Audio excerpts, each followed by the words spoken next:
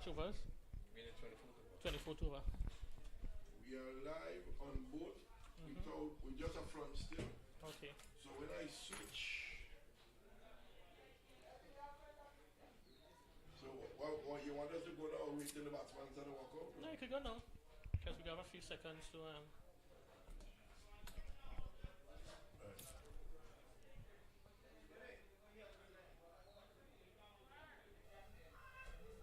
Welcome to the Las Vegas Recreation Ground for the grand final of the GCA Super 50 Cup.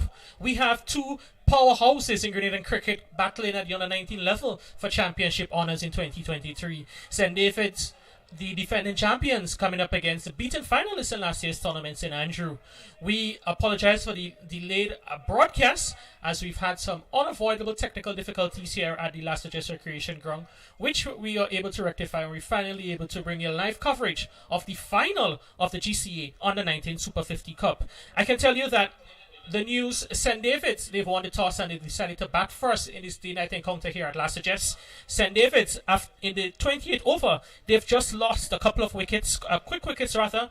They're now 112 for 4 in over number 24. Mahid Lambert, he was dismissed along with Raquel Sylvester, Kurt Murray, and Jaheim Braffett. St. David's, 112 for 4 in over number 25. With me is Rafael Crony, and Rafael Crony, though a delayed start, the match is certainly full of excitement so far. Yeah, good afternoon, Kerry, and good afternoon to our viewers and probably listeners where you are. Game in really interesting position. Just to let you know, it's bright sunshine up here at the Las Vegas playing field. Really good condition for cricket. The sun is shining brightly, and certainly, Kerry, I believe that St. Andrews so far, we can see that they have seemingly have the advantage at this point in time. St. David's losing some very big wicket in Cosimori, as we know, who would have scored. And there we go. Had a big appeal there. Shoulder arm is the batsman, and Crony, normally when you shoulder arms, you can find yourself in a bit of difficulty, but that one was certainly hitting outside the off stump, and he was spinning away from the off stump. Yes, and it's pretty clear that they're not really picking up the bowling spinner there that seemed to have given him, quite a bit of trouble. Thomas, Deshante Thomas, left arm uttered that spin, but seemed to be going both ways. Maybe the googly and the Chinaman, and really the batsmen seem to be having quite a bit of difficulty picking him up.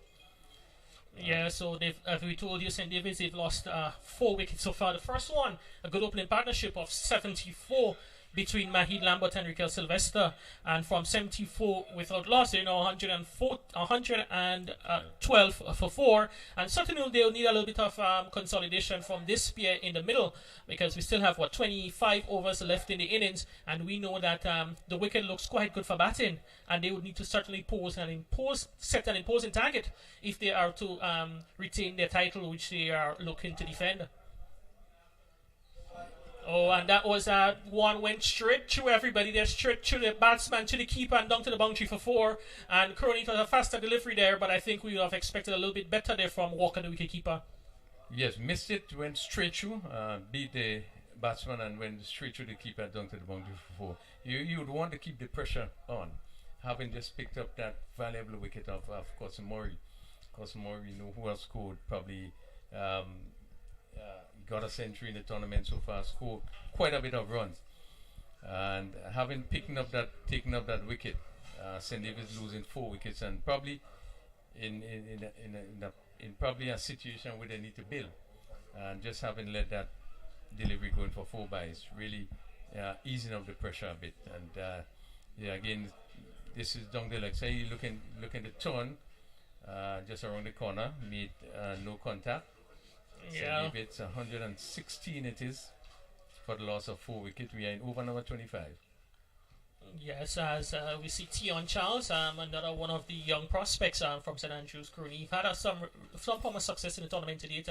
He'd have been one of the players. He'd have picked up a lot of wickets in last year's tournament. He'd have made the national team, and I'm sure he'll be looking to put in a good performance for his team in the final, to see if they can win that final this year and to get back onto this national team, which is basically, this tournament is as part of the preparation for the selection of the national team, which will be traveling to St. Lucia in the month of April to participate in the Winners Under-19 tournament. So certainly a lot to play for players on both sides. A championship title on stake, but also selection to the national team.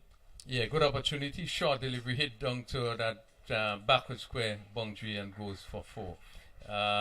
One of the rare bad deliveries, and the batsman take full advantage of it and hit it down to backward square. Fairly fine. The fielder who was square was not able to get around, so that's 4 runs to that's Court Murray. No, I think yes, is it Kurt? No, actually it's Curtson Murray, the left-handed batsman is Curtson. Cut is the right-hander. So it's a left-hander that is in. It's a left-hander. That's yes, Curtson. Yes, and certainly a lot will be on the backs of Curtson. As you said, he's a leading run scorer for the team. The second leading run scorer in the tournament. Had 2 scores of over 50 and a 48. So he's certainly in the pink of form.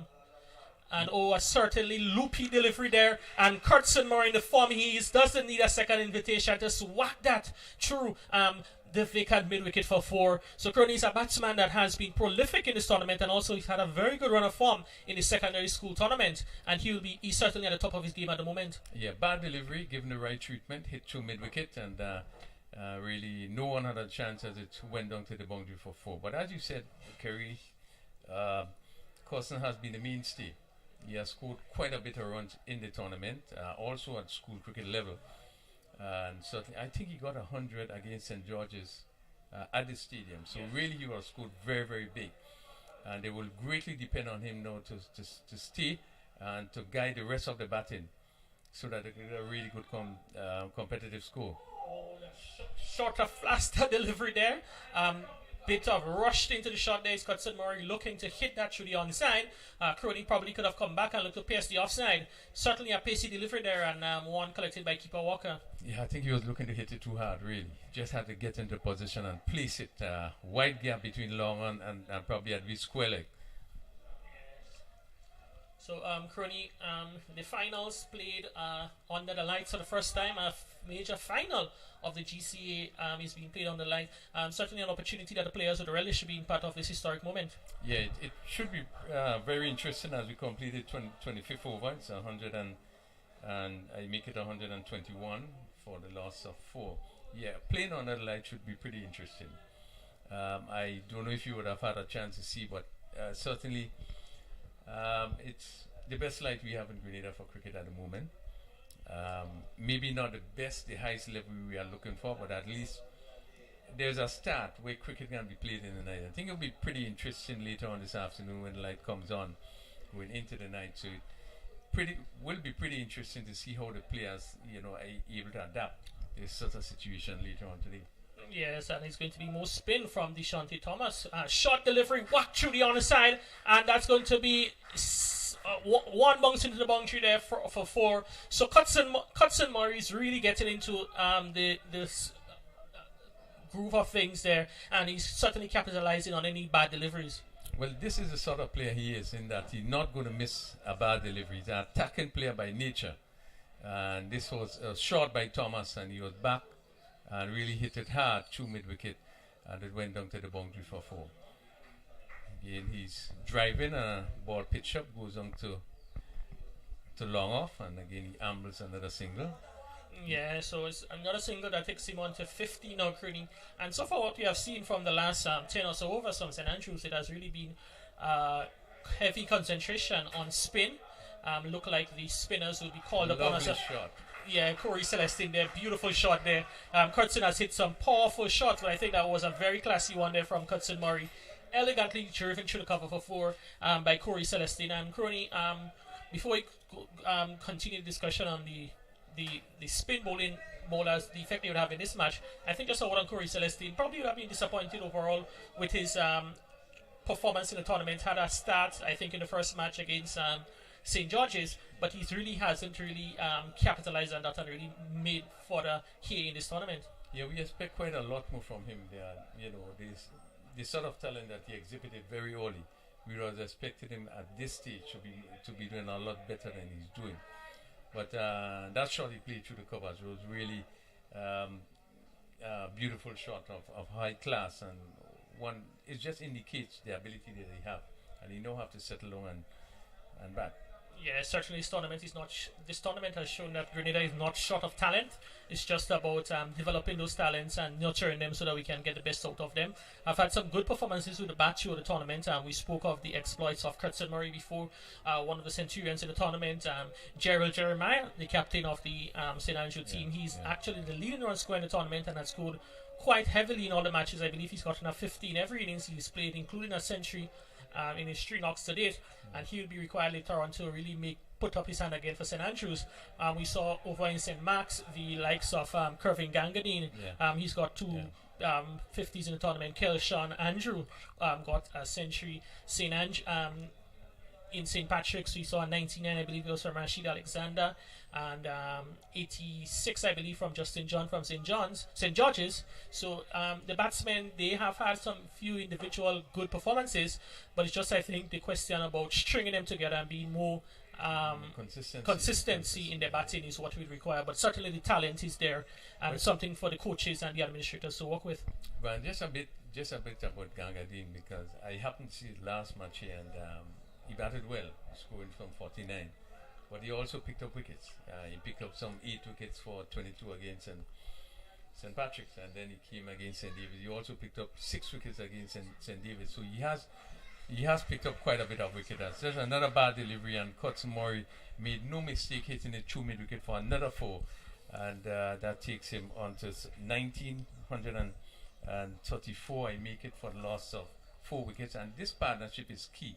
His batting is key, and I think the last couple overs we have seen from St. Andrew, just a number of bad deliveries were bowled, and that is really releasing the pressure. Yes. And these 2 players, it will be pretty important for Curtin Murray to stay there with Celestine, and really to turn the tide, because as this one is driven down to long off. Back for a second, a bit of indecision there, but safely back, and looking to get the double whammy there, but also Corey Celestine is back on strike. So good bit of fielding there, recovery there from St. Andrew, restricting the batsman just to 1. Yeah, interestingly, as they begin to bowl his bad delivery and it's being put away, it takes really the pressure off, and the bowlers now will really have to really focus. And I think this is the inning you'll have to play. Just have to be careful not to get too anxious, but I think this partnership will be an important one for St. David. But I think St. Andrew has done well. Spinners have picked up some really important wickets. Yeah, most certainly there, and the St. Andrews fielders, bowlers in particular, will be looking to see if they can break this partnership, because there are 2 batsmen out there who can score quite freely. Corey Celestine at the under 15 level, one of the powerful stroke players coming through the age group levels. We'll be looking to see if he can make a statement in the final.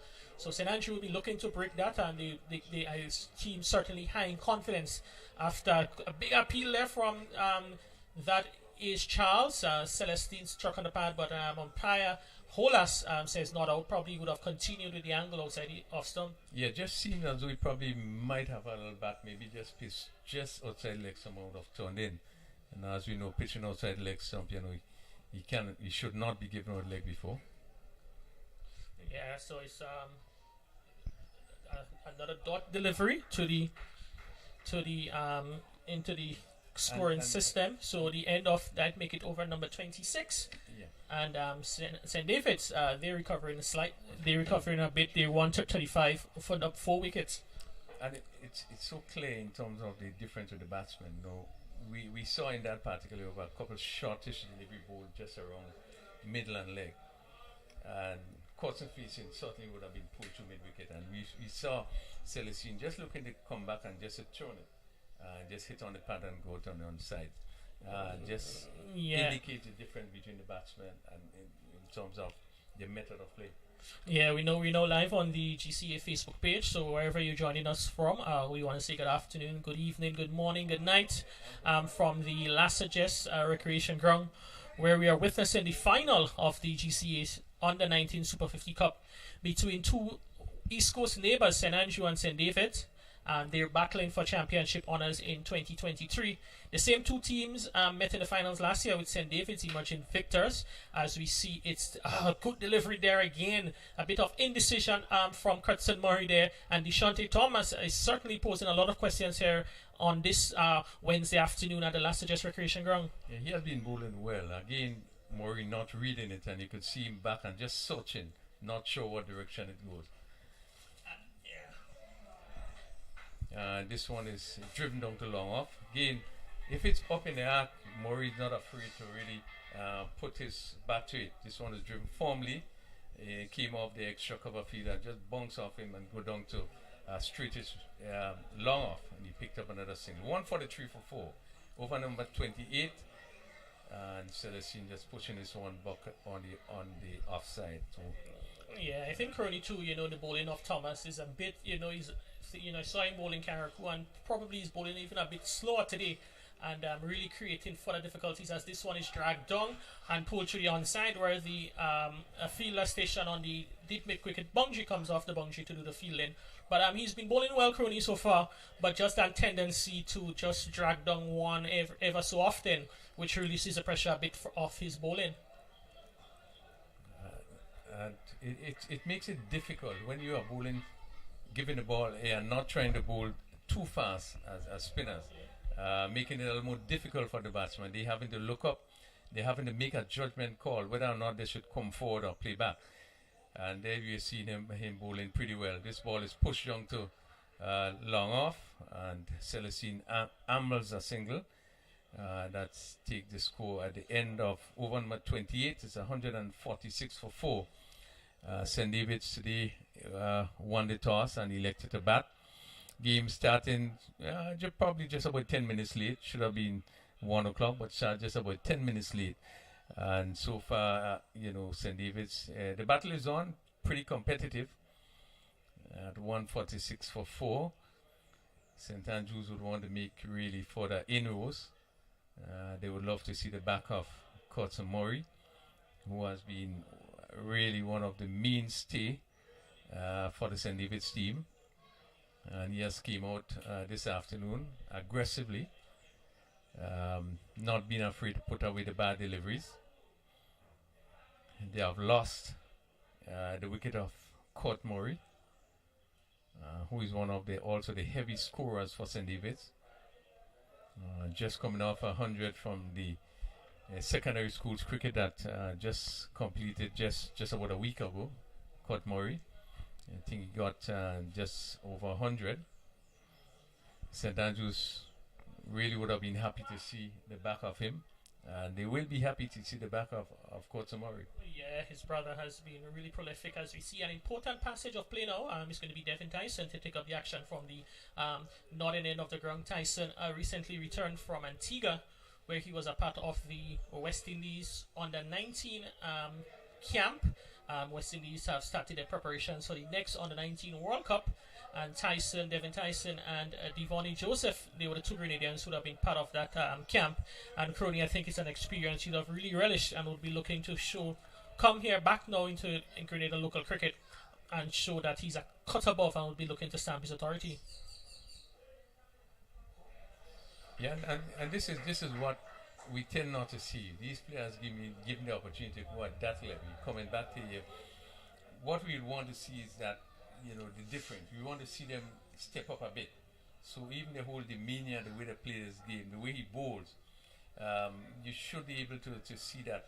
Listen, you have come off and you have picked up certain things, and we expect him to move on. Yeah, certainly. It's the first delivery there,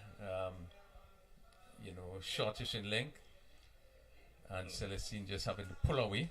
Yeah, we know Celestine was quite comfortable against the spinners. Now against Devin Tyson with a bit of pace about him, whether we look to see how we look to adjust versus the different proposition at the moment. And just going back to Tyson though, Crony, it's always nice when those youngsters can be invested in. Certainly has potential, and I think we'll be expecting a lot of him, not just only in this tournament, but for the Grenada under 19 team. He should be one of those who will be in the setup going into the winners on the 19 team, and he would be certainly a lot will be expected of him, and we just hope that he can remain injury free and just keep improving and improving and improving. Ooh, Crony there, and that's a drop catch there. Walker was a bit wrong-footed and forced signal by umpire Holas. You could have seen Walker was looking to go towards his right. The edge was taken off the bat of Corey Celestine and it flew past him.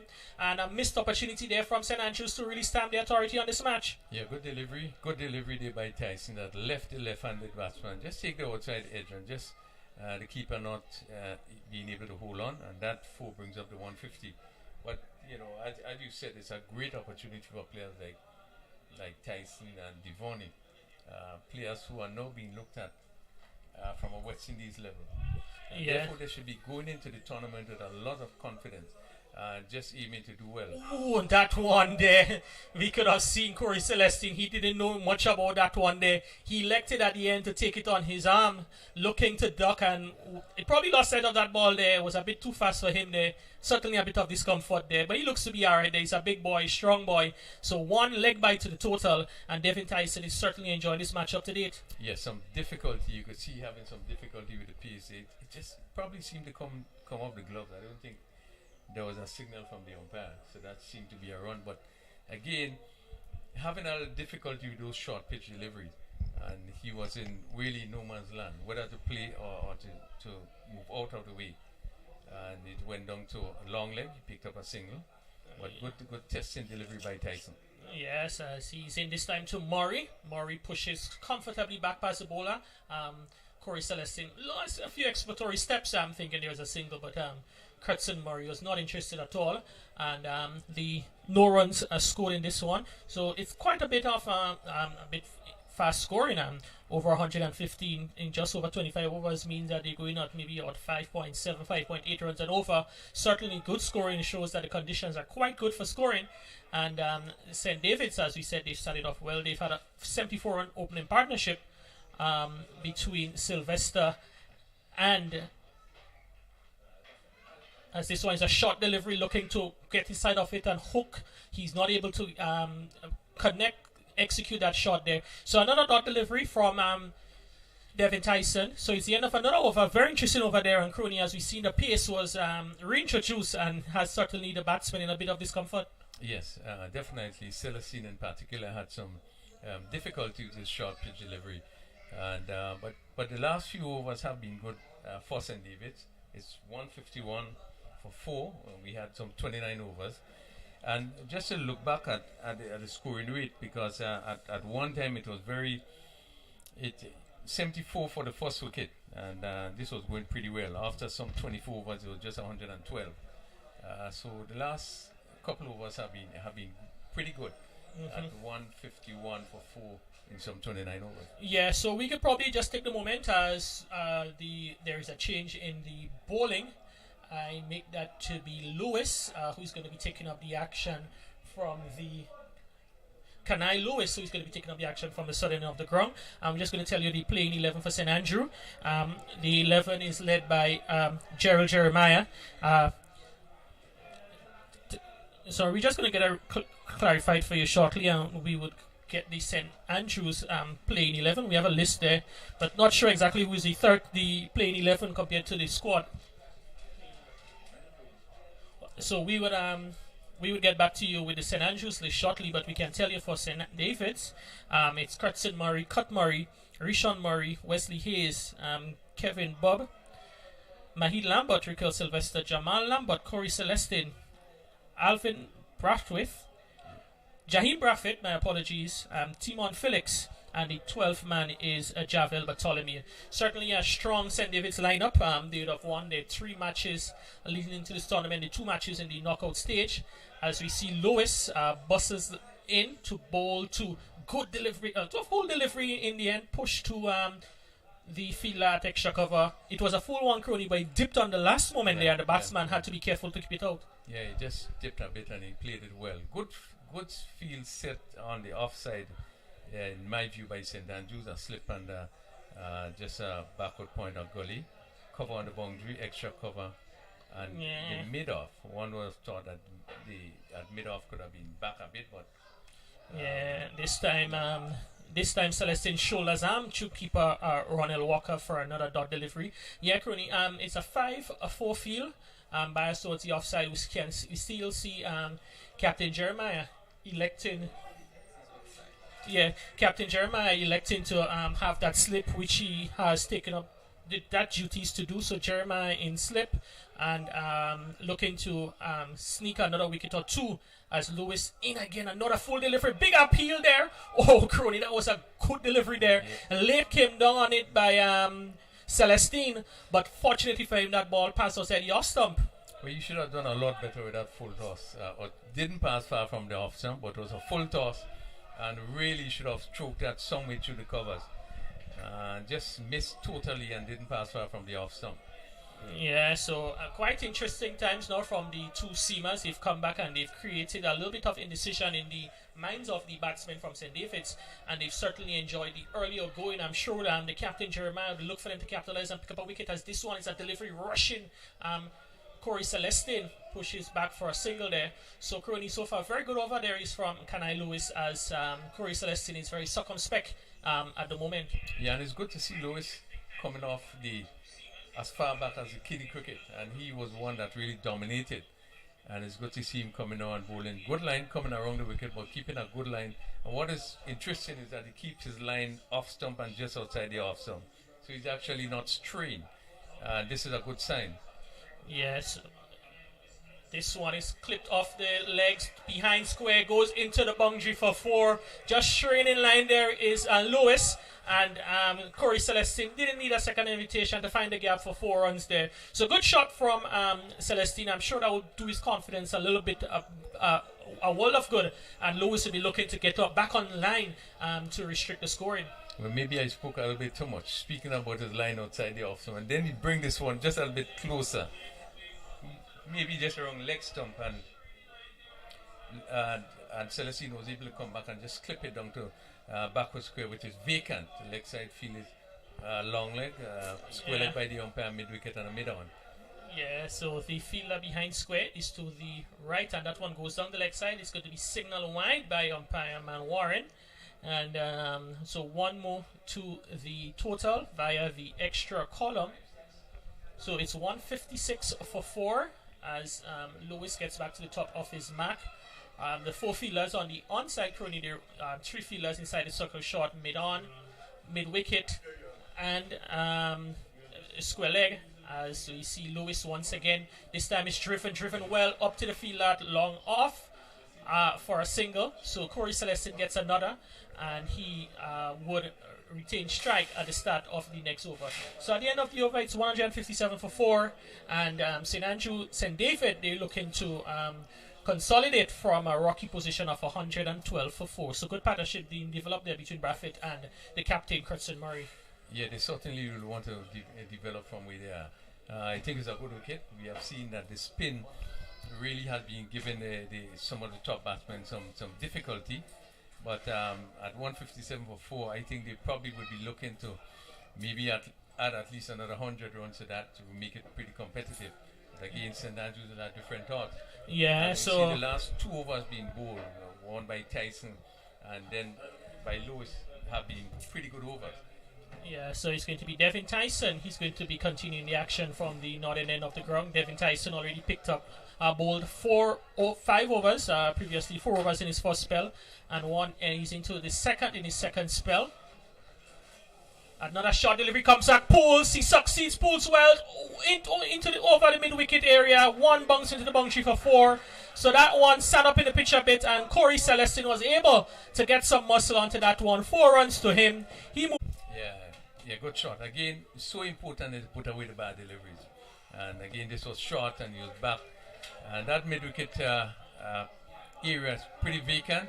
Just having the backward square, which is about 3/4 way to the boundary, a mid-wicket. And then we have the mid-on fairly wide.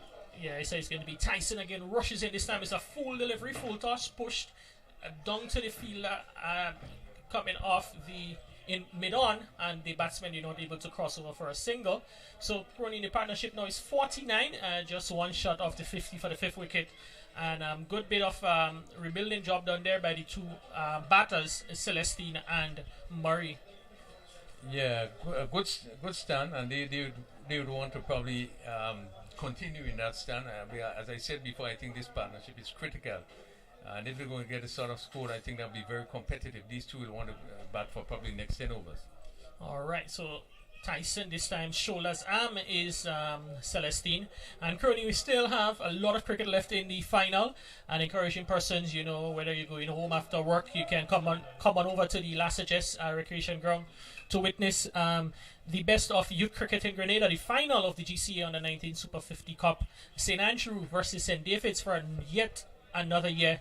And currently those two teams have certainly dominated local cricket, especially at the youth level, in recent times. Yeah, you're so right. St. David's in particular. This is the fourth final. The last the last 4 times this tournament was played, they actually win the final. They win the last 3. 2018, 2019, no tournament in 2020. 21, 22. They would have won, and now they're in the final here in 23. So, and St. Andrews were the team that they met in the last final. So, really, the two teams have been playing better cricket once we're in the finals. Yes, most certainly the two of the undefeated teams in the final in the tournament, they're meeting here. Unfortunately, one team would have to lose today, but one team will maintain a perfect record. As we see this one is slipped down the leg side. Cutson Murray watches it goes down the leg side, so another extra to the total. And the score moves on by 1 to 162. And certainly a good evening, good afternoon here at the Lassages Recreation Ground. As you can look up the hills, the Catholic Church in the distance. It's quite clear over in that direction, so there is no immediate threat of any interruption from the elements. And we encourage everyone, you know, if you're on the eastern part of the island, to come over to the Lassages Recreation Ground for what should be an entertaining and interesting evening of youth cricket. Another short delivery rushing a bit into that is Cutson Murray, and as you would have said previously, Crony, he's looking to probably hit those balls a bit too hard, and that one would have really got into him before he would have really been able to play that shot. Yeah, and Tyson is getting a bit of peace from this track, which means that you had to be quicker into position to play those shots, and I think that he was really trying to rush it. But as you said, Kerry, I think the atmosphere is beautiful. There's quite a bit of person that's giving support, both from St. Andrews. We've seen some person from St. Andrews. That one is short and hooked well off of the fat long leg boundary for 6. He waited on that one there. That one was lined outside the leg stump, and the eyes lit up. It was really a free hit, and Cutson Murray capitalized on that one. Yeah, he was really looking for the short ball in right position for that short delivery and hit it cleanly over backward square for 6. Good confident shot by Murray, and really that indicates the sort of season that he has been having in terms of not being afraid to put away the bad delays. But he looked very good in the wicket as we just looked to take a water break. But St. David's 168, I make it of some 31 overs. Really, we are in for really a good game. At this stage, some still 18 overs to go, and they certainly would want to add probably another 100 runs. But the stage is set for what certainly look like going to be a pretty competitive game. Yes. At this time. So we just take the opportunity to run through the scorecard for you, to catch you up on all the action.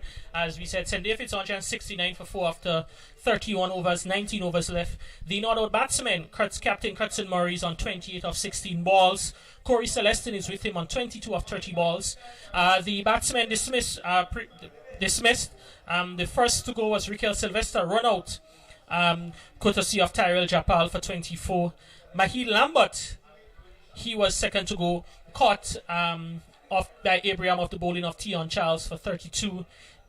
Kurt Murray, he was a judge LBW of Deshante Thomas bowling for 4. Jaheim Braffett, he was also out LBW of the bowling of Deshante Thomas for 26. So St. David's 169 for 4. The bowling figures for the St. Andrew.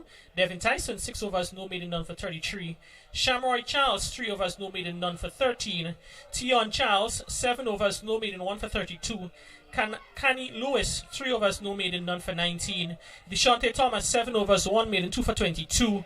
Cleveland Bartholomew, 4 overs, no maiden, none for 13. And Gerald Jeremiah, 1 over, no maiden, none for 13.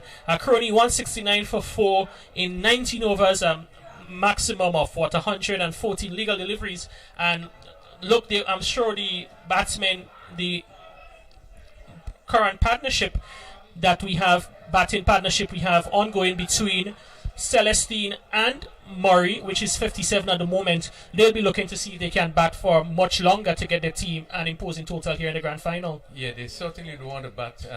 Probably, as I said before, they would probably want to bat for the next 10 overs.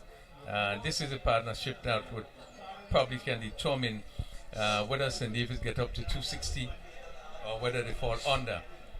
St. Andrews, they would want to make a break as soon as possible, because I think the way that Murray is playing, certainly they wouldn't want him to get off with the way that he's going at this point in time. Yeah, we did promise you previously the playing 11 for St. Andrew, so we'll give you a share with you that information right now. The team is led by Gerald Jeremiah, captain, Tyrell Chapal, Ronald Walker, Keyshawn Abraham, Deshante Thomas, Cleveland Bartholomew, Dequan Lewis, Shamroy Charles, Devin Tyson, Canny Lewis, and Tion Charles making up the play 11. So it's two very strong squads. They've both played undefeated to date in the tournament. We can probably just give you a little history as to St. David's route to the final. St. David's, they would have played the preliminary matches against St. George's and Carriacou, where they won their 2 matches, and in the semi-final they defeated St. Mark here last Saturday to book their place in the final, while St. Andrew, they would have had victories over St. Mark, St. Patrick's in the preliminaries, and a very interesting matchup against Carriacou in the grand final. Rafael Crowley is going to tell you a bit more about the 2 teams in final, and joining him will be the legendary Junior Randolph Murray, who will be joining the commentary. But just before you leave, Kerry, you would have seen the match in Carriacou. Pretty interesting match. Yes. I was following that game clearly. St. Andrews 191. Yeah, St. Andrews 191 all out in 42.4 overs, and Carriacou going at 148 for 1 in 34 overs. Somehow they found a way to lose the match. As much as you'd say St. Andrews won the match, I think you'd have to really put it down as a match that Carriacou lost, and St. Andrews were able to capitalize and book themselves in the final. Picking up, falling 175 for 4, and they need 16 with so much overs to go. It was a pretty interesting match, and certainly I think that. Again, it speaks about the strength of the St. Andrews team and so forth. But just before,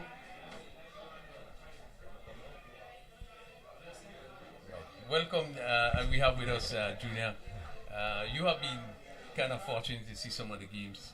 What is your assessment of what you have seen before? Maybe in another time, as they are now preparing to start back because of the water break.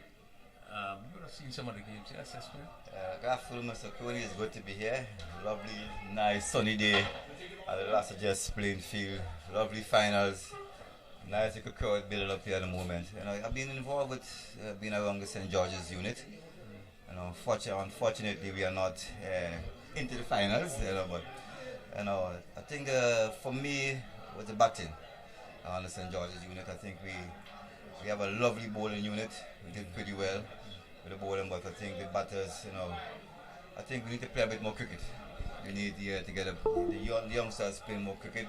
I think this tournament is a bit too short. It should be an extended tournament so the guys could really express themselves. By the time they get into the tournament, it's over. So, well, I do agree with you that really and truly the players are short of playing any cricket, and to be honest with you, we know that St. George's have always been a struggle in terms of, I said something a few years ago where when I look at the cricket, what is happening on the main line, St. George's is more or less where you have to make cricketers, while you probably find cricketers the rest of the country that you could build, you could work on.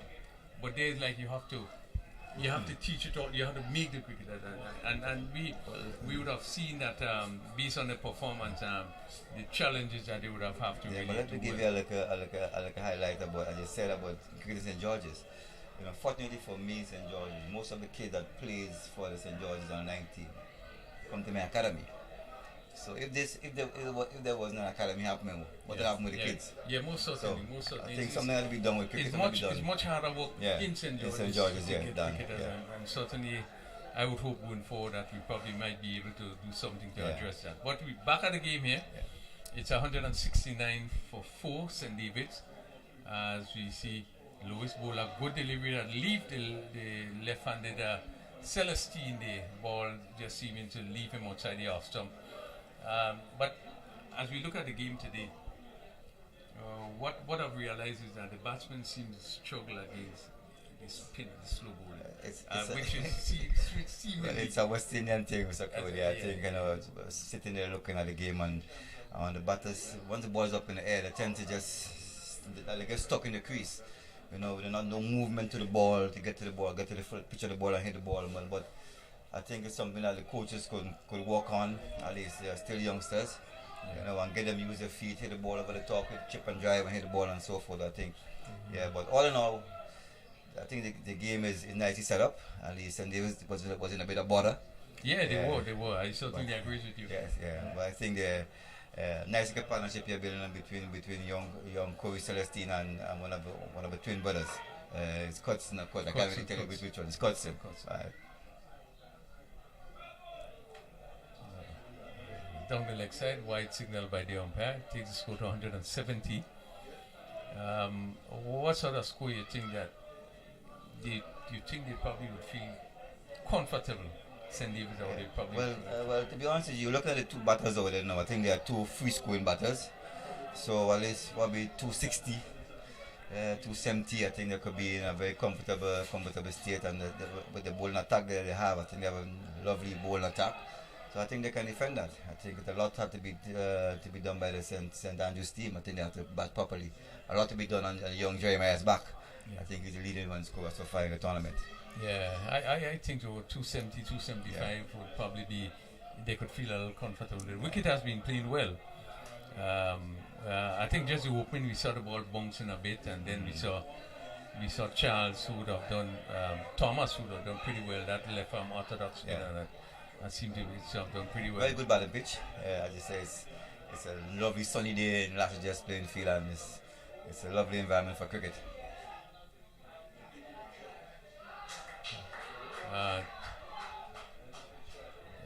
A single to Cotson, Maury, take the score to 171. Just a bit on Cotson, because as you know, he has been really one of the mainstay for St. David's. I think Kurt and Cotson, I think these are two special players we have on the island of Grenada. We are very blessed to have those two kids, and I think that they are in St. David's area here. They are working along with Coach Ray Duncan. I think if I was a selector, I would have picked them immediately to play for my senior team, get them involved in the cricket early as possible. I don't think they are too young. I think they are good enough to play the cricket, and I think we need to put them on show very early. And certainly you're looking to build going forward, and they are pretty young still. Very young, very talented, hungry for the cricket. Now is the time to let them out, let the public see, let the world see what they have to offer. 172 for 2. We just had a completion of over number 32. St. David's today won the toss and elected to bat, and again, the confidence that they have, they would want to bat no matter where, and it's showed by the kind of runs they have been scoring. 74 for the first wicket. We have seen even at school level where these same guys would have put up, I think they would have put up a very big partnership for the opening wicket, and we went on to win comfortably against GSS. I think St. David's are very blessed to have this bunch of talented young cricketers, that are doing pretty well for themselves and for the parish and for the country. Tyson, and this is driven beautifully down through the covers, but there's a fielder on the boundary, so the ambles won. So that's one more to Cotson. And just 173. Just a little word on Tyson. I think he's a young, upcoming, just from a camp, West-innings under 19 camp in Antigua. So something in the making. There is a future Probably might see him playing probably soon in the tournament coming up pretty soon. You know, I think he's a good. I was seeing that it's such a great opportunity for these youngsters to have opportunity to be called to training session. Good delivery that went right through Celestine and seemingly hit the off stump, and really good delivery, being bowled. Very good, very well bowled by young Tyson, and he's just showing off his skill there. Ball that, but keep a bit low and swing a bit. Yeah, seem to have pitched maybe just around mid and leg and hit the off stump. Hit the off stump, so I think well bowled. The batsman searching, not sure whether to come forward or come back, but pretty good delivery. Pitching that area, that uncertain length. In between length, you find the batters don't really know if they come forward or come back. I think it's well bowled by young Tyson. He just showing off his skills. Just some nice camp from West Indies and Antigua, so so there's a lot to look forward from him. Yeah, it certainly shows, and I have been saying before that these coming off these camp, these situations, you ought to see something different, and we are seeing. Yeah. His line has been pretty good, and he tend to move the ball away from the left-hander and probably more or less into the right-hander. And we have seen this delivery pitching somewhere mid and leg, and as the batsman was coming back, he just beat the bat and went into the off stump. But really a good delivery, and he's showing some form of maturity. Some form of discipline. Yeah. This is what you want to see in your players. I was very impressed with a bit of aggression. I were a couple of overs a while ago, a few short balls to the batters, and have the batters ducking at least. It just shows that he has something to offer. He's a bit young, shonky, hitting the deck very hard, and have the batters thinking. So St. David's 5 for 173. Good wicket there by Tyson. This partnership would have put on some 61 runs. And St. Andrews would want to make 4 renewals. 173 for 5. I think a few wickets here and then could probably stall the run scoring by St. David's. I think Cutson there will have to take charge. Push the ball along a bit if they really want to get onto that 260, 270 mark.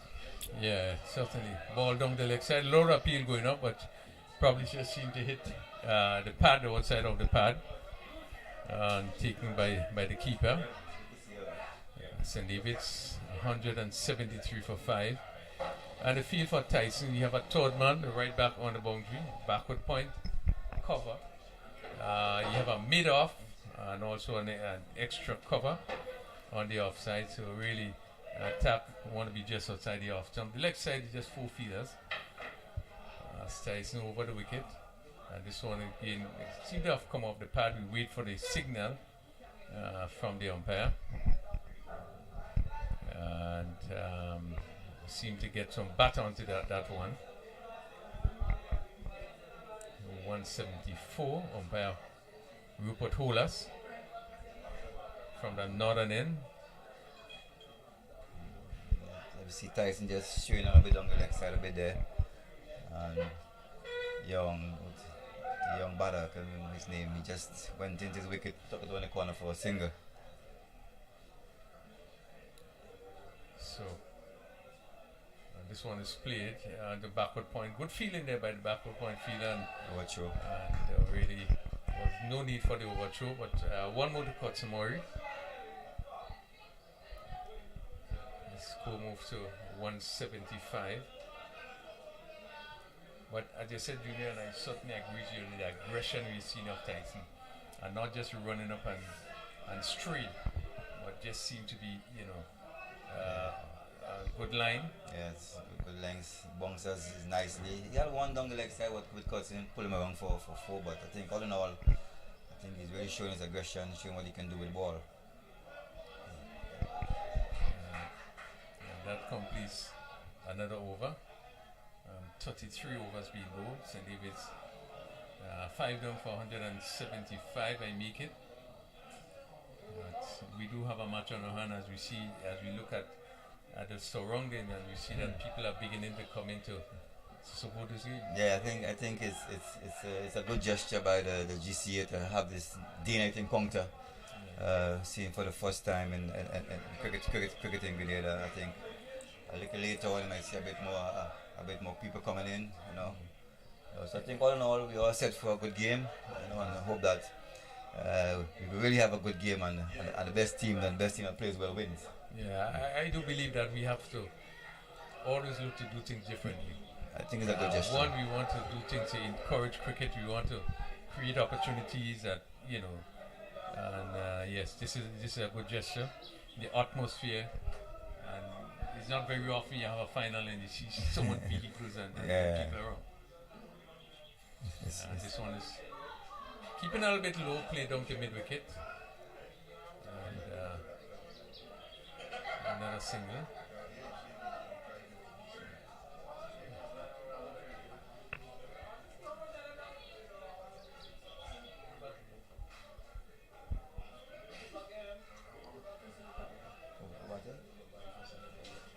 Bob? 176 for 5.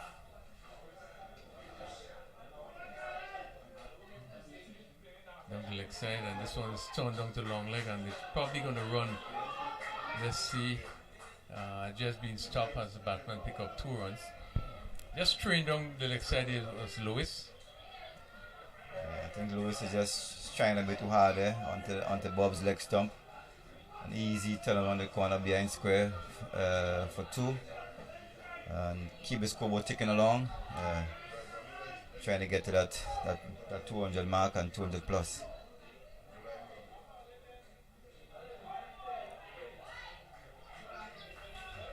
Yeah, they would want to get up to. They probably pass that 200 and then look to push on, but it's quite some time to go still. We are just in with the 34th over, some 16 overs to go after this one. Yes, so it's 179. They can just bat properly till about the last 10. Have a little with wicket in hand. You can push along a bit, and see if you can get to that 260.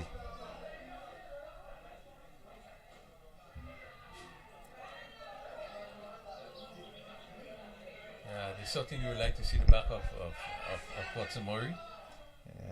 I think once he's there, he can certainly make a huge difference. Huge big difference. Yes, yeah. I think once he's there, he gonna keep scoring. He's a free scoring batsman, well organized, love to bat.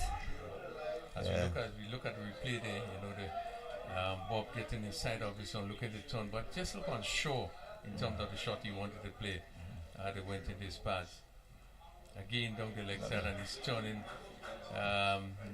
not confidently, but being able to pick up a single. A slight misfield by the fielder in square leg, just to the left of the umpire. It seems as though the bowler loved that shot. He went back on his leg stump again, but this time Bob was lucky enough to get a single behind square. Yeah. Took him out in the corner. Yeah, and coming around the wicket, you wouldn't want to stray too much down the legs. You want to keep it, maybe pitch it outside the off, in that same zone, that same fourth stump. Yeah, that's better. And Murray going for the drive.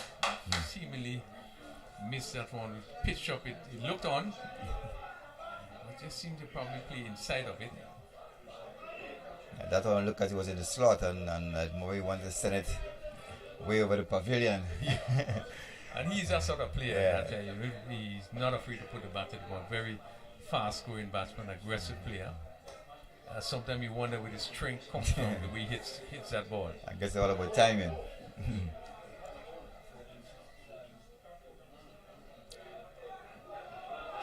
Play down to backwards square. Let's see.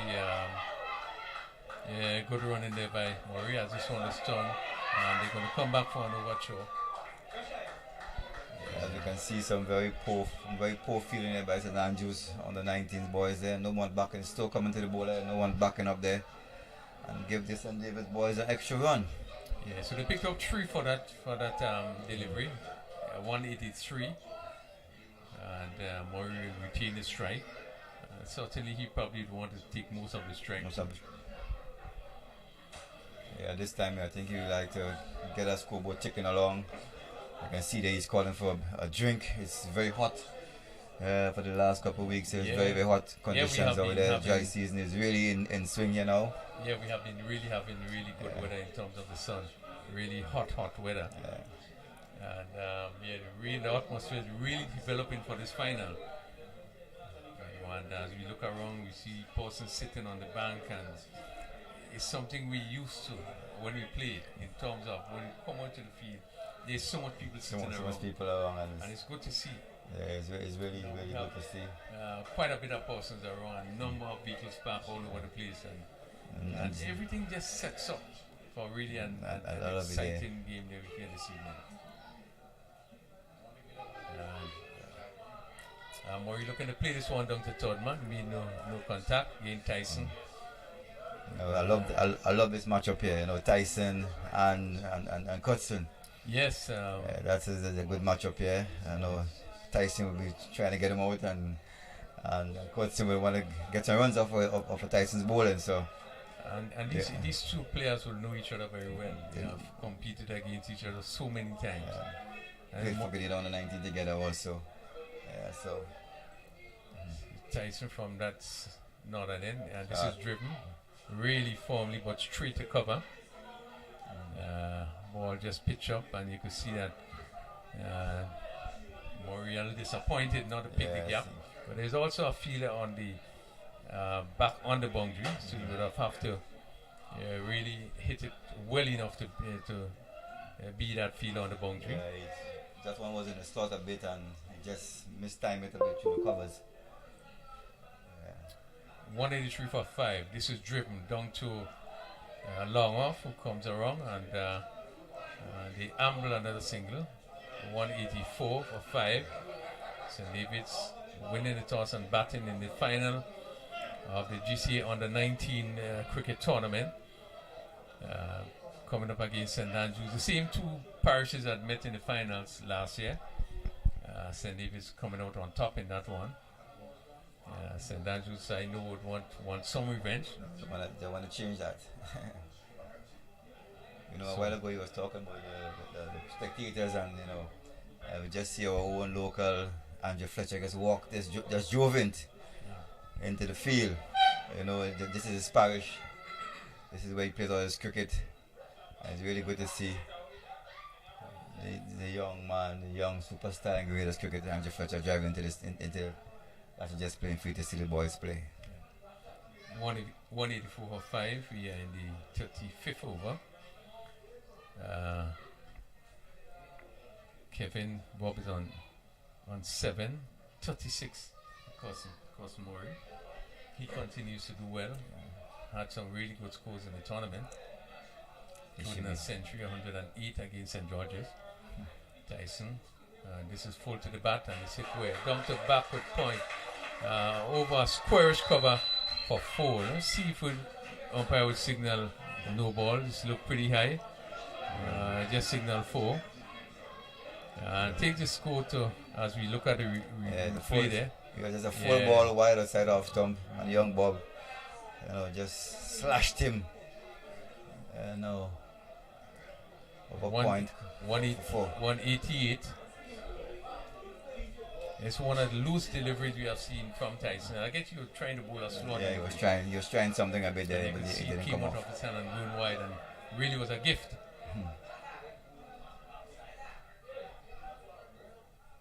So he moves to 8. That's Bob. It's 188 for 5. Devon Tyson. Short delivery, and he's really on top of it. Push it out on the offside, and that concludes the over. So Kevin Bobby is on 8 from 9 deliveries, and Kosamori 36 from 25 deliveries. And the score after 35 overs, 188 for 5. St. David's winning toss and batting first. Yeah, nice setup here, and at least you can see the St. David's batter trying to build a nice partnership here. Lost a couple wickets quickly a while ago. Nice partnership here building between Bob and Murray. But I think the St. Andrews bowlers will have different ideas, and try to see if we can get a quick wicket here. Probably Murray, who is one of the leading batters in St. David's lineup, and see if they can restrict them to under or just over 200. Well, that's the key wicket, and I think he obviously would make the difference in terms of what final scores St. David's will end up with. And he will want to continue batting. He's 36 and continues bat well. Just facing 25 deliveries, and so he's gonna face the bowling of Lewis. He's in this is none for 30 so far. And this is driven really down to that long on position, and they get a single full to the bat and stroke down to long on for a single by Murray. Murray looks he's all set to get a big one here. He's behind another half century. Full ball on his leg stump, and he just walks all the way down to long on. This one is pushed on the offside. Kevin Bob, they just I think he would understand his role just to stay with Coach Murray as long as possible. Yeah, Bob look as the kind of batsman that will just jokes over one. I will say jokes over 1 or 2 here. He doesn't look that free flowing as Murray. So you need to just stick around there, rotate the strike a bit, let Murray keep in that zone. Don't keep Murray a bit too quiet for a bit. He might get a bit cold. Over the wicket, and this is wide. He's looking for the drive, made no contact.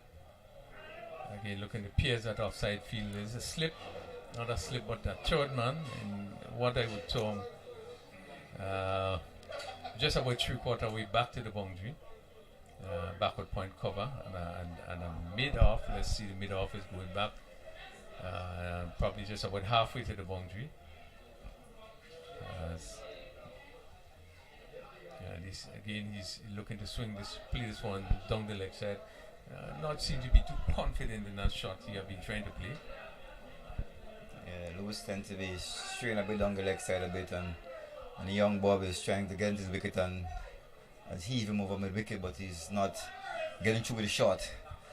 So probably to try just tuck it around the corner for a single and get Costin back and get young Murray back on strike. Yeah, shouldn't be trying to hit too much, but just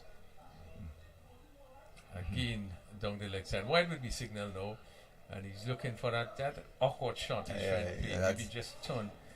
Yeah, he looks very awkward playing that shot. I think that young Murray there should have like a talk with him. Keep that rotation going. You don't want Costin to be at the other end, who's a free scoring batsman, to get a bit too cold at the moment, because we need this is coming to the end of the innings, and we need him to keep that momentum going to get to that 250 mark or 260. And it's somewhat interesting as you raise that there. Let's see, full toss, and they hit straight to cover point. Again, no run. One wonders sometimes what directive be given by a batsman. Yeah. How often information is sent to a batsman based on what is happening. One would expect here in this situation that the coach or somebody in charge, he would have known, or if he didn't, someone would have said to him, "Listen, your role is just to stay, push it, and give him most of the strike, as the case may be." No, this one we're probably going to signal no ball very wide. Yes. No ball signal by the umpire. Again, Lewis probably looking to bowl a slower delivery, full and wide, and the batsman take an extra run in the process.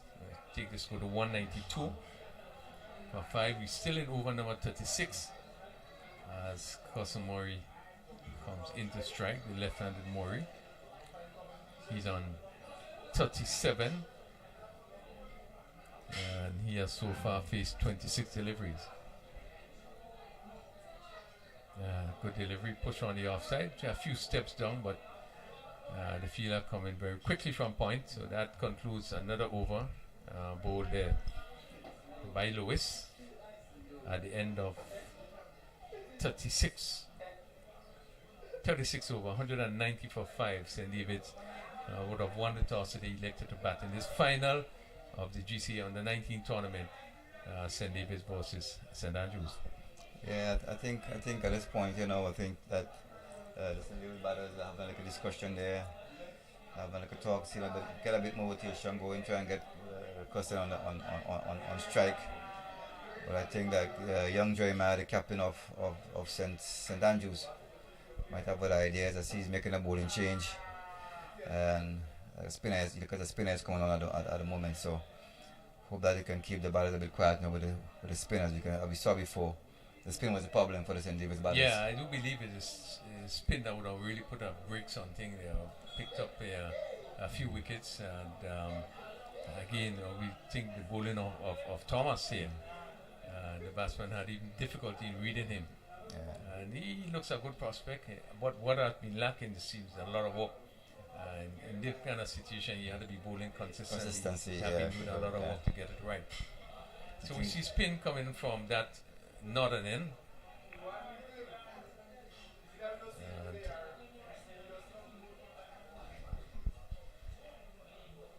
And the left-handed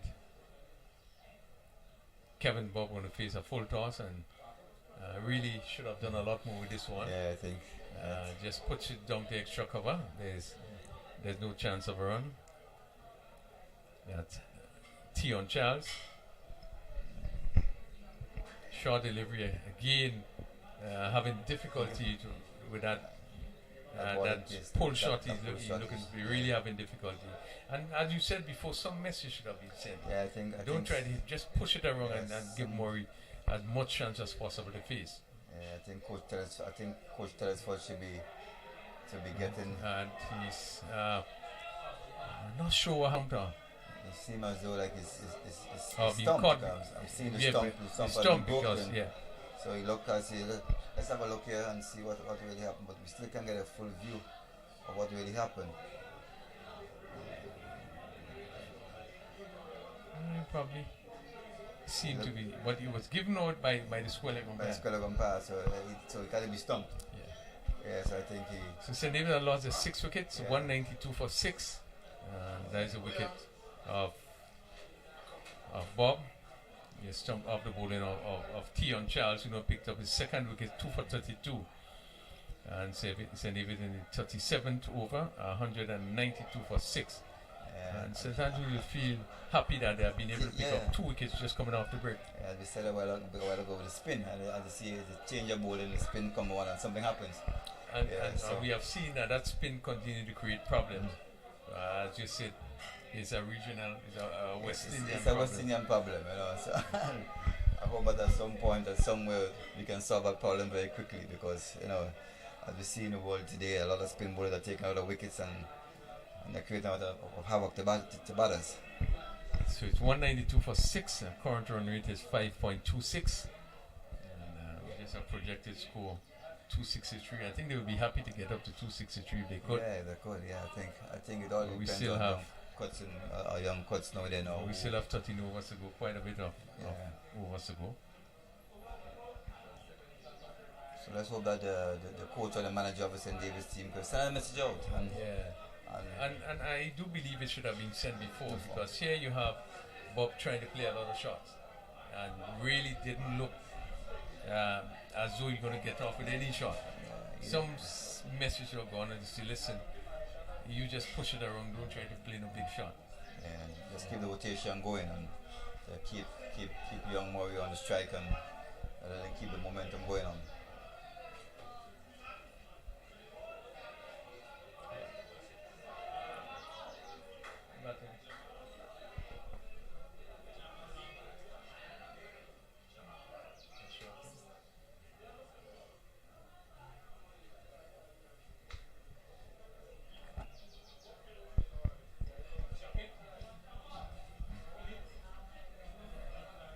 So Lambert replaces Kevin Bob. 192 Jamal Lambert, and just to talk a little bit about Lambert in terms of his keeping. I think it's another twin again. Yeah. One keeps and one bowls. So I think that's the one batting now is the keeper or the I think the one batting is the keeper. Is the keeper. Is the keeper. Okay. They're so alike. Can't really tell who is who. Yeah.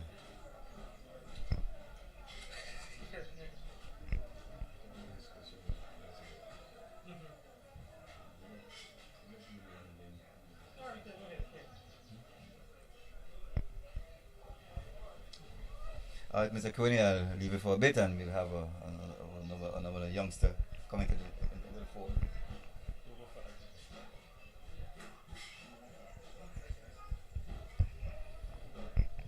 Yes, St. David's 192 for 6. 37 overs has been bowled. And Jamal Lewis just replaced Bob. Cosmori 37 from 27 deliveries. And Tion Charles in that over picking up really an important wicket as Thomas to Murray pushes it on the offside. And Thomas would have, Deshaunty Thomas would have bowled very well so far, picked up 2 for 22, left arm spin. Just tend to get it go both ways, pitch up, and this is driven firmly down to long off. And it's fielded by Charles down on the boundary. So one more to Murray takes a score on the 38, 193 for 6. As I welcome Isaiah with me, member of the St. Andrews League, also one of the officials of the Cricket Association, and also one of our up and coming umpires. Welcome. Thank you. It's a pleasure being here. Jamal face a ball, pitch up, push back to the bowler, no chance of run. As we have this chit chat, Isaiah, you actually on the St. Andrews Council. Give us a little bit in terms of what's happening with competition at the moment. This is covering up again. Good delivery by Thomas.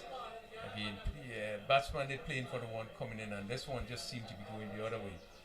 And that really have been a challenge that we have been seeing with Deshaunty Thomas bowling.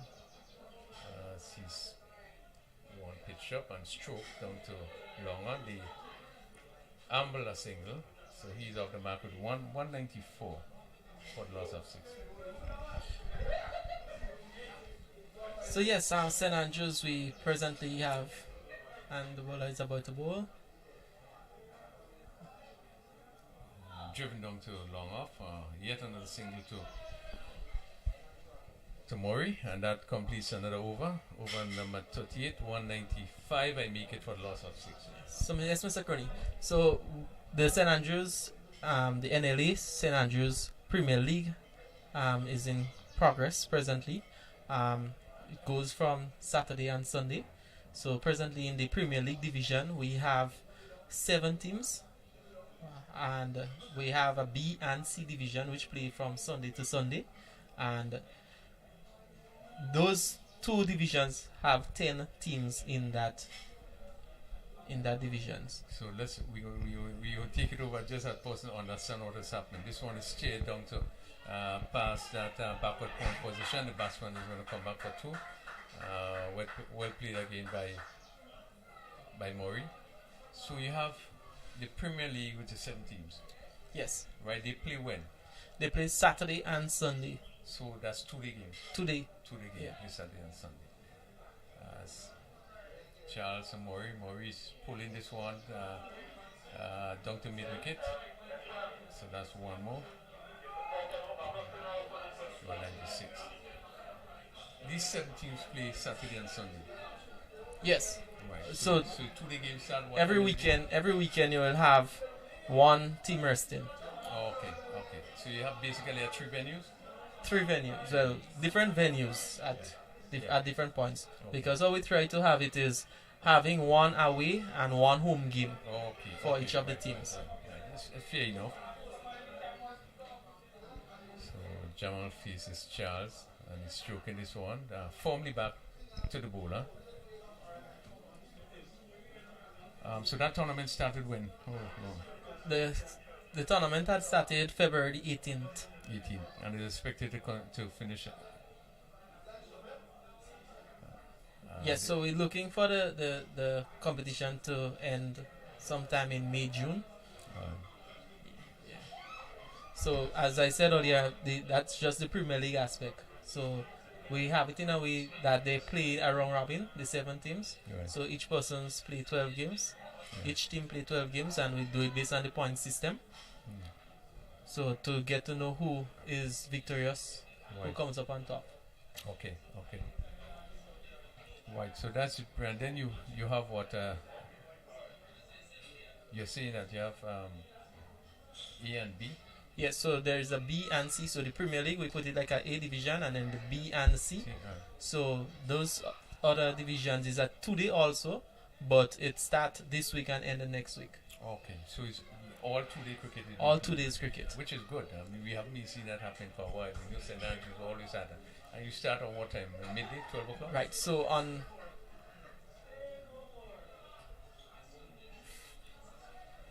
Yes, so for the Premier League, as we start on the Saturday at 12, and the Sunday we start at 11, Okay. and the B and C, the other divisions, we start at 12:30. 199 for 6. We're in the 48th over. Jamal on 2. Kosomori 42 from 31. This ball again. Jamal just push it, Lambert, just push it on the offside. Looking for a run.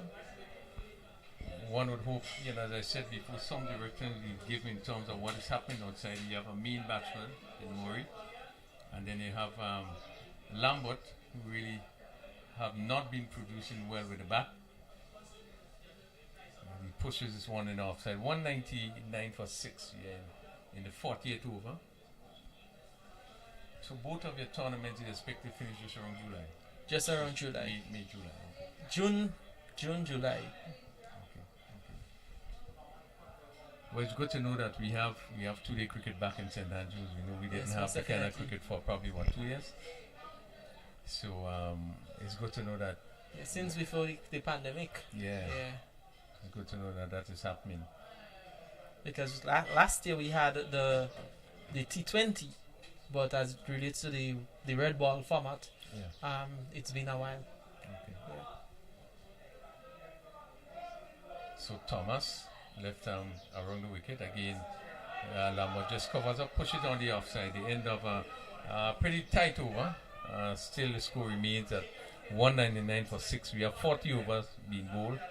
So some 10 overs to go, and certainly you would hope that St. Andrews is going to pick up some wickets so they won't have to chase too much more than that. Well, of course I will expect St. Andrews to pick up the wickets and so on, but at the same time, I'm looking at playing good cricket. So if they play well for the wickets, Yeah. I will be happy for that. But you satisfied so far with what you have seen? So far, yes. Yeah. I think St. Andrews have the batting to cover it thus far. This one, Maurice looking to swing down the leg side. This one just staying down a bit. And it just seemed from our end that he probably would have missed the leg stump. But shorter and quicker. And he was looking to pull and really rush into his pad. Sort of stifled appeal. Score remained 199 for 6.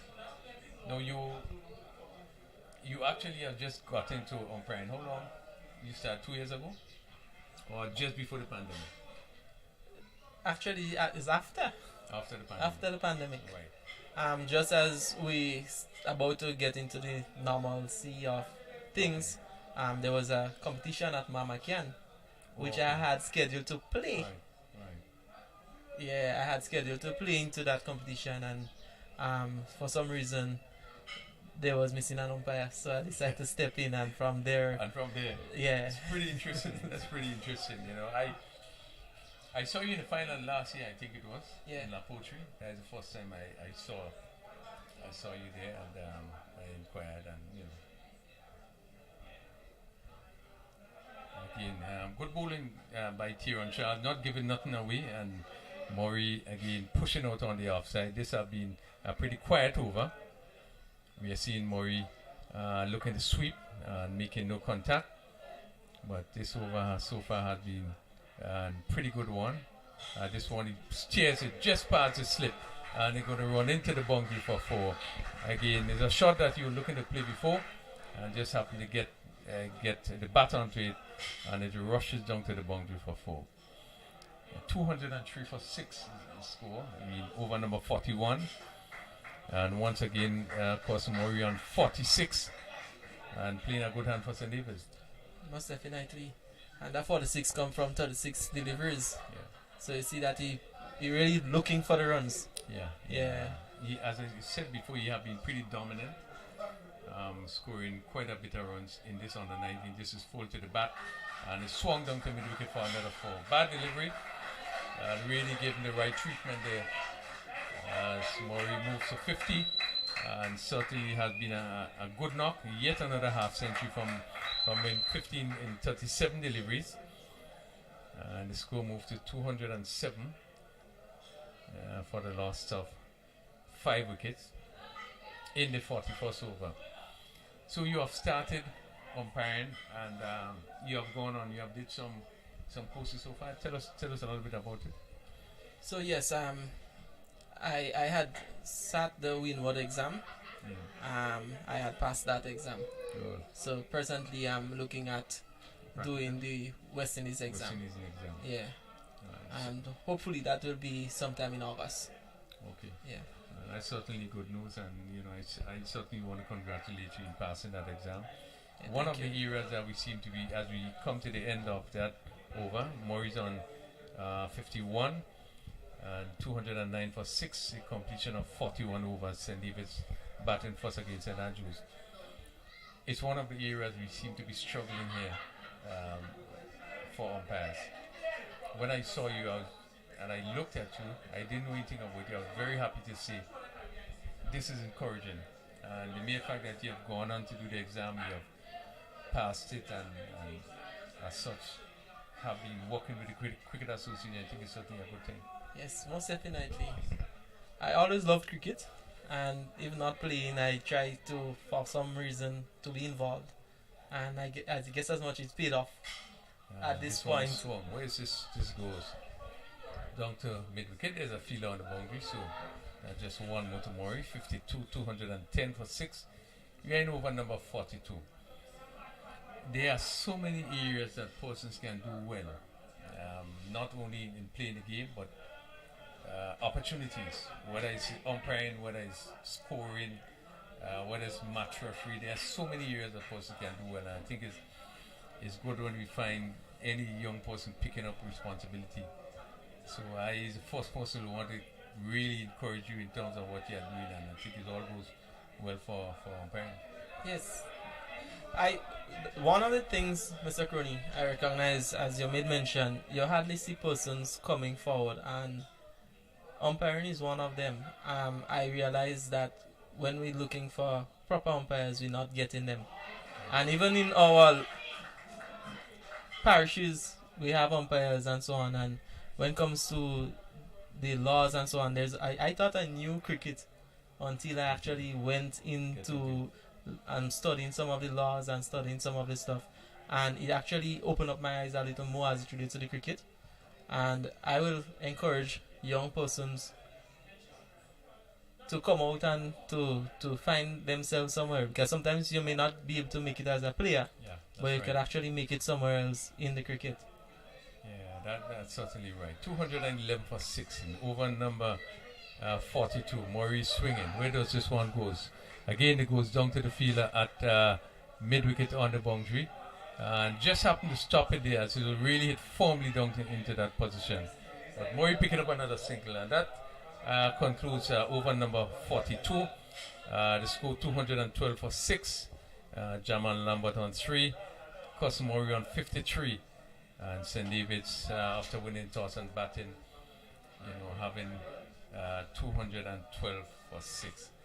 Certainly, as I really want to thank you and really appreciate the work that you are doing.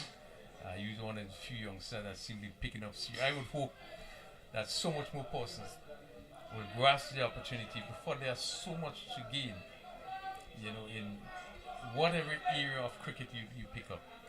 Whether it be administration, whether it be, playing the game or working in other areas, there's so much to gain, and I think it's really a good thing, and I certainly want to encourage you. You work with the St. Andrews League? Yes, presently I'm the treasurer and the council. Right. And So, the parish rep for St. Andrews you are one also. man dealing with the banks. I should have known that. So Yeah. again, I just want to wish you all the best. Thank you. Yeah. Going forward, there's a lot in store, and I know that the association is very pleased to have you as part of the organization, and you can go from strength to strength. Another full delivery outside the off, some no ball signal there again, and that's Shamroy. Yes, Shamrock Charles. Charles. Full toss again. And the umpire, Yeah, Rupert signal Fuller, over. signaling wide there. So they take the score by 213. It's Charles, and she's Lambert is stroking this one nicely down to longer. Good flowing shot. And the settles for one. And really could have been two. Actually, Scott Murray that plays it nicely down to long off. The fielder on the long offense have to move to his right. And really, they was running quickly. There was an opportunity to complete 2 runs. But Lambert comes into strike. And let's see. Short delivery. He turns it down to backward square. And yes, they are coming back for 2. And that's more positive running. Yeah, it's Obviously another overthrow. So we are seeing some little lapses. most definitely. And as the batsman, I'm seeing that they're thinking on the feet, because every moment you could get a run, you look for it, and you could actually see that playing off there. Yeah. And they're taking every advantage from the misfield and the overthrows. Yeah. 216 for 3.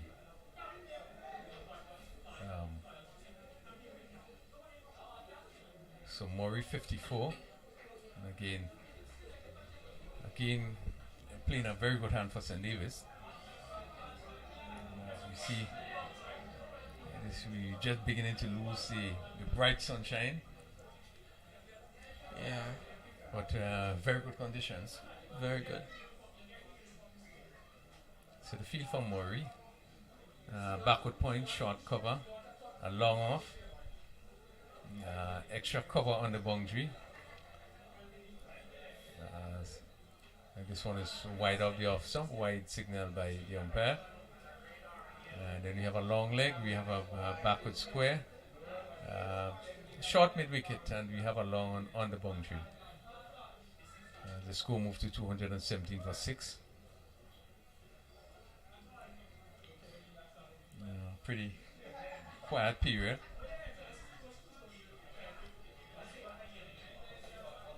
As Lewis, right arm over the wicket, pitch up. This is driven firmly down to long off, and the batsman ambles another single.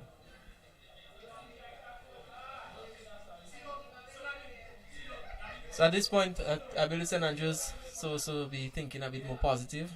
I find too much of the extras. Yeah, I think so. What they should be trying to do now is to, they have something like 7 overs after this ball. Is to try and keep it very tight. Try to get you the overs as quickly as possible. Put a little pressure on the batsmen. Let them have to chase after it. Let them have to reach for it. Most definitely. If you put some pressure, then you find that the batsman will take more and more chances. Give you a better opportunity to get a wicket, you know. But as you said, they just seem to be going along and not looking to put the fight to either get the wickets or to get it over completed. Yeah. Pitch up, and this one is played to mid wicket. Let's see. They come back for 2 runs. They're good running. Another 2 runs. Even myself, Mr. Crony, I had umpires. Some of the early stages, the group stage, Group B, in the under 19, the GCA under 19. Right. And one of the things I recognize, when you have some persons bowling the 9 and 9th, some of the bowlers, like the consistency. Lovely shot. Shot outside the off man. Really, it was well played. Lambert was on top of this one and really hit it well. Pick the gap. And it raced across the turf down to that backward point boundary for 4. Yeah. So the consistency with the bowlers. Sometimes you see they get 2 nice spots, and then afterwards you'll see they just throw one down. So one of the things I recognize with the bowlers. So I see that the coaches had worked with some of those persons, but going forward I see that GCA, they have a good bunch, but as relates to that, because going into the competition, the Winworld competition at level, we will have to minimize much of those extras. Yeah, you're so right with that, and I think one of the things to help alleviate that problem, you had to be constant in terms of practicing. Sometimes as a bowler, you have to take a ball and even with yourself, but you have to be constant in terms of one line and one length you roll, and Most that only definitely. comes through practicing, hard work, consistent hard work and practicing. You really have to be consistent. Come out, and your training must take a different level. In that when you come to train, not just to run up and bowl, Yeah. but you must have an objective in mind. Is that Yeah. you want to be constant off stump line. It takes, as we see the end of another over, 227 for 6. We have now had some 43 overs being bowled. You have to be so constant in terms taking into consideration your run up, how you get to the wicket, the amount of steps, which is crucial, how you deliver, which is crucial, all your angles and where you're going to put your foot and where you want to bowl. Yeah. You Even will the have follow to, through. You will have to, as an individual player, work towards that. You need to practice. You need to work towards it, and this is only how you'd be able to alleviate that problem, because you have to get used to it. Most definitely. It's not you does it all the time, so you get used to it when the matches come, and therefore being able to deliver. I think many of our players seem to be lacking in terms of the workload. They are not working as hard as they should. Yeah. You know, sometimes they come out to play when there's game on the weekend, and instead of you would go back and keep practicing and working on things, that seems to be a thing of the past. And I guess you had to get back there if you want to be consistent. Full play to mid wicket, full toss as it's pushed by Lambert. I think Here we see the captain actually coming to take the ball. Jeremiah. Jeremiah is just coming in, and he has so far none for 13. Yeah. Right arm off spin, and he's bowling from the southern end. Jeremiah probably should have made more use of that full toss. Just push it back. Now we see the slip.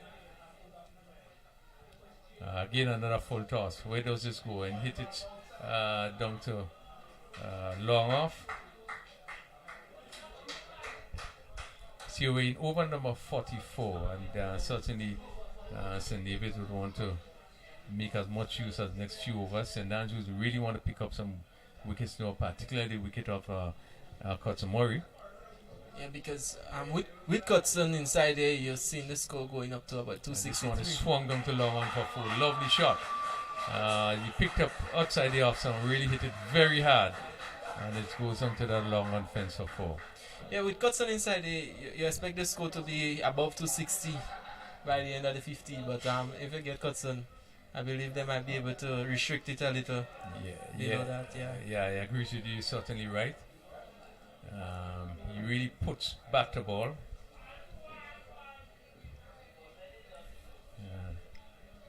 He's on 59. As Jeremiah now going to come around the wicket. Right arm off spin going to come between the umpire and the stump. Full toss. Where does this go? This one went straight to that square leg, and he'll be disappointed not being able to put that one away.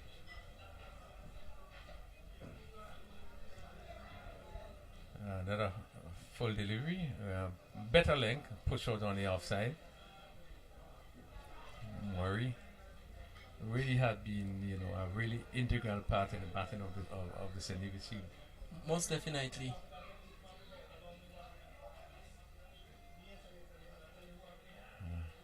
And this one is pulled, and where does this horse go? Down to mid wicket for 4. Really, just slightly short. It was not all that a bad delivery, but I think he was able to make the sort of room, adjust it well, and pulled it over a big and mid wicket position, and went down to the boundary for 4.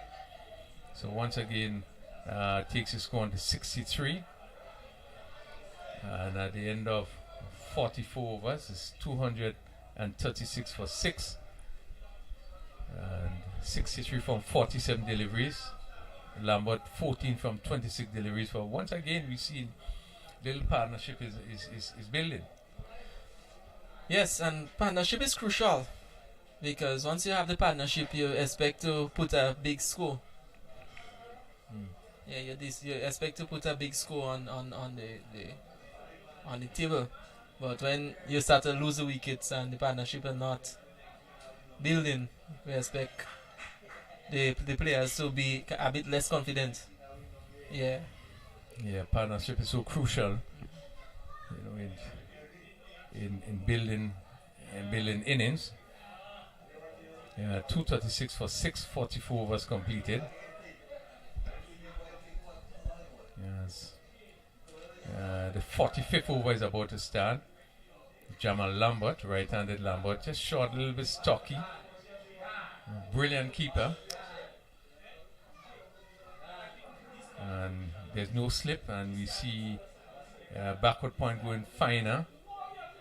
Cover point on the boundary. There's a cover and a long off wide.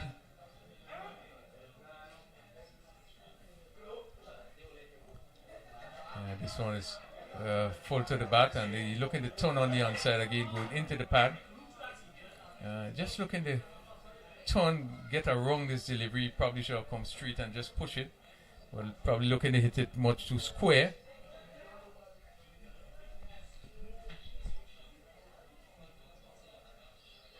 Bartholomew. Again, this one is pitch up and push back on the onside. Cleveland Bartholomew, right arm off spin. So we see off spin from both ends. Giving the ball quite a bit of air. Quicker delivery. Again, push back on the offside.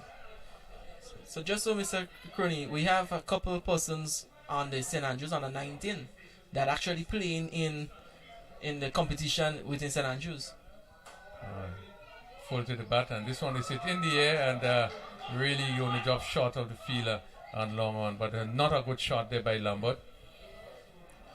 Because presently Cleveland is actually playing for one of the teams, conference.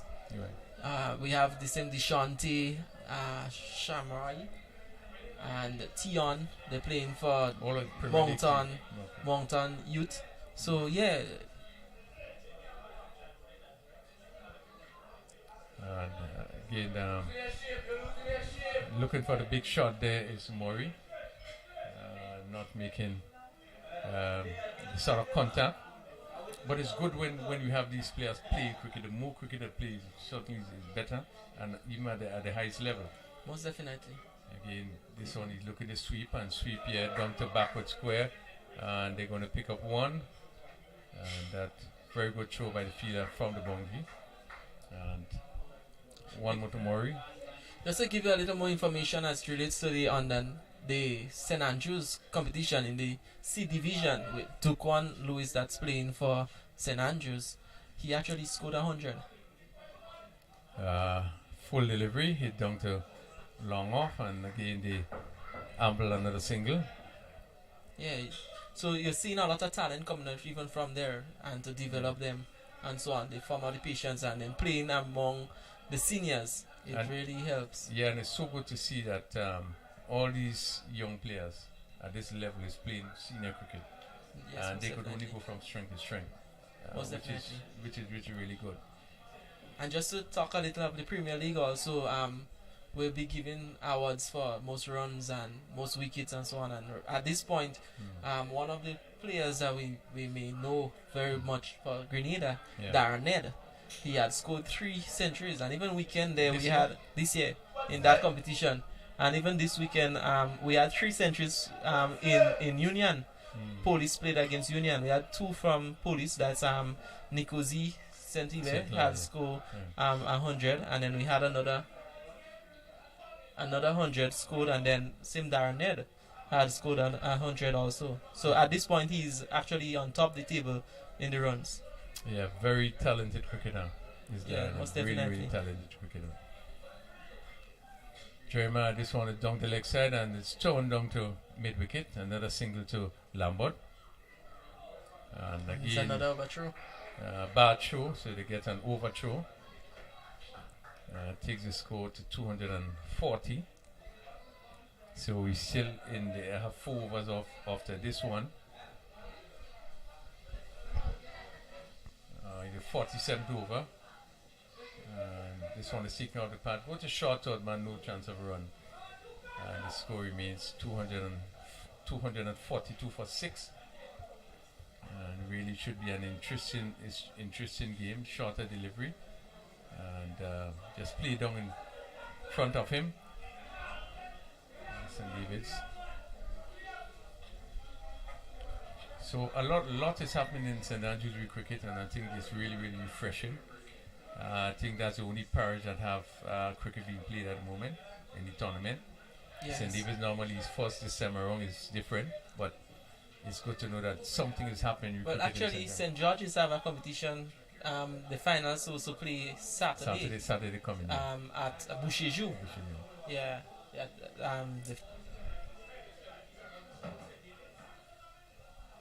Again, so in Lambert that, looking to play it on the offside. He made no contact, and that completes the over.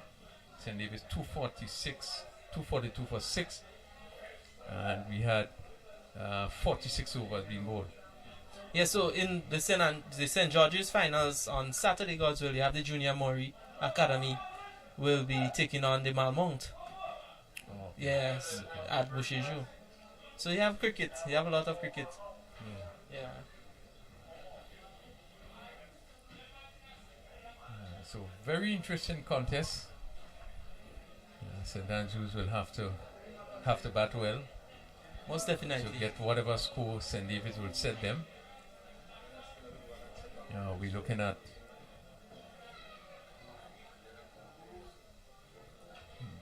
Lambert, Murray, and this one is swung down to long on. Let's see, the fielder is getting what goes over his head and down to the boundary for 6 again. Using the long handle ball, slightly pitch up and swung it over long one for 6. And yet another good shot played by Cousin Murray. And that takes the score to 64. I just want to confirm. No, it's on 70 now. 72-48. And this one is stroked down to the long, and he probably going to be looking for 2, but I think they're just one day. And he moves to 71. 249 it is, so certainly they're going to get up to 250 and probably over 260 maybe. If he remains a 280, Yeah, on the table. I was looking at it at over 260, so This one is hit again down to long run for another single. So it's now 250. 46.3 overs. we're seeing a lot of talent coming out. A lot of talent coming out from this competition. Again, he's looking at the swing, wide being signal. Shot. Looking at the clear. The mid wicket hit over that mid wicket. There's a big gap between mid wicket on the boundary and long on. Certainly Murray again looking for that gap. Let's see. And he covers up and he's steered down to third man for a single. And certainly pick up one more. So Murray continues to bat on. He's on 72.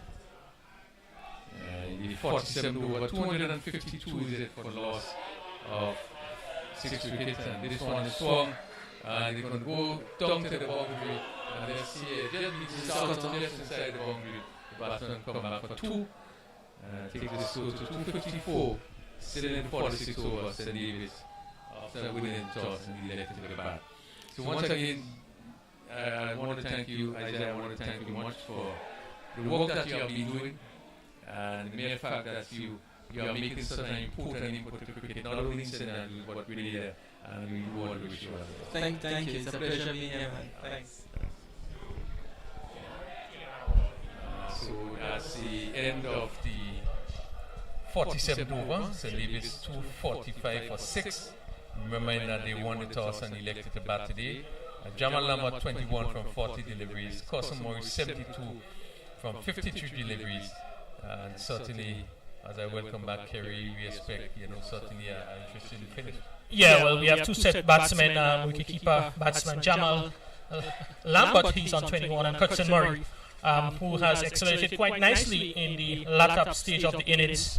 We'll be looking to see if they can get much more runs in the final 3 overs.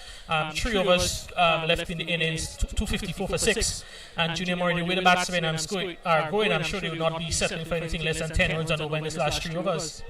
Okay, the score now is 254 for 6. Not a And that's one swing over long on leg for one bounce into the boundary for 4. He was looking to hit that one over the field at the long on boundary.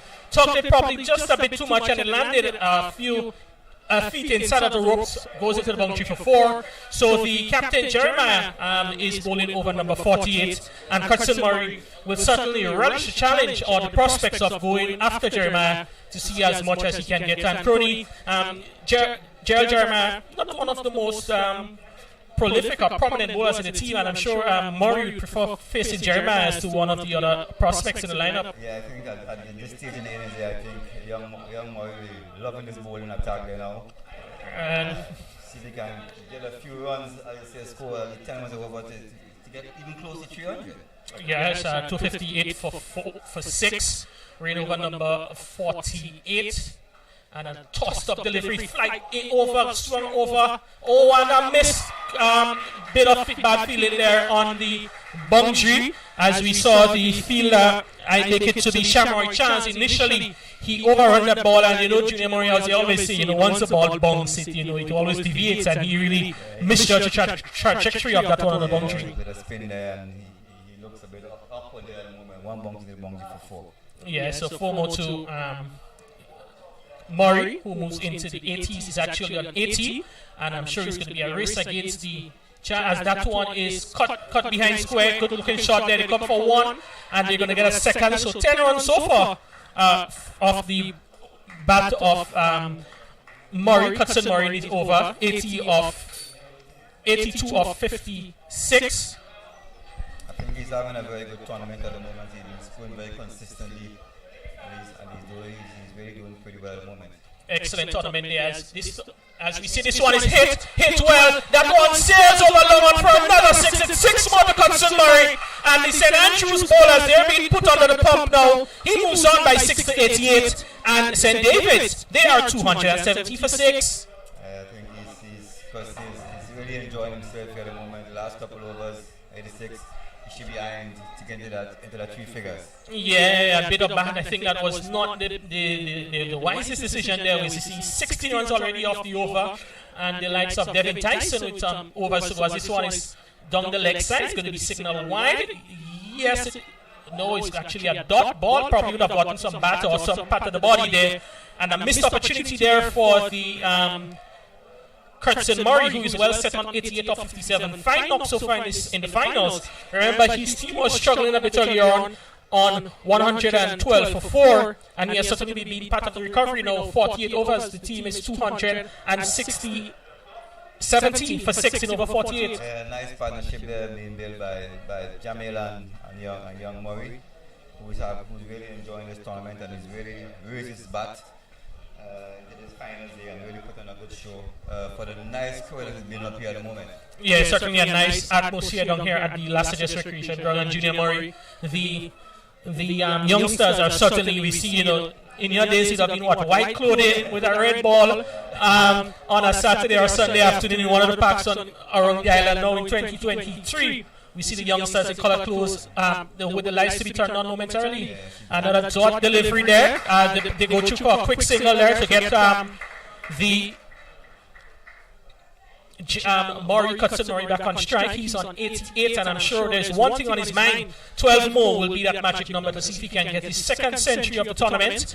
And Junior Murray again, Cleveland Bartholomew is bowling now, and I think we probably may have seen some different bowling options there from the captain of St. Andrew, but he decides to go with the spinners in the latter stage of the innings. And Murray hits well, hits on the ground, that's 6 runs. Fine shot there from Cutson Murray, caught beyond the ropes he is, and he goes into the 90s, 94 now, and Cutson Murray is really motoring along. He is 94 of just 60 deliveries. Straight back over the ball head, off spinner, straight back over the ball head. I wonder what young Jeremiah is thinking at the moment, because as you said, young Tyson has a few overs on his belt. Yeah, missed opportunity there from St. Andrew. As we see him goes, and this time Cutson Murray hits down the ground, goes over the field, 6 runs. What a fine century that has been from Cutson Murray. A century scored of 61 deliveries. He came in when his team was in a spot of border, but he has them really motoring along. They are 283 for 6. Murray 100 came off just 61 deliveries. 10 fours and 5 sixes, 5 fine knock there from the captain, Junior Murray. Captain innings in the final of the GCA U19 Super 50 Cup. I think he's really raised his hand in his finals here, and as he says, he's in good form. He's been scoring very consistently in the tournament, and he raised his hand in the final today on top of another century. Team was in a bit of bother. He put on his head, batted very well, and there yesterday, 100. Yeah, with still 3 deliveries left in the over. Murray hits that one down to the field at long on for a single. So 1 more to the total. It is now 284 for 6. 284 for 6. As we see the figures from Murray, they have strike rate of 162.9. Total dominance here from the captain of the St. David's on the 19 team. Nice partnership here between Jamal and Curtin. I can see Curtin Murray is really put on a show for the nice throw here, the last just playing field. Yes, partnership is actually 92. As we see, this one is pulled down to the field backward square. They go through for a single, coming back for a second misfield there, and they go through for 2. And it's opportunities for more overthrows there. And St. Andrews a bit rapid in the field as of late, certainly feeling the pressure from the bats of the St. David's batsmen. Not good feeling here by the St. Andrews youngsters, I think. They seem to be a bit tired out there in the sun all day. But I think at this age they shouldn't be tired. This age they should be full of energy and ready to go. It just shows probably a lack of fitness by the youngsters. Yes, and they've been playing up quite a bit of cricket as of late. We must note that. They've had just come up from the secondary schools tournament where St. David's Catholic Secondary School, where a number of the players in this St. David's lineup attend. Kurt Murray are all students. Kurt Murray, I believe, got a fine century in the finals against the Grenada Secondary School just a few weeks ago, right here at the La Sagesse playing field. And now in the finals of the GCA U19 Super 50 Cup.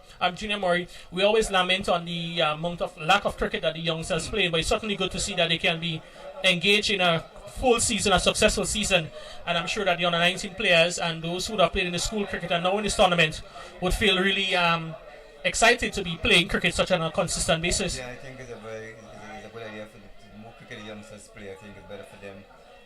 We're in the dry season, I'll be saying, Grenada, and the sun is out all the time.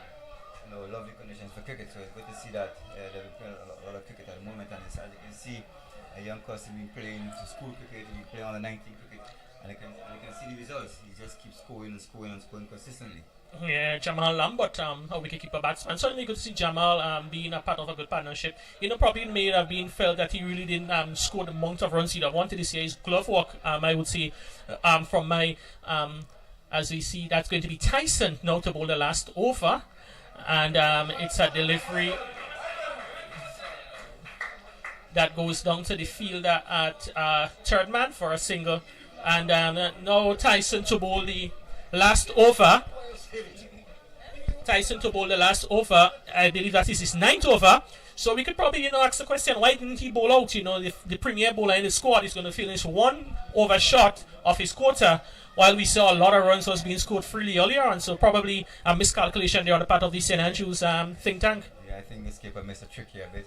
I think the premier bowler should be bowling his full quota, his 10 overs, but just missed a trick a bit here. He's in again to bowl to. This one hits down too long, like the fielder comes in, is not able to get it there. Keyshawn Abraham scampering in from the long on boundary, and the ball didn't have enough power. Though he went a lot high, he was not able to get under it. Bounced a few feet in front of him, and Curtin Murray survives. He moves on by 1 to 102, and the total 289 for 6. Final over here, and you can see the St. Andrews youngsters on the field. They're looking a bit cheated. It's a brilliant sunshine today. It's very hot out there, and you can see it's taking its toll on the youngsters. Yes, it's going to be Lambert. This time swings across that delivery, goes through to the keeper, Walker, without anyone scoring there. And Junior Murray was talking about the wicket keeping of Lambert. One of the better wicket keepers, I would say, in this tournament. Yeah, I think he is. I think he's a very good wicket keeper, good glove work. I think you can know he trains with one of our top keepers in time. Coach Redon cannot play all the time, so I think it's just results of hard work. Yeah, and I think, sometimes, as we see in cricket now, it's not just about being a good wicket keeper. You need to score the runs to really get into the minds of selectors. As we see Tyson, this one, a slower delivery there, steered behind square on the offside. They go through for a single, come back for a second. So it's 2 more to Lambert. He moves on by 2 to 28. And the total, there's going to be another overthrow. Quite, actually 2 runs overthrow there. So what should have been 2 has turned into 4. And the St. Andrews fielders, Junior Murray, it seems that they put up the white flag on this inning so far. It seems so. I don't think the coaching staff of St. Andrews on the 19th will be very pleased with what happened over there. I think they look very ragged over there. They look very tired. It just shows that fitness is a key part in playing sport. Yeah, so it's 2 deliveries, I believe 2 deliveries left in the inning. And to this one, clicks it to whip it on the onside, gets a leading edge, and it's dropped! Oh my goodness! They come back for 2, and Junior Murray was just talking about the lack of concentration there of the St. Andrews fielders. And here comes a perfect example. Shamoy Charles really made oh my God, I don't even want to use that word, but he really missed a golden opportunity there to pick up a wicket for Devin Tyson, who is quite aggrieved at the drop dismissal there. And I believe that's a 100 partnership coming up between Lambert and Murray. 100 runs for the 7th wicket between Murray and Lambert, and they have really helped their team set an imposing total. Very good partnership there, dominated by young Custom Murray, playing a very significant role in Lambert there, and it just shows that partnership is very important in cricket. So it's pulled, hit over the leg side. The fielder is in shot. The ball is going to run into the boundary. 3 boundaries, 4 bounces into the boundary for 4. And St. Andrew, they finish on 299 for 6. 299 for 6. That means St. Andrew to be crowned champions of the GCA Under-19 Super 50 Cup for 2023. They will need 300 for victory of 300 deliveries. And Junior Murray, 299 in the final, or any final in a 50-over match, is certainly a good score. It's a very good score by St. Davis on the 19th. I think Coach Telesford will be very pleased. The manager, Troy Jordan, is very pleased with this innings that we put up there. And it's really good to see, the young Custom Murray and his Jamal and the others batting very well for the parish and doing themselves very proud.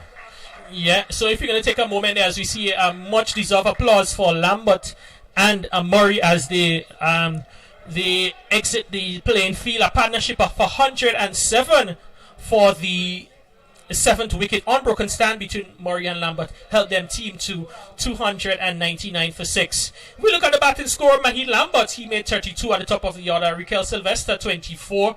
Jaime Braffett, he ought to start again, 26. And Junior Murray, the 3 top opening bats, the 3 top batsmen in the order, getting 30, 20, and 20. They got stats, but nobody really carried on for them in the top 3. Yeah, I think they was pretty set, but they said that they didn't carry on the total. But I think they were on 19 bat very deep.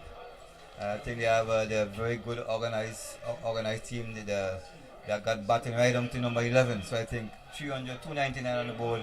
I expect that from this lineup, and it's going to be a very tough task ahead for the St. Andrews youngsters. Yeah, and then continuing the order, we see Cut Murray, disappointing to have gotten out for 4. We know he's a batsman that sets a high premium on his wicket and not really delivering for his team in the final, as he probably would have been a little tinge of disappointment.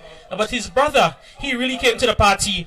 Last couple of weeks ago, Cut Murray got a century in a final, and a few weeks ago, Junior Murray, his brother, the captain, got a century in the final. Yeah. I'm sure the competition among those twins must be really high as they propel and they push each other to excellence. Yeah, I think that they're 2 proper youngsters. They're 2 good kids, guided along by the mom. Unfortunately, the dad's not around to really witness what is happening at the moment. But as I always said to them, you got to play cricket now for your dad. He has been there with you through thick and thin, and he's not here at the moment. So you got to shine for him. And I think that these guys are ready for the big league. I think give him a chance and put him into the national team. Yes, many would say they're just not too far from that level. Corey Celestine, he made 23, another batsman that got a start. Kevin Bob, he made 9, and Jamal Lambert, he was not out on 36 at the end with the captain. As we turn to the bowling, Devin Tyson, he looked well, he had a few good spells. Again, we left puzzled as to why he didn't bowl 9 overs. He went for some runs towards the end, but 1 for 53 was a good effort, I would say, from the opening bowler from St. Andrew. Yeah, I think young Tyson, as you said before, just came from West Indies on 19 camp. He's full, ready, ready to deliver for his parish. But I think the backup by the other bowlers was not really there at the moment. We got a few bad spells, a lot of full tosses being bowled there by some of the spinners and some of the medium pacers. But these things happen. I think they're going to back themselves to get a 300. I think it'll all be done to the young Jeremiah, the captain of the team now, who will be scoring a lot of runs in the tournament here now. So I think it's up to him now to lead from the front and carry his team over the rope. Yeah. So in terms of the wicket takers, we saw Tion Charles. He had 2 for 46. Started off well, fall apart in the latter overs, and then the other wicket taker would have been Adishante Thomas, who really bowled a fine spell. 2 for 28 of 10 overs. He really had the batsmen in the middle a bit puzzled. They were not picking the Chinaman googlies and stuff from him, and he would have done really well and would be pleased with his effort. But the team finishing on 299, I'm sure they would not be quite pleased with the way things petered out at the end, but they have, as you said, they have to put that in the back of their mind, and they have to go out there. They have some fine batsmen in the lineup, and in the finals, the players you least expect are the ones who come to the party. Obviously, they'll be depending on Captain Gerald Jeremiah to lead the way, but the likes of Ronell Walker, who is much expected of, will be looking forward to come good. Dequan Lewis and Chad Abraham, Dequan Lewis, along with the likes of Keyshawn Abraham, who have gotten a few runs. Tyrell Jappal has gotten a half century in the tournament. They'll be looking for them to come good in this grand final. Yeah, I think it's going to be a good batting lineup, by the St Andrews team. They got a work cut out for them at the moment, and I guess hope that Captain Jeremiah leading from the front, will have a good foundation, and then they can take it from there. Yeah, we take a nice a light break now, and we'll be back pretty soon right after the interval.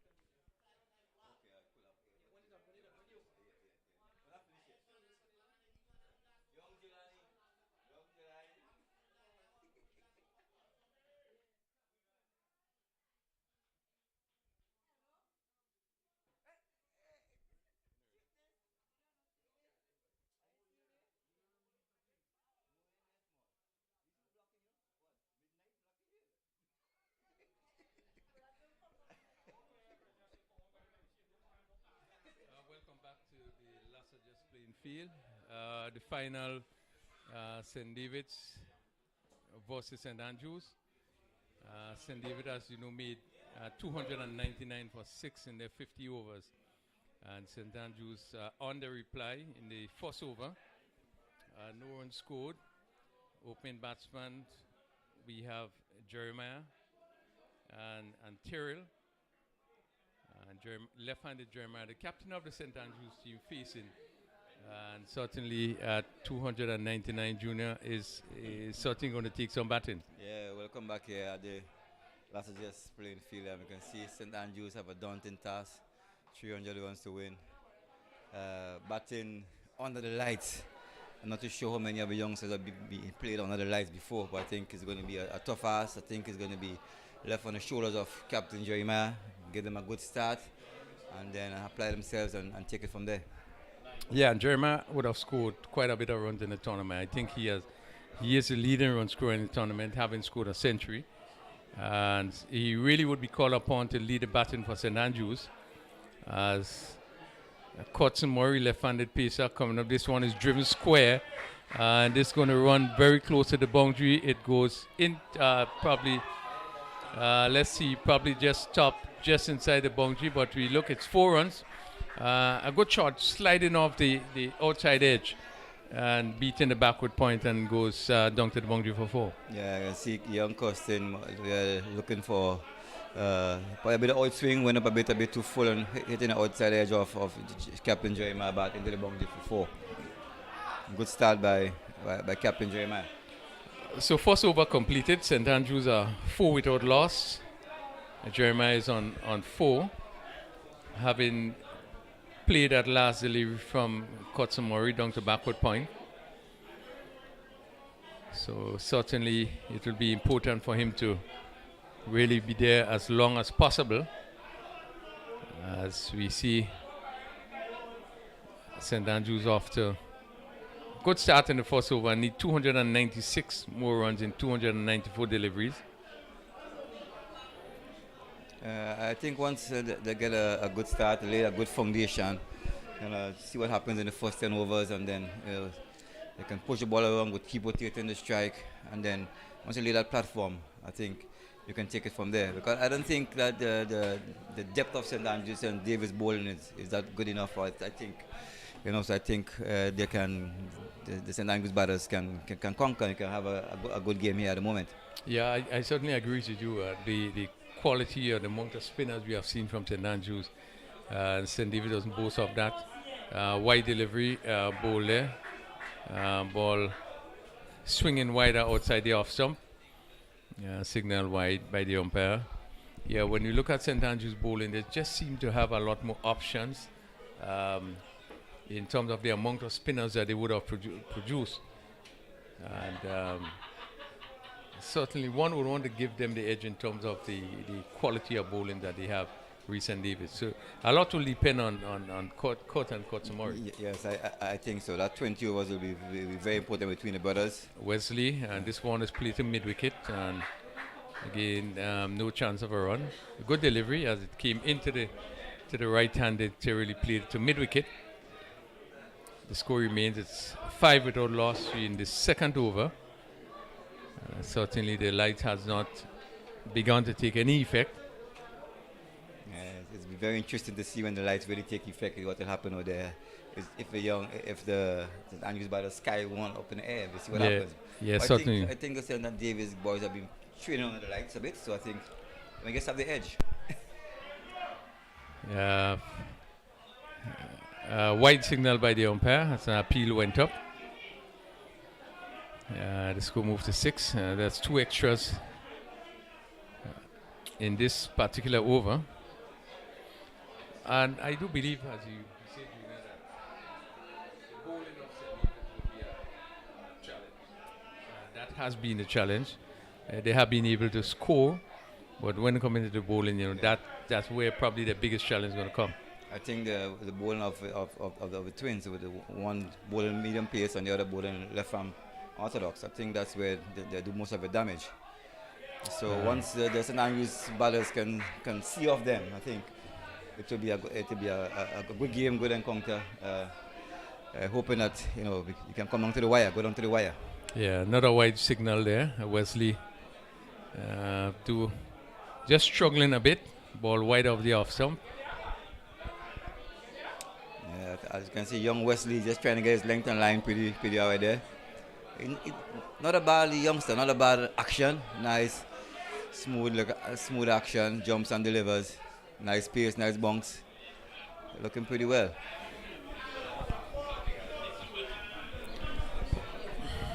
Yeah. It's 7 without loss, St. Andrews. We are in the second over. Remember, they need to get up to 300 for victory in this final. Yeah, I think it will be a daunting task for the St. Andrews batters, but I think they have the batters. Again, wide off the off, some ball swinging away. And really, the struggle continues for Wesley. I probably can try and hold it a bit of cross seam here at the moment to see what happens. Or if you try a bit of cross seam, probably you can see, probably get a bit more control. Yeah, definitely. As we see, quite a nice gathering. Around the facility. I think persons are really being encouraged. Read the lights. Another wide delivery. Really been struggling. Just seemed to be falling away as he runs up, and I get the impression even at his delivery, we don't seem to have that kind of control. Just falling away. Yeah, he's not in that upright position. At the moment, so he just tends to lose a bit of radar there. Well, I've seen him bowl before, even in the semi-final game against St. Mark's, and he did struggle with the same issue in terms of bowling quite a bit of wides, and maybe that's part of his game that he need to work on. Let's see what happens now. This one's a better delivery, comes off the edge and goes down to third man, and the batsman gets a single. This one pitch in a nice area, nice, good length, good line there. The batsman reaching outside the off stump, outside edge, down to third man for a single. Now he's going to bowl to the left-handed Jeremiah. So again, it talks about his strategy and how he's going to bowl to the left-hander now. Just seem to be coming around the wicket. And the field for Wesley. 2 slips at third man, right back on the boundary, backward point cover. And a mid-off fairly wide, coming a little bit straighter now on the offside as he comes around the wicket. And this ball is played just to the left of the cover fielder. And Jeremiah picks up another run. He goes to 5 and scores 10. And there are still 2 deliveries to go in this over. Had been a pretty long over. And you can see a nice bit of rotation there by Captain Jeremiah. You can see look a bit business-like. Going to keep his scoreboard ticking, keep his blood flowing. I guess he knows the job ahead of him. Yeah, a lot will depend upon him. So a better delivery, better length, played down to mid-off. And Broffett fields. Yeah, well, much better delivery there by young Wesley. Probably just getting warmed up, getting his radar right here at the moment, Yeah, much better length and line delivery. Again, you're seeing the away movement. That ball went down to mid-off.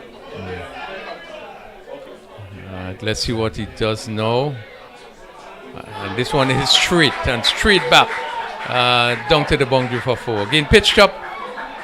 And Wesley gave it a full treatment, swung through the line and hit it back on the onside for 4. Good shot there by Jay Terrell. I think at least Wesley went up into the zone, went up in the slot, and you can see he's getting his leg out of the way and hitting it straight back over the ball ahead for 4. Yeah, and they have to be positive. So I think really they should go to the positive vein in that 299. Yes, it is a big total, but they have a lot of overs, and they should go out and really look to take the advantage of a St. David's very early. Yeah, as you can see, probably they have a plan over there. You look as the young Terrell probably he'll play the attacking role, and skipper Jeremiah will try to bat the 50 overs, and the others could try to bat around him. Because he's the foundation there at the moment, and with them getting 300, I think he will be the mainstay. It would be a really remarkable effort for him to get up to that score. So Jeremiah, captain of the St. Andrews team, wearing the number 11 shirt, and he's going to face the left-handed Cotson Murray, coming from that northern end. Again, 2 slips, catching position, as Murray is going to come over the wicket. Good delivery, and Jeremiah equal to it as he push it back along the wicket. You see the gathering just seem to be getting bigger. Yeah, nice crowd is building up here at the moment, and it's really good. It's really good for cricket. I think it's a good initiative by the GCA to play this day-night encounter. Yes, it's a good feel. Yeah, it's a good feel,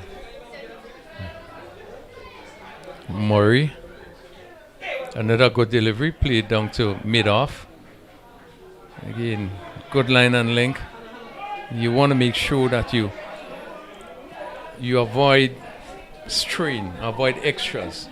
The tighter you can bowl, the more pressure you put on the batsmen, make it harder for them to score. I love this encounter here, at least. And these 2 guys, Jeremiah and Murray, play for Grenada on the 19, and you can see I think they're the 2 leading players of the team. Coming up against each other here at the moment now, so I think it's really good for cricket. Yeah. And I think they both will recognize the importance of their performance in this game. Murray just coming off on beating 102. And Jeremiah, who would have already have 100 in this tournament. Murray himself, that's his 2nd century of the tournament, having scored 108 against St. George's.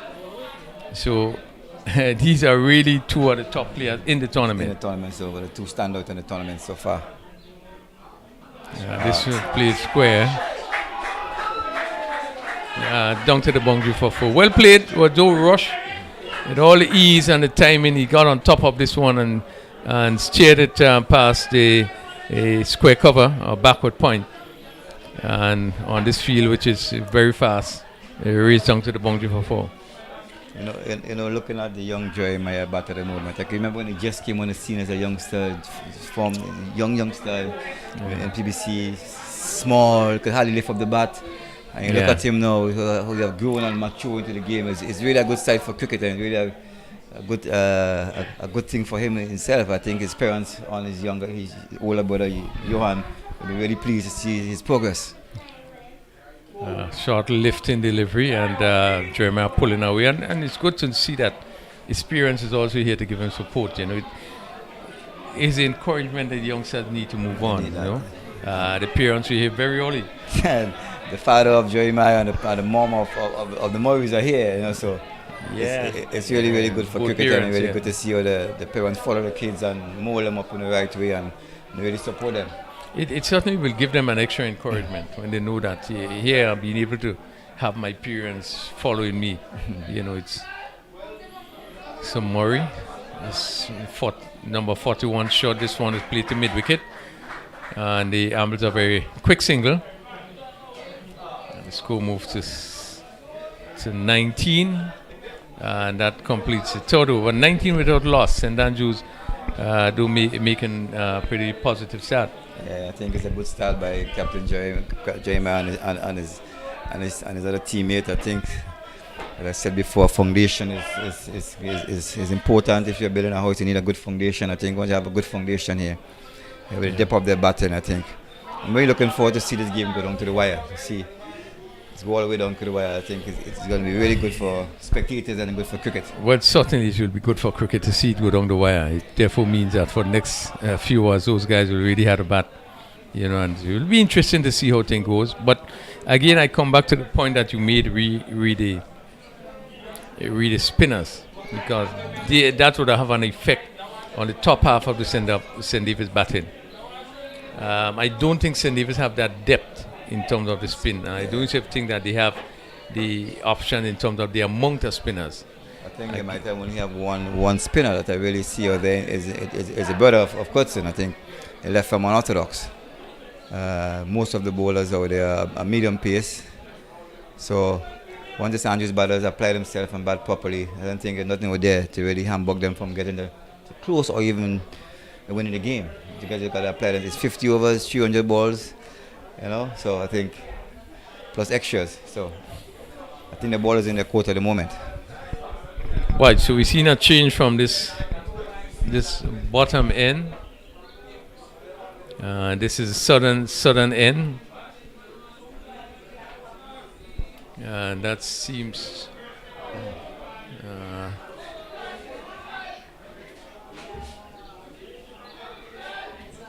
no, it's still west. It continue coming around the wicket to bowl to the left-handed Jeremiah.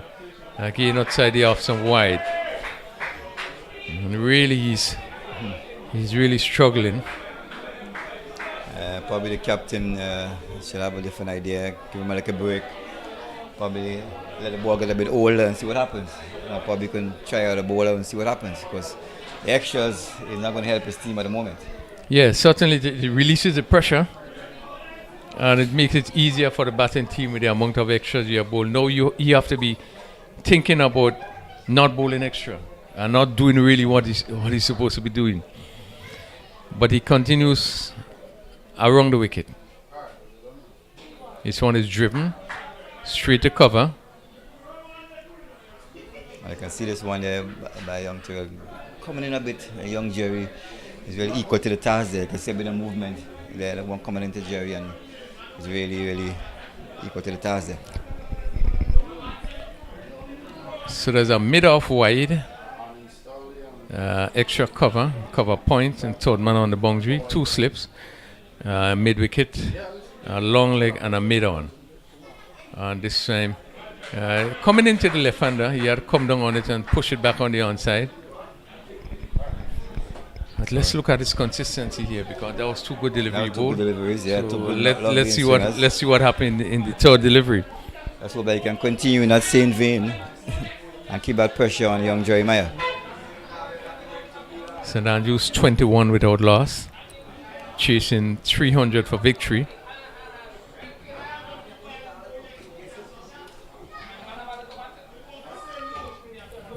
Wesley, looking to drive, and again he's beaten outside the off some. This one seemed to come back and just pass between the bat and the body.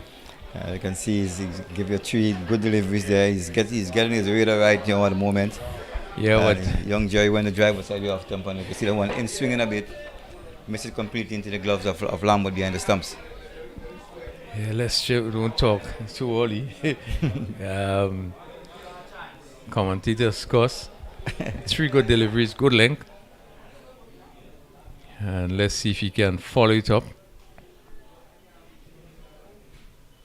Again, pitch up, driven beautifully through the covers for 4. Lovely shot, over pitch, and given the right treatment, just stroked it, and it went through that cover region, more extra cover for 4.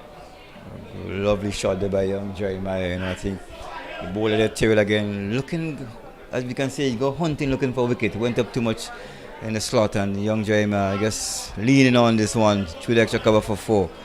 You know, this is really good to see. Young Jeremiah look business-like. He look pretty set. He looks hungry for for the task ahead of him.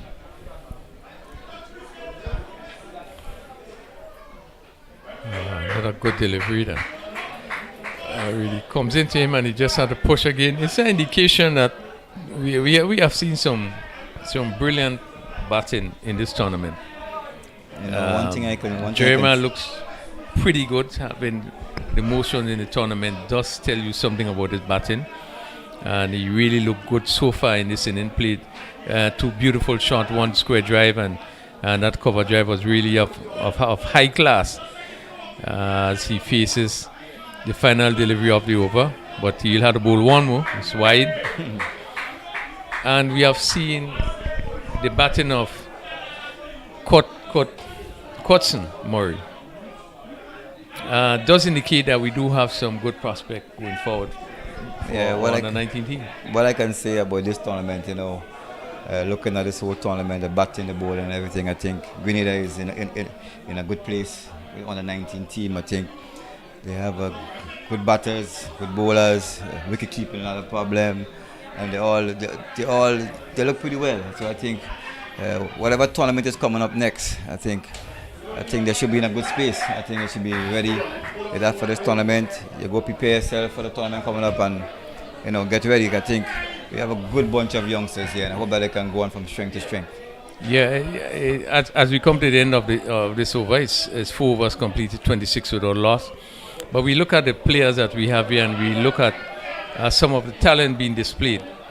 One is being encouraged by what we are seeing, and certainly if the proper team can be put together and being led properly. When I say led properly, I'm speaking here from a coaching point of view. Management point of view. And management point of view. Yeah. I do believe that the coach is so critical. Because you have to be able to look at the game and to analyze and to give directive and to give guidance. Sometimes I find it's a bit lacking. But when you sit and you sum up what is happening, they should be quick to, yes, you want the youngsters to develop, but they need guidance and they need the more knowledgeable persons that you have good knowledge about the game, right, to be able to impart so that they could go on. So, if we are able to get all those things right, I do believe that we can be a threat to most of the teams that we compete against. Yeah. And he's taking on the pad, the ball comes in. And the scamper leg by. Again, this one had the batsman in a little bit of difficulty there. One staying down a bit from Murray, but seemed to be hitting down the leg side. Down the leg side, a bit of uneven bounce there at the moment. I think. Yeah, but all in all, I think it's a good pitch. I think once the batters apply themselves, I think it's a really good pitch, and it was a really, really good day for cricket that we go into the night now.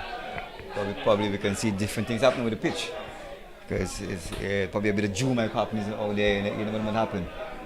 The left-handed Jeremiah comes back in the strike, 27 without loss. St. Andrews in the 5th over.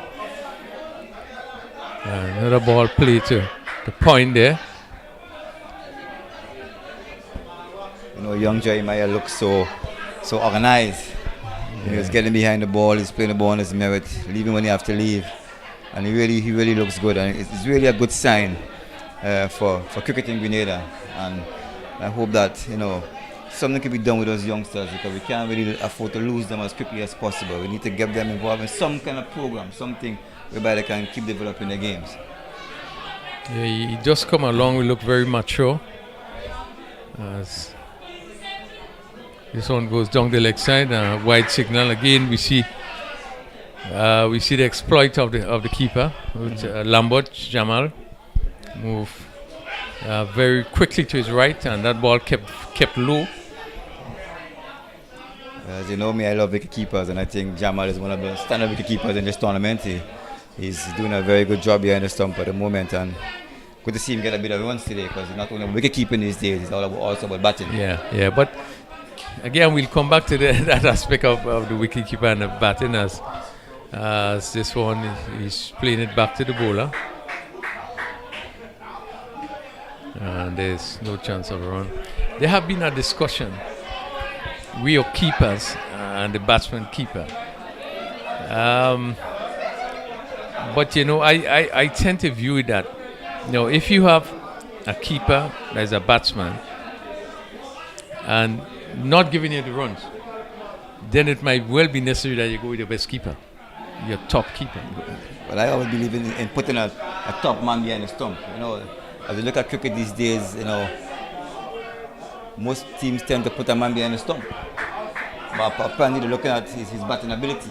Yeah, but as you said, cricket has changed so much these days. I always love to see this probably would have been ideal or the best thing to do. But when you does not keep scoring runs, who are supposed to be batsman and keeper, then I would think obviously that you need to go with your best keeper. The best keeper. I think the same way also. So Murray.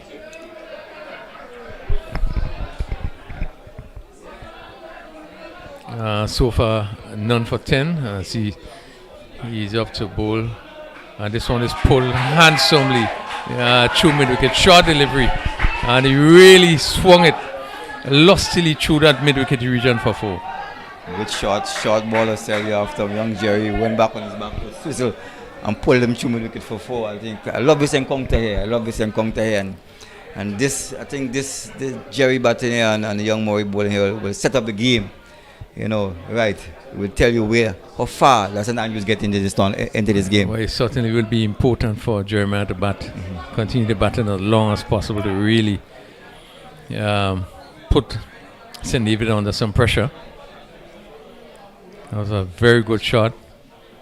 He didn't rush it, took his time getting into position. And outside the off stump, and that completes another over. And St. Andrews, a good positive start, 32 without loss after 5 overs. Yeah, good start there by St. Andrews. They look very businesslike. Young Jerry is taking charge, he's taking control, putting away the bad balls. And I think St. David's, he have the St. David's team thinking here at the moment. Skipper Murray, we're thinking about what to do next. Well, I think he needs to rotate his bowlers a bit more. See what happens. Bring a bit of spin here and there. But you see do like they have a plan. The way the bowlers are bowling, like one bowler bowl 5, but I think in this day and age now, I think if the bowler not getting it right, mix it up. Yeah. Have the batter thinking. Yeah, and we have seen that happening, and sometimes I question it. You go into that plan that your opening bowler is going to bowl 5 overs or 4 overs to start with, and despite what happened, you continue that. But so many times you have to change strategy based on situations. Maybe sometimes one of the bowlers may not get it right, and it's not all the time all the bowlers going to get it right. So you have to look at all those. Sometimes they have one of the bowlers might have a great day. Yeah. But this is something that obviously coaches need to discuss. So that the players know that know what's really happening. Not because but at times they had to change based on situation.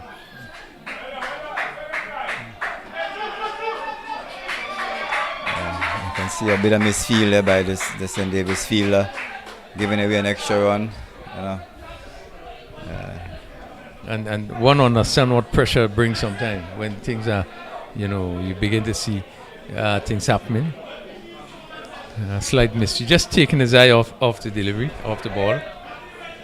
So Japal pick up 2 in the process.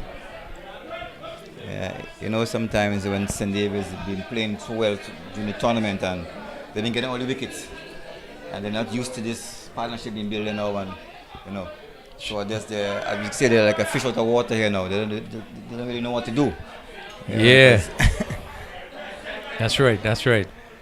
So normally they pick up wickets very early. Very early.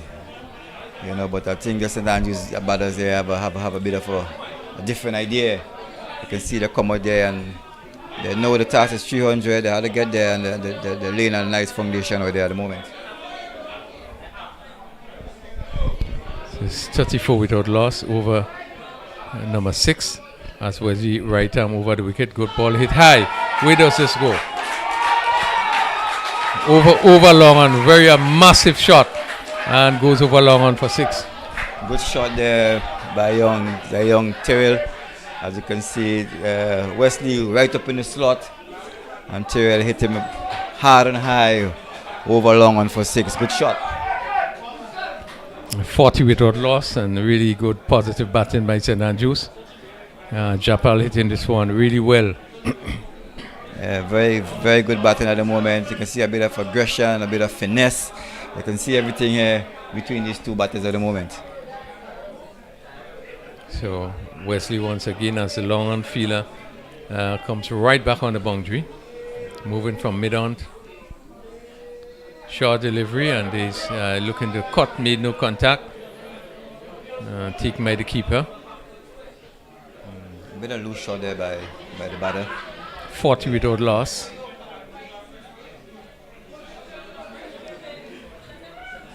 As we see, Really, the light now is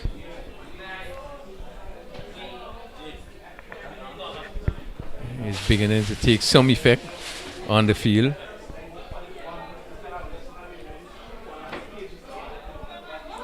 Right up and comes and beaten outside the off stump again. He's looking for that drive. Made no contact, and that completes the sixth over. St. Andrews looking to get a 300 for victory. They are 40 without loss, with Wesley none for 25, and then we had Kosomori.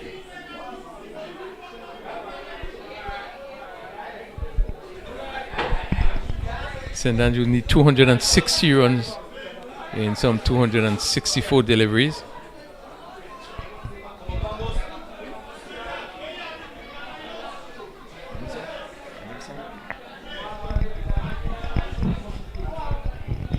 As I welcome back Isaiah.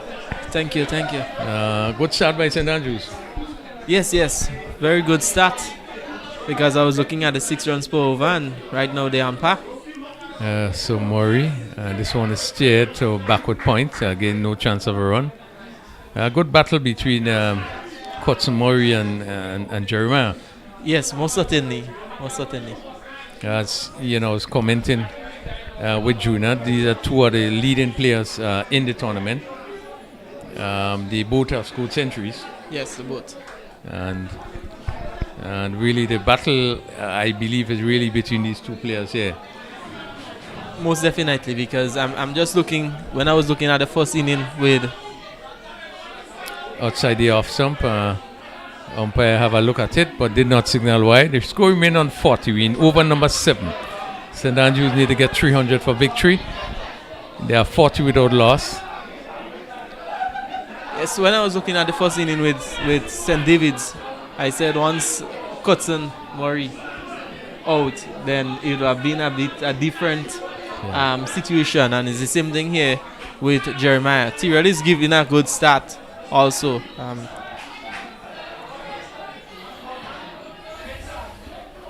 This one is stroked to cover, bunks into cover. Good stop by the fielder there. There's no chance of a run. We have seen some beautiful shot being played by Jeremiah. That shot, cover drive, we have seen him hit 2 mid-wicket.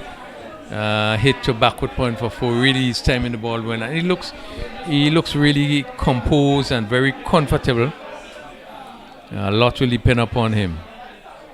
And this is right up, and Murray, Jeremiah plays it back along the wicket. Again, good delivery by Murray. This challenge is a mental kind of challenge also. Yeah. And one thing I could say when it comes to mental, he focus. Yeah. He tries much to stay focused, and that is a big component in the game. By thinking I can do it and working towards it, the focus. And I think both of those players is aware of the importance of each one of them. White ball. Murray would want to try to do his best to get rid of him, and while Jeremiah want to go and do his best to counter him. Yeah. And that's where the challenge. And you're seeing the strategy. The strategy is trying to bowl it wide outside the off, so Jeremiah could try. Once he go after, could get the edge, and so on. Because once he put it on the wicket, Jeremiah will drive it. Yeah, and we're seeing that, and that is the mind of cricket. Like trying as much. Yeah, it's a mind game. It really is a mind game. Murray missing this run there.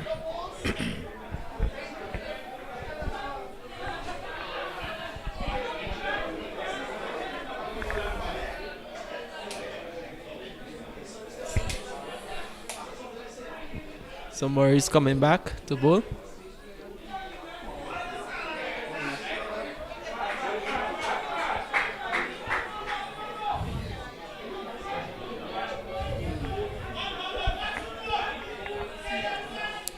Jeremiah looking to give him some room, not timing ball well as it went bouncing out on the offside.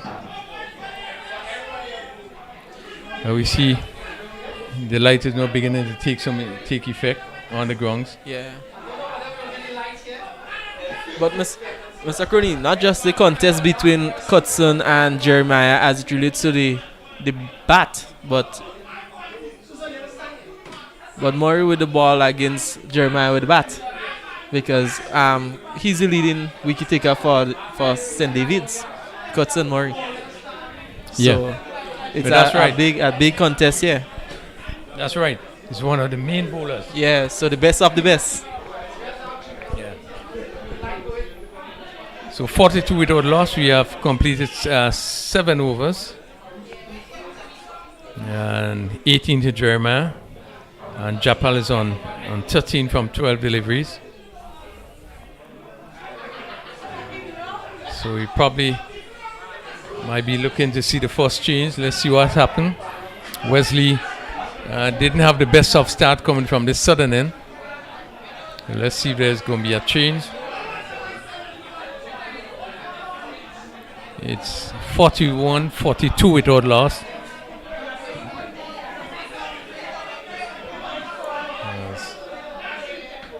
Yes, we are now seeing the lights begin to take effect on the field. Yes. Shadows start to come into play. Wesley will continue with his 4th over.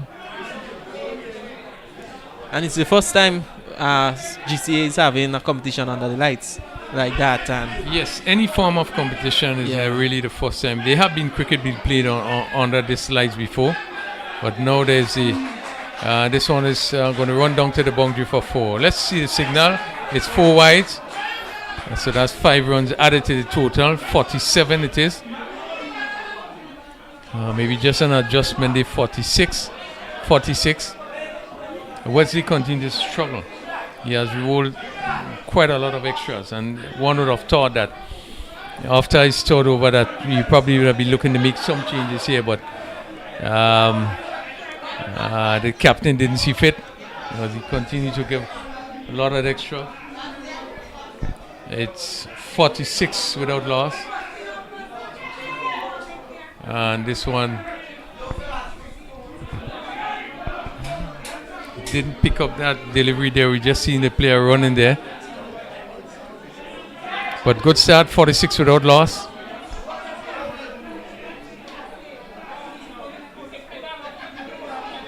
I was making a point in terms of the light. We have cricket being played on a light. As a matter of fact, when the light was turned on, we had some form of cricket being played for the first time.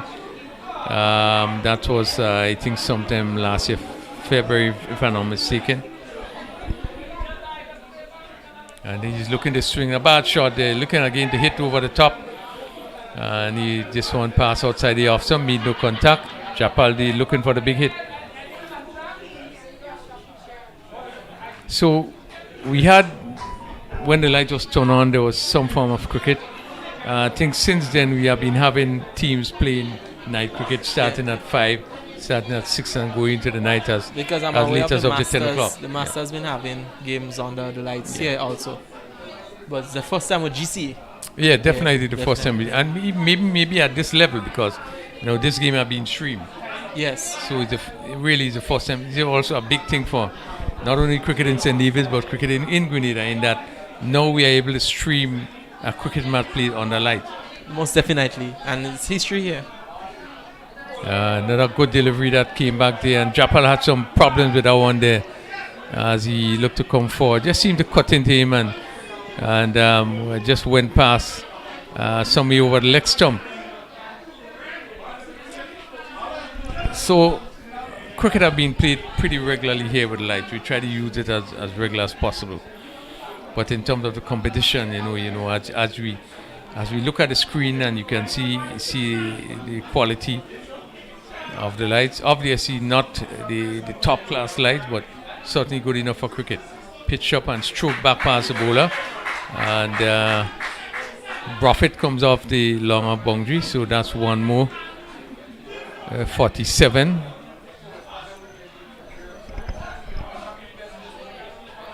The left-handed Jeremiah comes into strike. Really pleasing to see the support in terms of persons coming out to look at the game.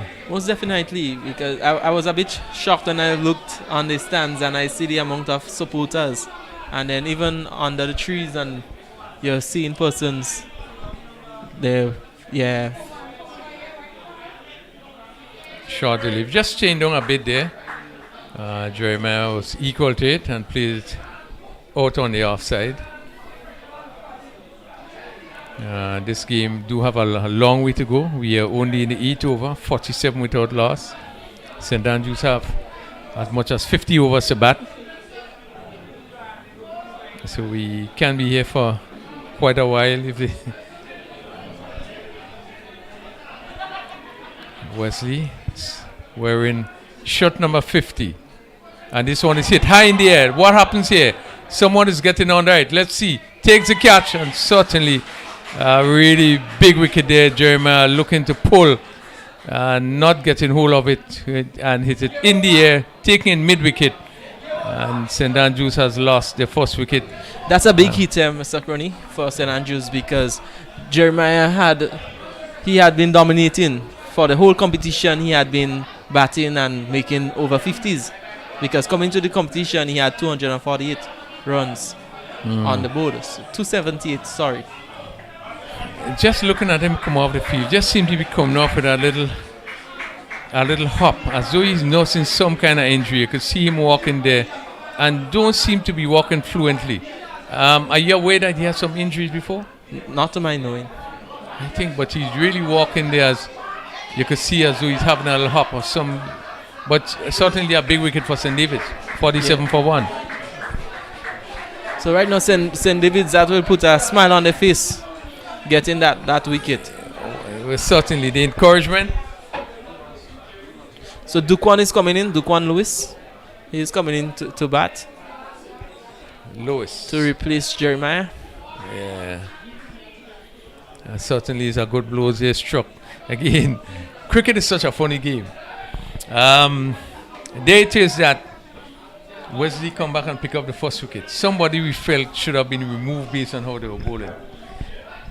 The cricket being that strange game it is the third person that come and pick up the first wicket. And to us, looking at it, we was wondering why the captain might have leave him on, but that could have been a good strategy in itself. Okay. Worked out well. Yeah. Worked out well.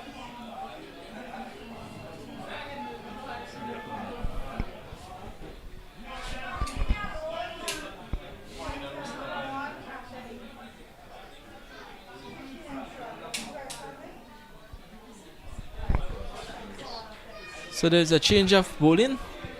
We have the Murray brother, Cut coming on to bowl. Cut Murray, left arm spin, coming right arm around the wicket, bowls his first delivery, went outside the off stump. And Japal just allowed it to go through. The score 47 for 1 in over number. And this one giving some air. He's looking for the big swing. Made no contact. Ball turning away from the right-handed Japal. And rightly it is non-striker just calling him to have a discussion. It's 47 for 1 in over number 9. Japal is on 14 from 18 deliveries. So here we have a good match, a good composed match by St. David's. And it's a strategy in itself. And Murray is about to bowl to Japal, sorry. And there's no wrong from that. Yeah, and again Japal is beaten, looking for room to pick that gap between the cover and the backward point. Made no contact. Ball given some air, driven in the air just away from that extra cover. And Japal pick up another single. Takes the score to 48. And for 1, the very important wicket of Jeremiah. So right now, St. Andrews have to think of building a partnership.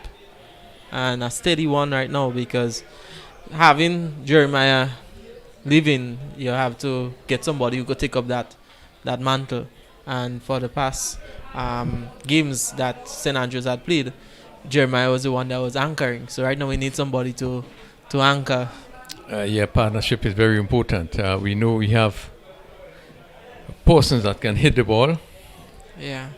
But Kadukwan in itself in the St. Andrews yeah. competition that's going on now, he have 100 in there, 100 and also a 50.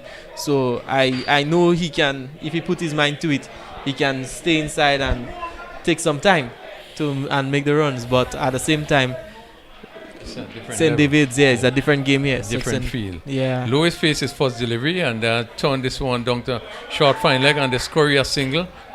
Yes, let's wait for the signal. Leg by signal by the umpire. Takes the score on to 49. Yeah, it is important that there be partnership. So Most they definitely. will have to build partnership. It's a lot of time. It's a lot of overs. I think 300 runs here on this grounds is not impossible, but certainly it will require partnerships. Most definitely, The because St. top- Andrews still require 251 runs. Yeah, the top half of the batting really would have to dig in and have some partnership going forward. Japal is hitting this one just past the bowler there. I think he got his hand to it. We probably going to look at the replay there as Japal was looking to swing this one. Let's see if you can see the replay there. And the bowler in the cut, Maury, they just had to really swing to his left and just seemed to have got his left hand to it, was not able to hold on.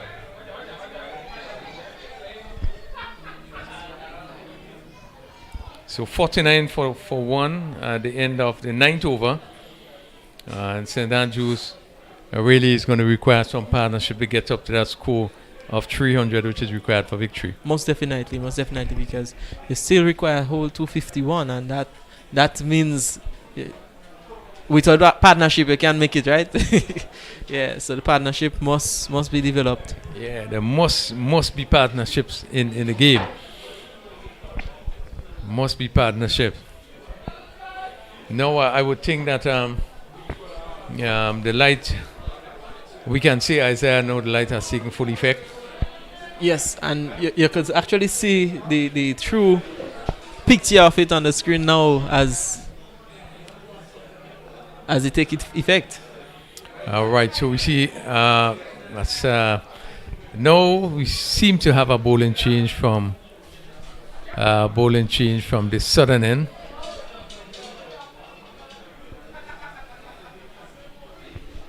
As Rishon Murray, first delivery played to cover. There's no chance of a run. Rishon Murray, just a little medium pace. Just have the ability to get the ball to skid off the wicket, but good, tight, aggressive bowler. So in over number 10, 49 for 1. And facing is Dequan Lewis. And this is looking to drive, beaten outside the off stump. Keeper going up for caught behind, but umpire remain on move. Well, Mr. Crony, right now you realize the approach that St. David's is taking now with the bowling. You realize that they more attacking the stumps now. Yeah, Before they had it a little outside. Yeah. So I think now that the ball has sort of lost its shine. Mm-hmm. Now we have a medium pace that come on that is probably, not looking for too much pace, but line and length, and he seem to be attacking the stumps here. That ball just seemed to have missed the edge and was taken by the keeper. Murray, not a very long run. Again, this one just slightly go down the leg side, but you're right in terms of the effort is being made now to attack the stumps. Yes. I guess as much as Jeremiah is no longer in the wicket, they have that confidence now that if they attack, they might have a better chance now. I believe it's a strategy. Yeah, and you certainly seen it in the movement. I think that wicket really would have poured them on, encouraged as Murray. Another good link just come off the pad and wide beam signal just outside the leg stump. Yeah. So the umpire take back his I decision. think now he has taken back his decision. That ball, even from where we stand here, would have certainly looked as though it came off the pad. Most Good definitely. call by the umpire.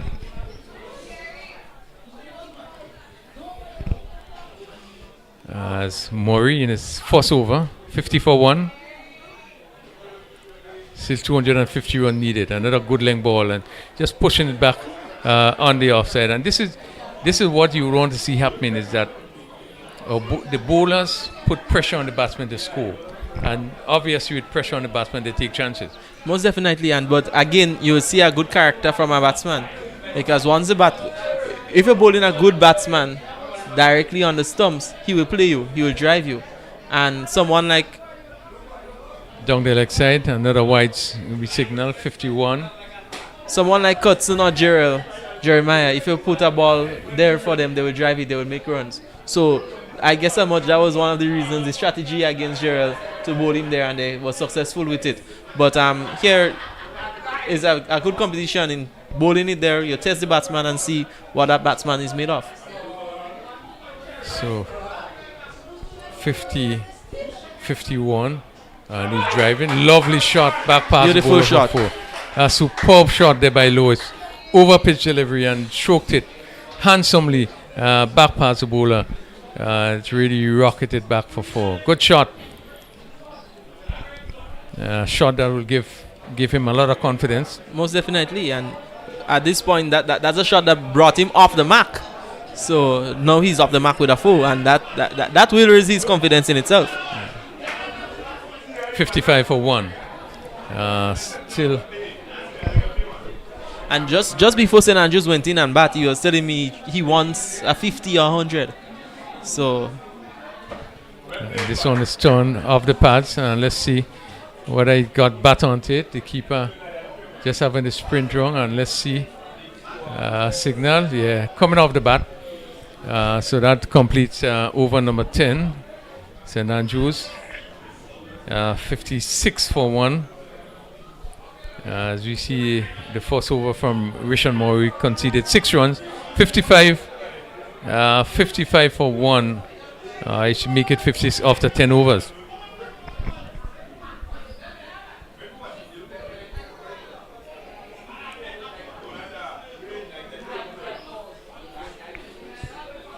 looking at throughout the competition, the under-19 competition, I'm happy for Grenada in the sense of the talent I'm seeing coming out from it. Because looking at the talent throughout that best of best, the 26 for the selectors, I believe it could be a challenge in itself because of the amount of persons that are emerging. And this is heartening for cricket, because I would tell you, during the pandemic, we would have struggled. Yeah. You would know that we would have struggled at the under 15 level. In that Grenada, a team went to St. Lucia, not having the opportunity to play a game. And that team, certainly did poorly. One, there was the weather, and obviously the pandemic, you couldn't do anything. But obviously you want to make sure that cricket get back up, despite the struggles. Yes. You want to make sure that cricket get back up. So really, this will do a world of good for Grenada to know that we have been able to have a really good, successful tournament, where we have been able to see good performances, and that all goes well for our development. It always goes well for us to see your talent and being in a position to work with them. Played back to Murray, and the score remained 56 for 1. As certainly I could welcome 56 for 1 as Court continues his second over. This one pushed back along the wicket, and certainly there's no run. We are in the 11th over. 56 for 1. Court Murray left arm over the wicket. Again, this good length delivery being played out on the onside. No urgency of attack there by Lewis. Certainly, as we have been seeing, the importance of partnership. If they're going to get close to that run, certainly they will have to be quite regular partnership to get them anyway close. Cut in comes over the wicket, and this time he's looking to hit through mid wicket. Again, just coming off the body. Again, not getting into the right position. So it's 56 for 1 as we just about concluding the 11th over. St. Andrews needing to get 300 for victory. Murray getting down the leg side will be signal a wide. Ball even turning further away.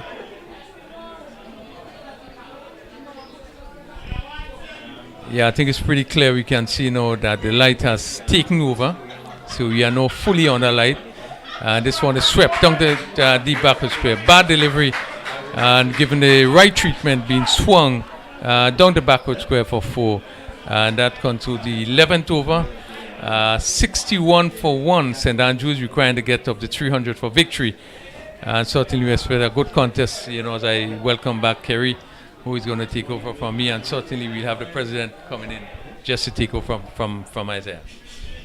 Yes, a very good start there for the St. Andrews Cricket League. 61 for 1 in 11 overs, reminding you that they need 300 for victory. So it's an evenly placed one. I certainly would have been feeling a bit dejected losing the tournament top scorer, Gerald Jeremiah, for his what can be considered his first failure of the tournament.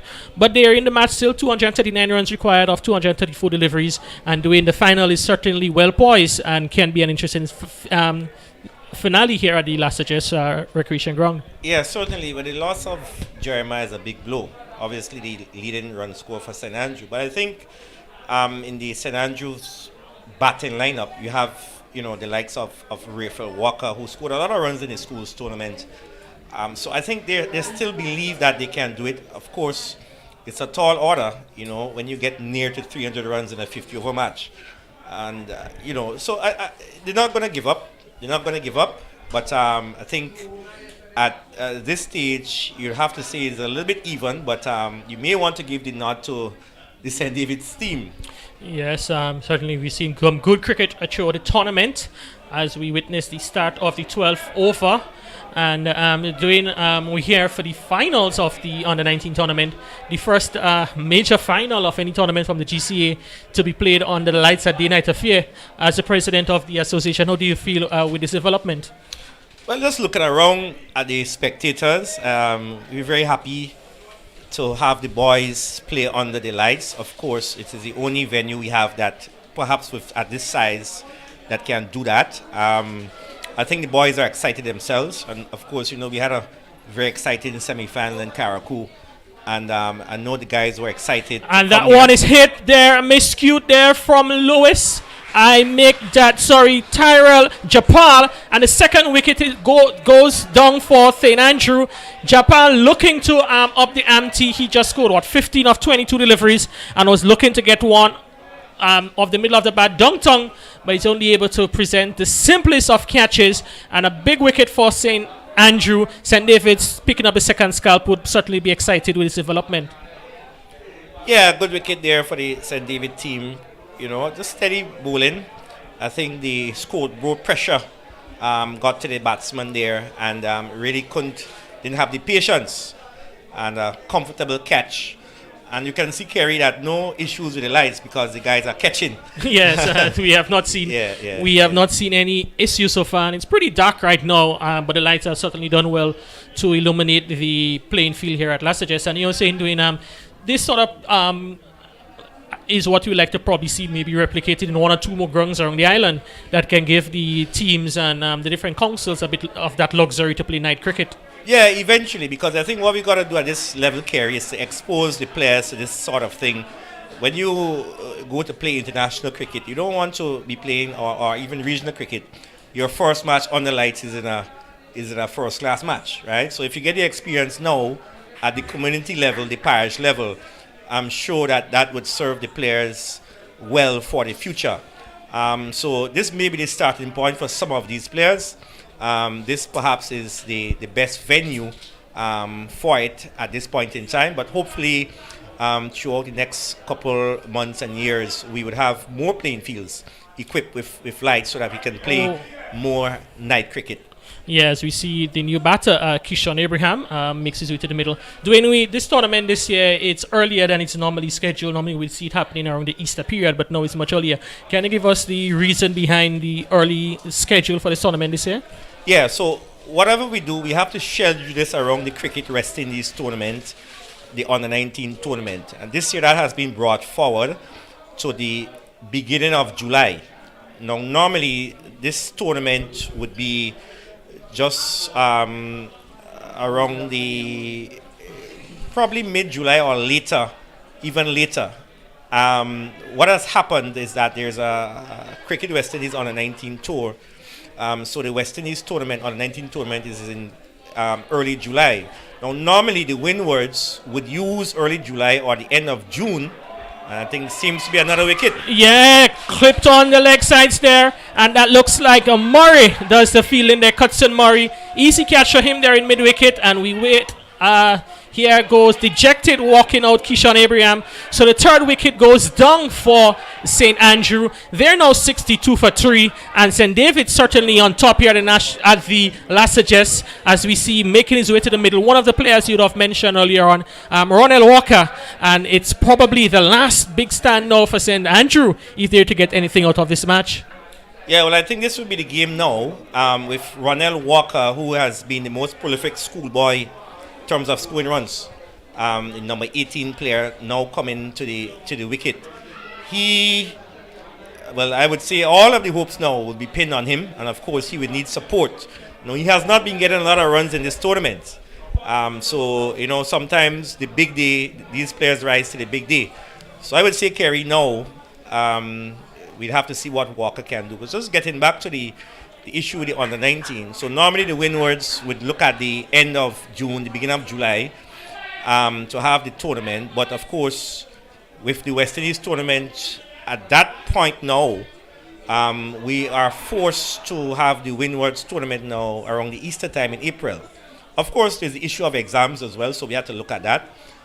So because the windwards tournament is around Easter time and just after Easter, we've had to schedule our tournament before, so that when these players finish this tournament, they will go straight into what we consider to be trial matches, best versus best matches, and then, of course, select the national team to go on to the windwards Under-19 tournament, which over the years has been sponsored by Winlot, and this year is going to be in St. Lucia.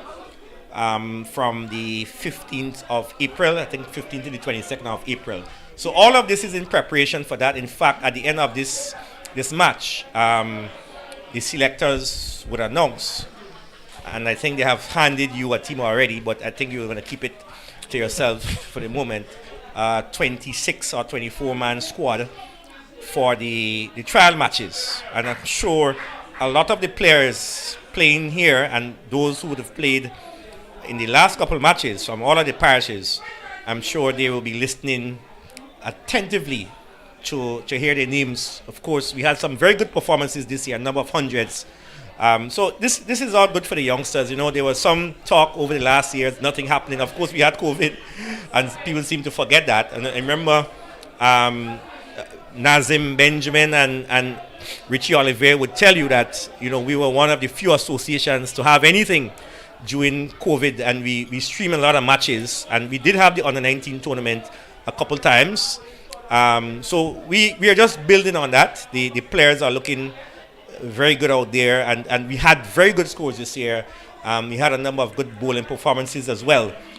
So we are coming back. We did say at the beginning of this year, after our retreat, that cricket is back, and it is time to restart, and we have restarted. And I think we are going pretty good so far. Yeah, just to emphasize a bit on the performances of the players, and I think what must be noted is that some of the top performers in this tournament are those who are playing the second or third time Under-19s. You can look in this match, the Murray twins, Gerald Jeremiah, the likes of Kelshon Andrew, Kervin Gangadine, who would have done all reasonably well in the tournament. I'm sure it must be pleasing from your end as an administrator to see that the players are able to, from year to year, get better in terms of their performances at this level. Yeah, definitely. And I think the leading players that have dominated, many of them had played for the Grenada team last year. In fact, some of them the names you call actually played for the Windwards on the 19 team. You mentioned Kelshawn Andrew, the all-rounder from St. Mark, and he's scored 100 in this tournament. He's got a 6-wicket or 5-wicket haul, and he's one that we can look forward to in the future if his all-round exploits. Corwin Gangadine, also from St. Mark, he's also been around the national on the 19 level, and he's done pretty well. Jeremiah Jarrell, who is the brother of Johan Jeremiah, he also made the Windwards on the 19 team last year, and he scored 100. And he's been, I think today probably was his only failure. Yes.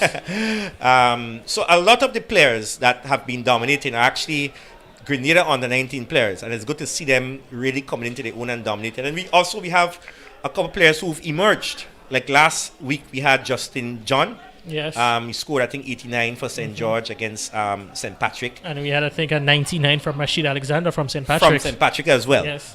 So, we've had some hundreds, we had some 90s, some 80s, and we had some good bowling figures as well. And I must say the batting conditions, the conditions for batting for limited overs cricket has been very good.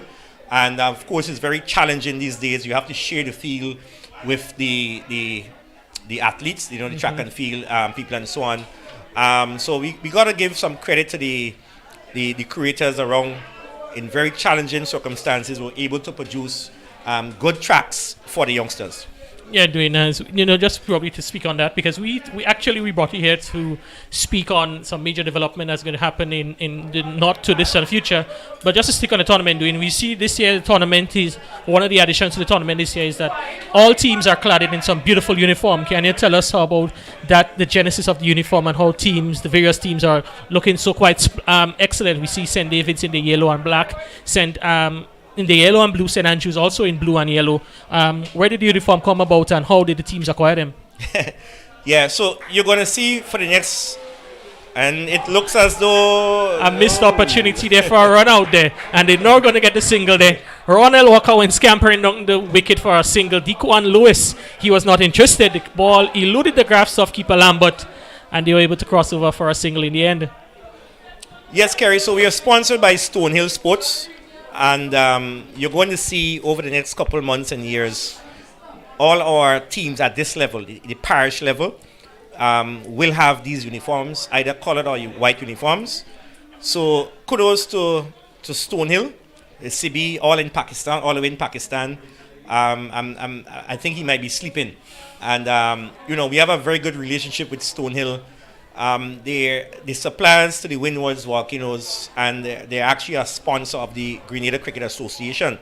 And when we toured England last year, the senior team, of course, we had revealed or unveiled the uniforms. And you will see, even at the parish level, all of our teams on the 19 level, on the 15 level, the senior level, if we are playing with the white balls and colored clothing, you will see the teams in the various colors and the logos and whatnot. And then if we are playing with the red balls, you will see, of course, the teams in the white clothing as well. Even our umpires. So it's all Stonehill. And we hope to continue that relationship for a couple years. And, a lot of the parents are happy. The players have said, they feel really good. They're motivated that, they're able to represent the parish well and have on the parish colors. Because you notice, and I was told traditionally, you have St. David in yellow and St. George in red and St. Patrick in green. Mm-hmm. And so those are the colors that we've been using, and the players have carried them very well. If you had to probably vote as to the best turnout team and the best uniform, it will be very tight. It'll be very tight. Yeah, I think all the teams look quite lovely. Last weekend, I saw up close the one from Karakou and Pidi Matnik, the yellow and black. Quite a nice combination of colors there. You spoke of the uniform agreement being for the national team and other parish teams. If a team like in the various leagues wants to, can they get a part of that arrangement also? Yeah, so for the first year, what we did, we extended it to 8 clubs. And we had space for 8 clubs. I think we got about 6 or 7 of them. So there's an opportunity there. Of course, is a sponsorship opportunity. So for next year, and as early as August, we want to tie down the additional clubs. We've spoken to Mr. Jeremiah from the Principals Association about doing the same thing for the schools, because we want to see the schools at the under 19 level and as well as the under 15 level we want to see them outfitted in a similar way, so that at all levels we will have our cricketers looking very well. Over the years, when you look at, for example, school football or track and field, you get the impression that these sports they do quite a lot in terms of outfitting the players. But when we look at the cricketers, we saw the cricketers struggling. So we feel that we have to get there. So you can contact the office. We will have some information. We will put out some information on that sponsorship deal, but we're going to extend it to a lot more clubs for the second year, and of course continue with the parishes and the national teams as well. All right. So if you're listening there, and I can tell you that it was quite. It's an opportunity I think most clubs should look to grab hold of, because it's all about branding, and as you said, the players, you can see their shoulders are held high, looking so well in their parish colours, and even some of those who have gone on to represent the national team wearing the colours of the national team. I'm looking forward to much more clubs coming on next season to be part of this sponsorship arrangement. As we see, the scores rate has been stifled a bit now by St. David picking up a couple wickets, and they've been able to keep things tight. As we see a quick single there, could be in a bit of trouble there, Lewis, but he seems to have gotten home in the end there, and a bit Walker and Lewis doesn't seem to be the most comfortable pair running between the wickets. Yeah, when the keeper had the keeper gather that ball, it would have been close. But I think they got to get it together. The calling has to be on point. So I think it's a bit of scoreboard pressure, and trying to force it. But they got to get it together, because the overs are started to pile up now, and of course you can't just hit all boundaries, so they have to be looking for the singles and twos as well. All right, so we actually had the first drinks break in the St. Andrew inning, 67 for 3, going behind 200, 300 for victory, and St. David, certainly the St. David would have enjoyed the early exploits in this second half of the match. But Dwayne, we really brought you in here to speak about the exciting tournament which has been part of the GCA calendar for the last couple of years, and this year we will be having season 3 in just a matter of weeks.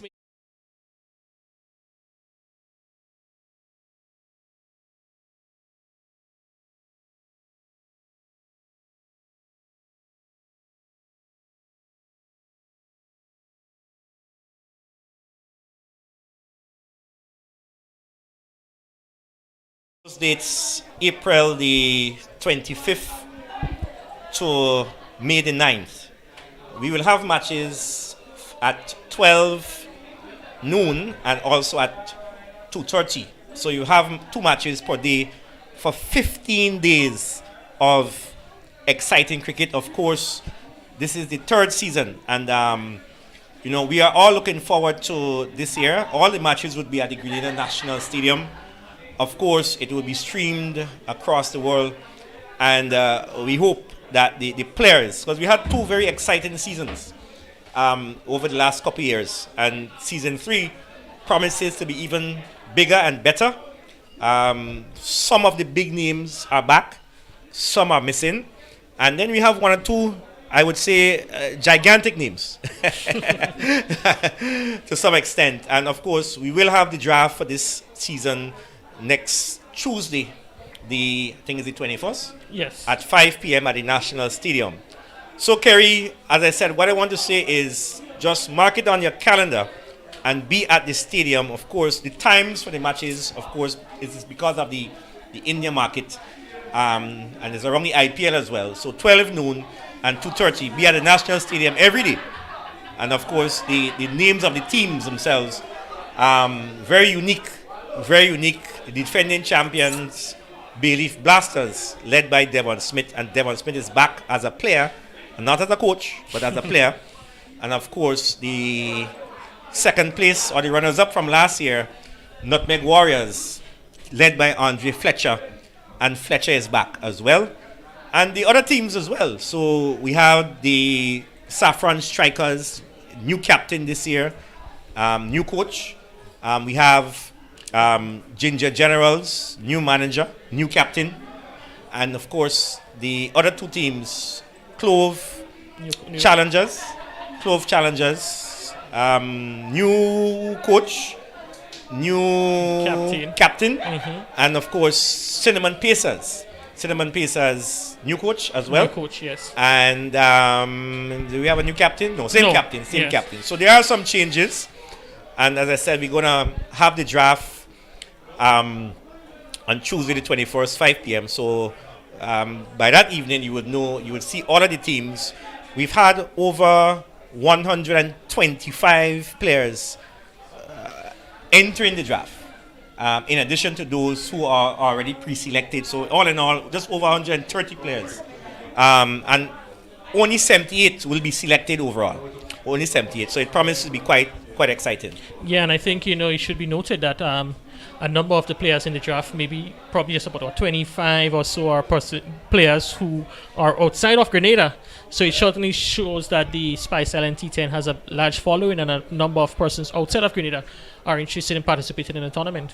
Yeah, we have a number of players from St. Lucia, Dominica, St. Vincent and Grenadines. There are a couple from Barbados. I think there's one or two from Trinidad as well, and one from Jamaica.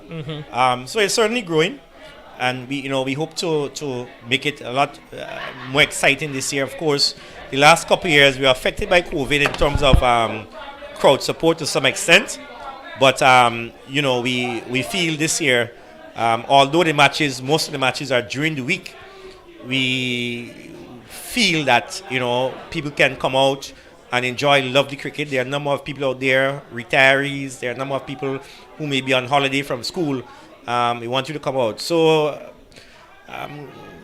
St. David team continuing to do well. You have the other Murray, Kurt, bowling left arm spin, twin brother of Kurtson. And I think there's a chance. That one probably went all the way for 6 there. The fielder looked like he was almost right back on the ropes, and he was not able. That is Rishon Murray there, as we see the replay. Very good shot, the pick up there from Walker. And Murray, who was almost right back on the ropes, really didn't have much room to navigate that one there. So good shot there from Walker. Yeah, just clear the boundary. And Walker is a powerful player. And we did say this is perhaps the last hope for St. Andrew. And if he gets going here, they can probably make a game of it. Yes, that one was that slow delivery there from Kurt Murray, and you can see Murray looking to really bowl it at very slow as possible to get the batsman to make that indiscretion, and he's really teasing the batsman out there. So Dwayne, we spoke about the T10. I'm sure, as you said earlier on this year, the GCA would have held a retreat, looking to reset and move forward Grenada cricket. After the T10, what can we expect in terms of cricket at the national level? Well, even before the T10, we have to send in 2 teams to St. Lucia. This on the 19 team, the national 19 team, for the Windwards tournament. And women's cricket as well. We've started to train, and we're looking for players all the time. There's one group training on Saturdays at Progress Park and Thursdays as well. And then at the stadium, we have another group on Wednesdays. So we will be playing some matches, some trial matches for the women's team. Starting from this Saturday at Progress Park, and the idea is to come up with a squad to play in the Windwards tournament, which is also scheduled for St. Lucia around April the 9th to the 15th. When they come back, we are going to go into the schools and invite some of the girls from the schools into training as well, with a view of building from scratch at the under 15 level. We want to have some of our best coaches work with them, so we can really build women's cricket. We've struggled with women's cricket for the last couple of years. We must admit that. So we have to know where we are. That's where we are. And the intention is to start off with that program and have good coaches working with the young ladies to get them up to scratch. So within the next year or two, you will see a lot of them coming through. This looks very, very questionable. We will have to look at the replay. Yeah, 4th wicket down there for St. Andrew. Dequan Lewis judged LBW as he charges off the wicket there. Big shout there from Rishon Murray and the St. David's fielders. A decision which was upheld by umpire Man Warren. as we see now St. Andrew, they are 4 down, heading to the wicket now. That will be Tion Charles, as looking to see if we can get the replay to have a second look. Oh, unfortunately, the television operators are telling us he was not able to capture the replay on that one there. So doing 74 for 4 after 15 overs, and it's certainly St. David's in the full control at the moment. Yeah, that's a big blow. A little unfortunate we couldn't see the replay, because the first reaction perhaps might have pitch outside leg. There was an appeal, and the umpire had no hesitation really. But that's cricket, and you have to accept the umpire's decision. And so St. Andrew in some further problems here. They need a very big partnership. Walker is not looking bad at all on 9 or 16 balls, but he would need some support at the other end, and perhaps very good support as well if they have to have any chance of getting close to the runs. But at 74 for 4, I think the St. David's team, I think they're in the driver's seat. Yeah, most definitely. It's going to be Tion Charles. Bowling all around that. What do you consider him? Bowling, batting all around that. He has certainly done well with the ball in the last couple of seasons. Now batting number 6. Great deal of confidence is placed in his batting to be asked to come out at this moment. Yeah, known mainly for his bowling. He can bat, and maybe the tactics would be to try to see if they can get a flare from him. Steady bowling by the St. David team, well drilled team. They've won this tournament over the last couple of years, and they've retained a number of players from last season. Of course, led by Kurtzon Murray, who got the 100 today. And they know what they're about, this St. David unit. Yes, well led, I should say, and good management of the field. Quite a number of the senior coaches working with them. I know they have the likes of Troy George, also Clyde Telesford, who are directing scenes behind the scenes, and it's really good to see that our coaches are working, and not only just working when you have a tournament comes around, but most of them work quite regularly around the clock with a number of these players, and it really does well for the development. Yeah, we need the coaches. It's something that we've struggled with. It's coaching today is very important. A lot of them do it on a voluntary basis. Some of them have academies and so on. And it really takes a lot of them. So we want to give them some credit for sticking with the youngsters when many have spoken, but they have not really come forward. Yeah. So we want to encourage the coaches to continue, and we've seen our coaches being rewarded with positions that even at the Windwards level. Clyde Telesford, of course, is the coach of this team, and he's the Windwards under 17 coach. And of course, Kerry, the Windwards won the under 17 Western East tournament last year, and many people didn't know that the Windwards had in fact done that. Sometimes we need to blow a trumpet. And Telesford was the coach of that particular team. Samuel Holder from St. Vincent and Grenadines, the experienced Samuel Holder, and was in fact the manager of that team. So there's something going on at the Windwards level, at all the levels. Our women's team as well, at the Windwards level, they've done pretty well. And I was talking about the women's tournament, Kerry. So we are actually preparing for that tournament as well, but we got to get them out in the middle on Saturday. Afi Fletcher is back, of course. We saw Karina Noel at the ground. She just returned from the UK recently. So we expect that team will give a good showing against the likes of St. Vincent, St. Lucia, and Dominica come April. Yeah, we certainly look forward to a lot from our female cricketers.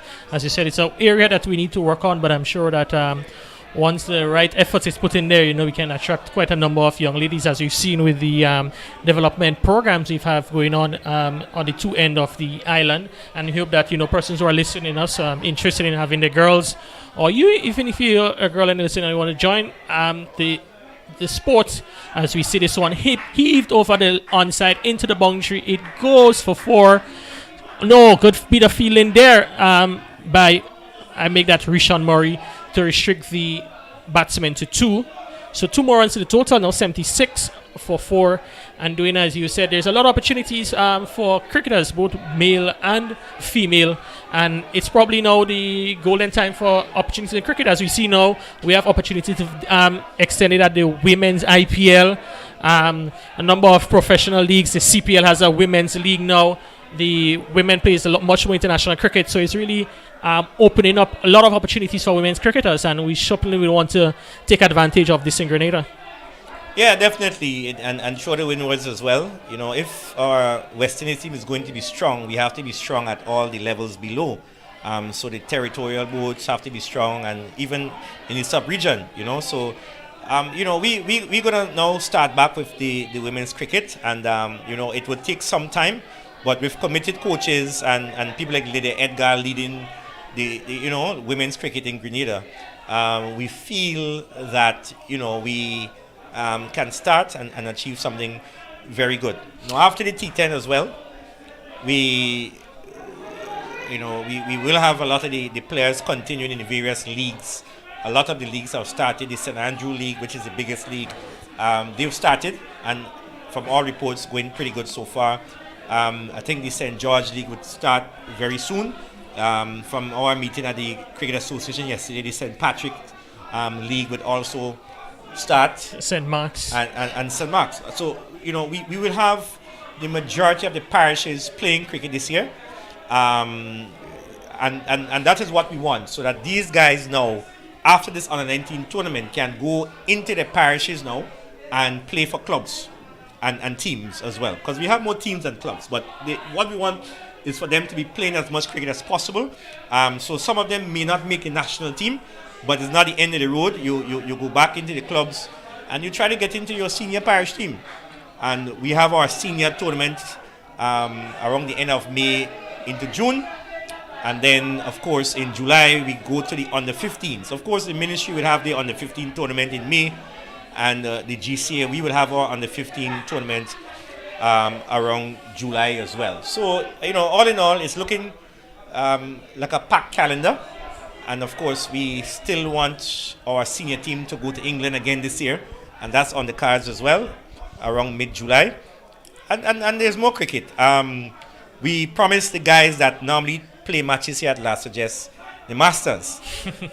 They've said that all they're seeing is cricket for the youngsters. And too much cricket for the youngsters and nothing for them over 40s. Well, Kerry, I don't want to launch it now, but in June, we are looking at, of course, to have that Masters tournament, that T20 tournament under the lights here at La Sagesse. And the likes of John Sylvester and Clyde Telesford and the Rene Belfont and the Lex McBain and all of the players over 40, they will be here.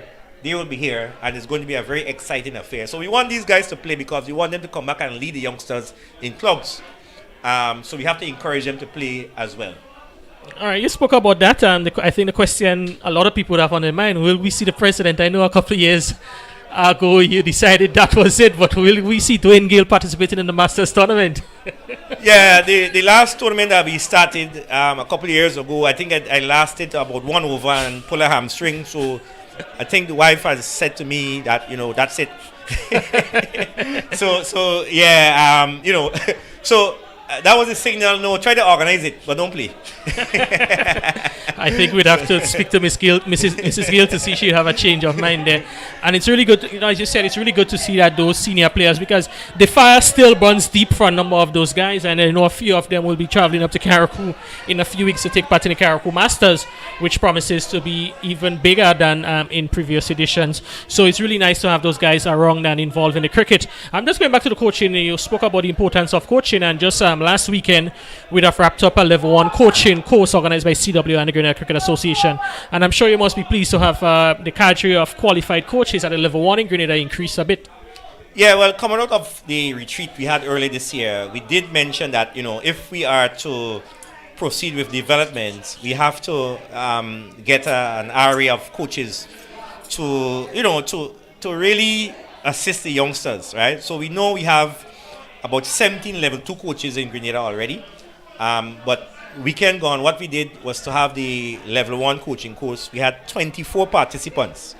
One was from Antigua, and of course we had a few, 3 or 4 from the volcanoes, from Dominica, St. Lucia and St. Vincent, but 20 of them are from Grenada, including 2 females. And so we feel that this is the way to go. We have a lot of people who do coaching, but they're not certified. And we feel that the training, the additional training in terms of coaching and whatnot, can help in addition to what they already know. A lot of our ex-cricketers, they know quite a lot and have a lot to give back.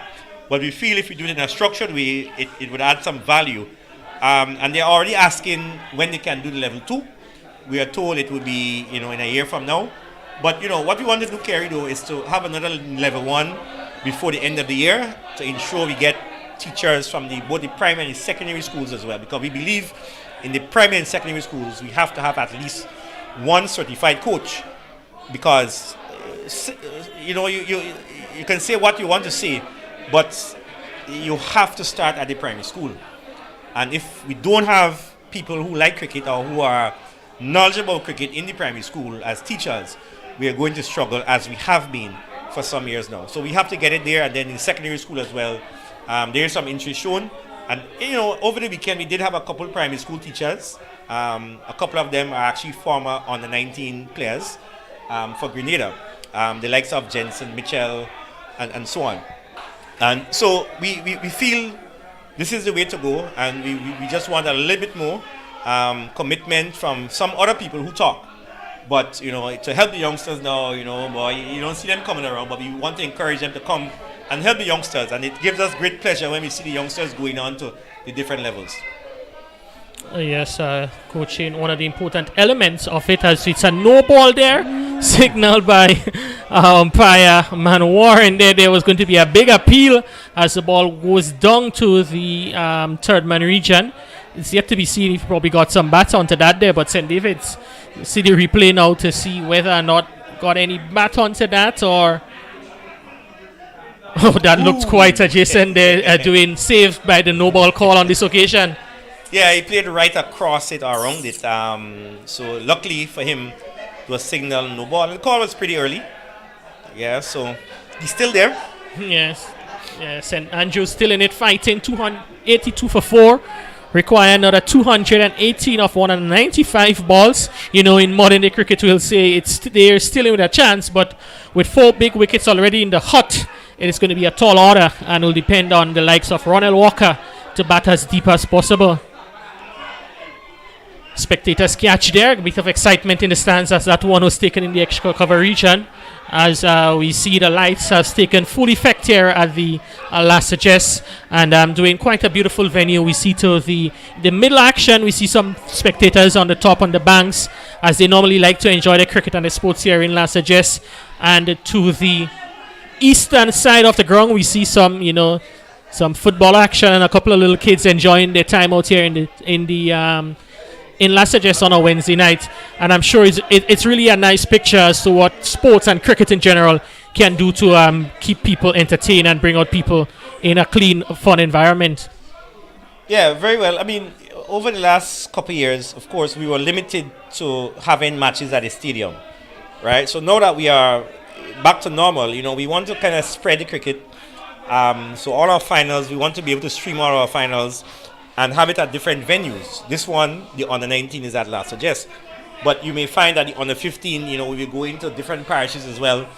And you made a good point just now. If we can get more lights at the playing fields, and I'm sure all the youngsters like playing under the lights, and it's something we want to encourage to get the interest. Because people talk about cricket is dying. What do we do to get interest back? These are some of the things that we have to do. It's okay to sit down and say, oh, nobody playing cricket, but what do you do?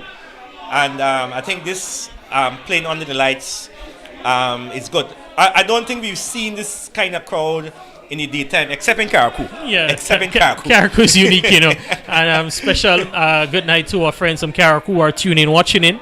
Probably thought they would have missed out an opportunity to host. And that's a big hit there by Walker. Over dip mid-wicket for 6. It was a juicy full toss. And Walker really put some muscle into that one and pick up a much-needed 6 for his team.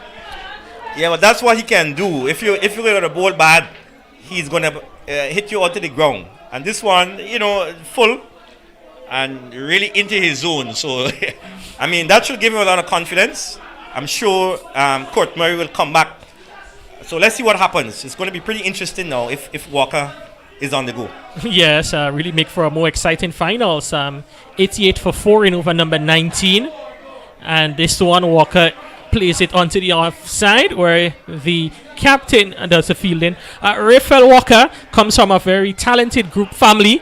His brother Rudolph Paul would have played for the Grenada national team at the youth level and the senior team. Another shot delivery pulled well, and that goes into the boundary for 4. And Walker is really enjoying the feasting on that friendly bowling at the moment. Well, Kerry, let me just let's apologize to Raphael. This one is Ronel. Sorry, Ronel. But Yes. the brothers, we have Raphael and we also have Rudy Paul. Yes, Rudy. Rudy Paul, and of course Rudy Paul. Both Rudy Paul and Raphael Walker played for Grenada at the under 15 level. Oh, and it's another full delivery this time. Hits through mid wicket. Doesn't get much connection on it, so it's just one run to Walker, and he's really changing gear at the moment. Yeah, both his brothers played at that level, at the under 19 level as well. So there's cricket in his blood, right? So this one is a big hitter. Of course, Rudy Paul, diminutive, but can get the ball out to the park as well. Yeah, quite a fighter.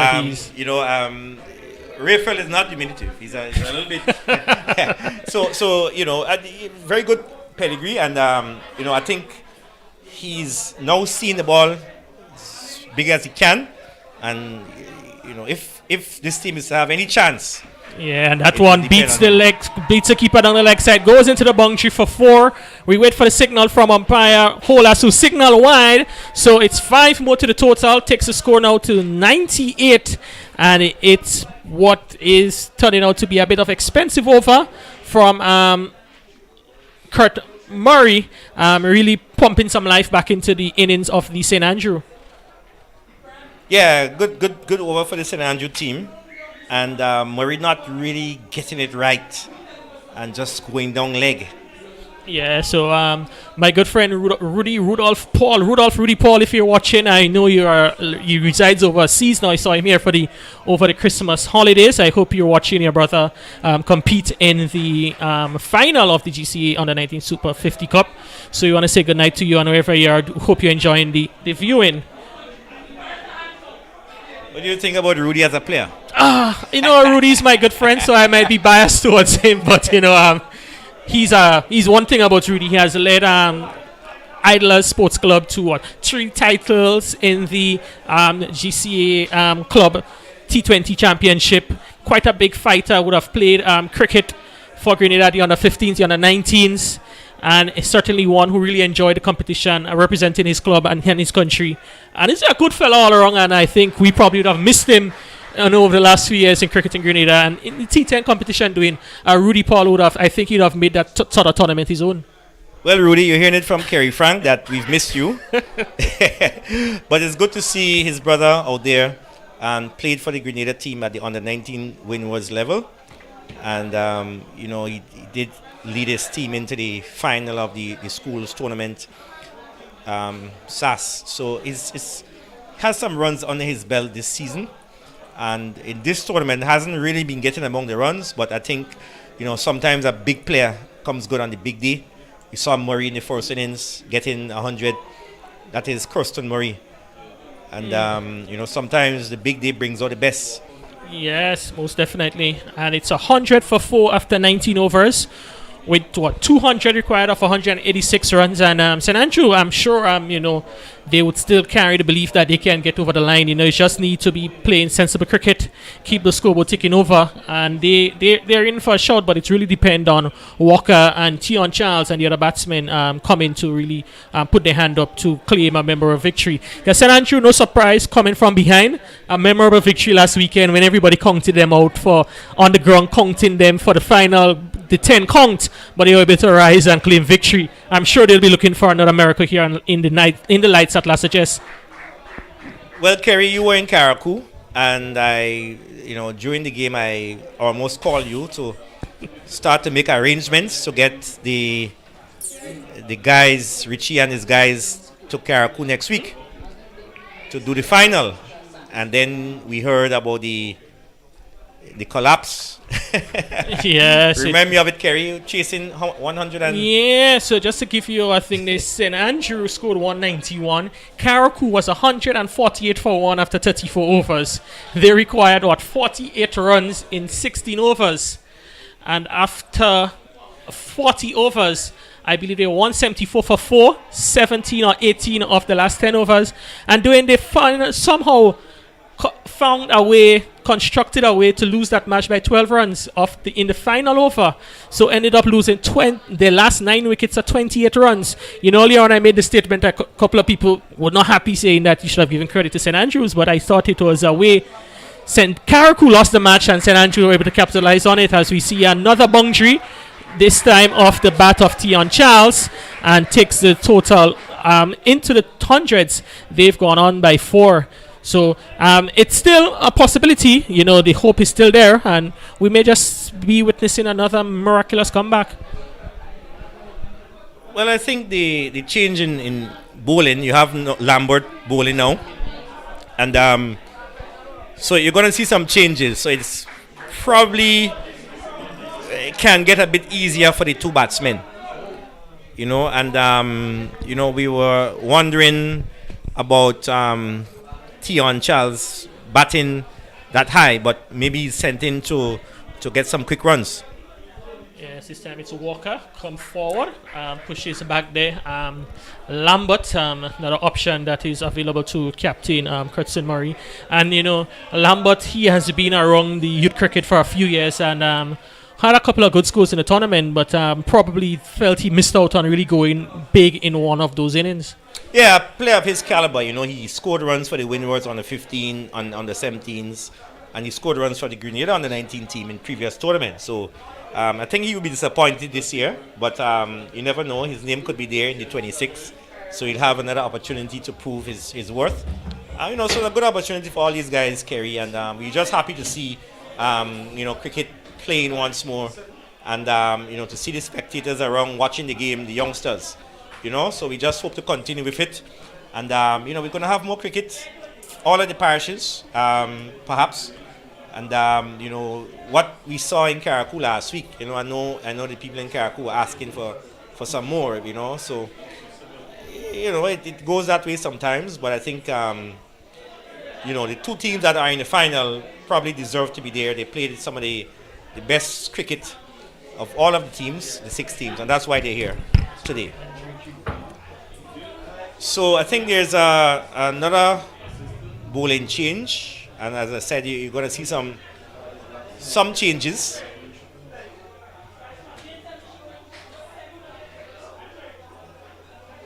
So the batsmen looking quite composed. I think when they look at the task ahead, they'll be looking at the scoreboard and thinking, wow. But you have 50 overs, and you got to get in. You got to get in. So.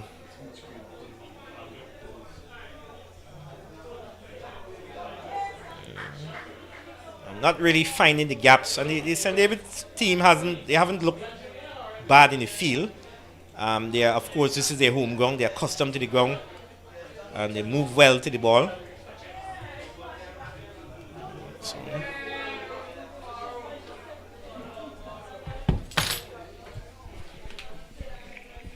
so very, very watchful. The new bowler on, and just trying to see what is happening. And trying to get in as a welcome back Raphael Crony into the commentary booth. He's in fact the president of the St. David League, so he will be happy, I'm sure, that his boys really giving a good showing with the bat.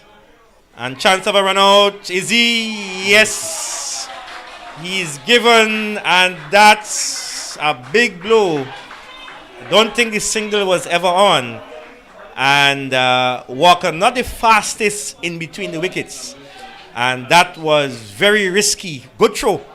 And the keeper Lambert just whipping the bails off. And umpire Manwaring having no hesitation in sending Walker back to the pavilion. So the St. David team will be happy to see the back of the number 18, Ronell Walker. Yeah, most definitely. I think it was a good bit of feeling, but I think Walker seemed to be a little casual when he started, and then reached a situation where he had to stretch out and just was not able to make it. But a vital wicket for St. David's. He had been striking the ball, and even though St. David's have picked up 4 wickets, but it always looked as though when he began to hit the ball, it seemed to take a lot of pressure off the St. Andrews team, and anything could have happened. So I think it's a major wicket. They've been able to pick up the hard-hitting bat Walker. Certainly they would feel pretty confident in the driving seat now. Yeah, well, a lot of the coaches tell you, in the field, what they want is a run out. Yeah. And to get a batsman of the caliber of Walker, I think the St. David team, they've done a good job. And to maintain the pressure. We saw in the previous over, he said the batsmen were playing themselves, and they will be under pressure looking at the scoreboard pressure, and trying to force one. As you mentioned, Walker looked good getting in, and it's just unfortunate for them, the St. Andrew team, that he's back in the pavilion at this stage. Yeah, and interestingly, we were seeing 2 runs had been missed before, which really should have gone the St. David way. But again, despite the huge total of 299, I thought that St. Andrews start pretty positively. Opening stand up over 40, and really though, Jeremiah himself looked pretty good, playing some beautiful shots, and with the loss of his wicket, I think it really gives St. David some confidence, and this particular wicket now would give them the feelings that they can go all the way. Yeah, certainly. I think that was a crucial blow, but you never know. There are some good players there.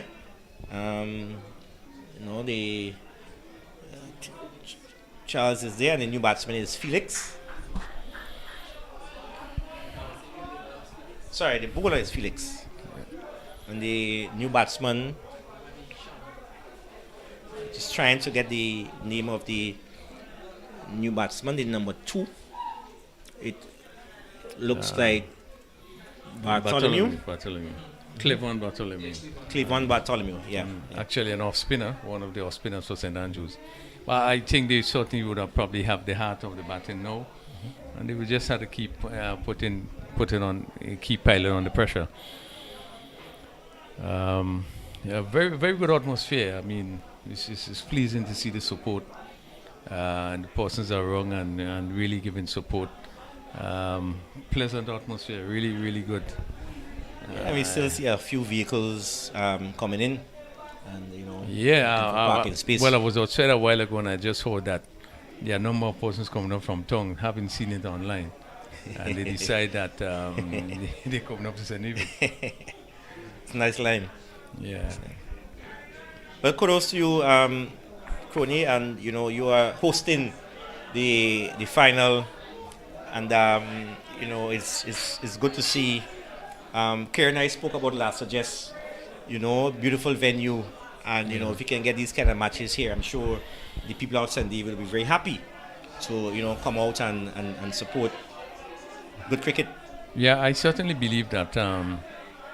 Yes, we have the lights here. It probably is not the best of the best, but certainly is good enough to be able to have some night cricket, and that will bring people out. People looking for a lot of places to go, and this. I was saying to a few of the guys, I think one thing we miss is that we should have maybe some DJ have some music. But again, all in all, I think it's a pretty good turnout, and people are excited.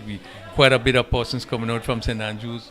We have people from St. George's coming up, and really a good atmosphere. Seeing some of my older folks outside there, and so happy to be in this position at the atmosphere. Yeah, certainly, and I think the players themselves will be happy to see spectators around. Yeah. So let me thank you for your input and being part of this thing, Mr. Giller. I think that again is an X plus for the development of cricket in this country. We were speaking before, and the amount of talent we have seen, the amount of interest we have seen was very clear as he's out stumped coming down the wicket, looking to swing. Probably his ball there. So he was looking to swing, missed, and St. David's picking up their 6th wicket. Certainly are not really in the driving seat. St. Andrews have lost their 6th wicket, trying to get up to 300 for victory. Again, thanks a lot for being here, and we'll certainly be in touch. So the news, St. David's now picking up their 6 wickets. St. Andrews trying to get a 300 for victory. And just to verify the score, 100, just to verify the score, but they have lost their 6th wicket. And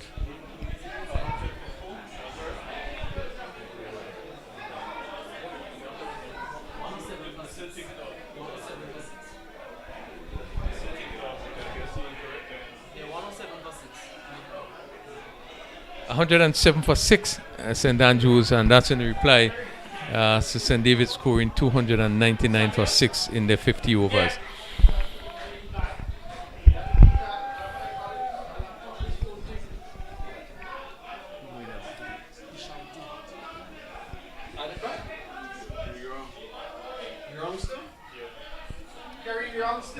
So we see Deshante coming in to take his guard, replacing Cleavon Bartholomew.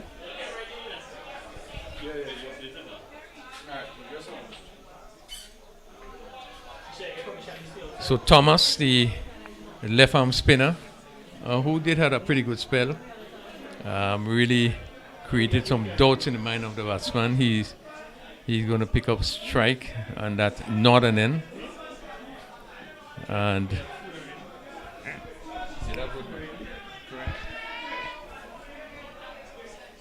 106 wickets down. Just trying to get the score right here. St. Andrews has lost 6 wickets so far.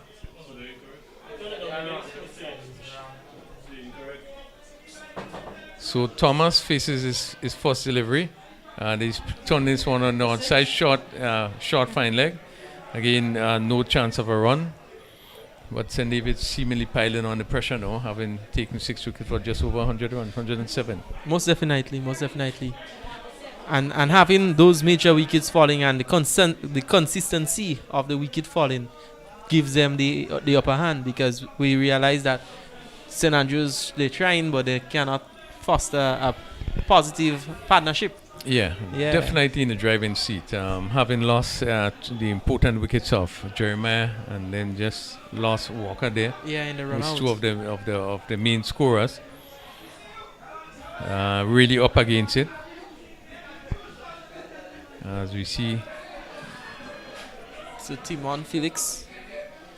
Felix coming in from that northern end. Just about medium pace right arm. And this ball is played on the offside. Again, no chance of a run.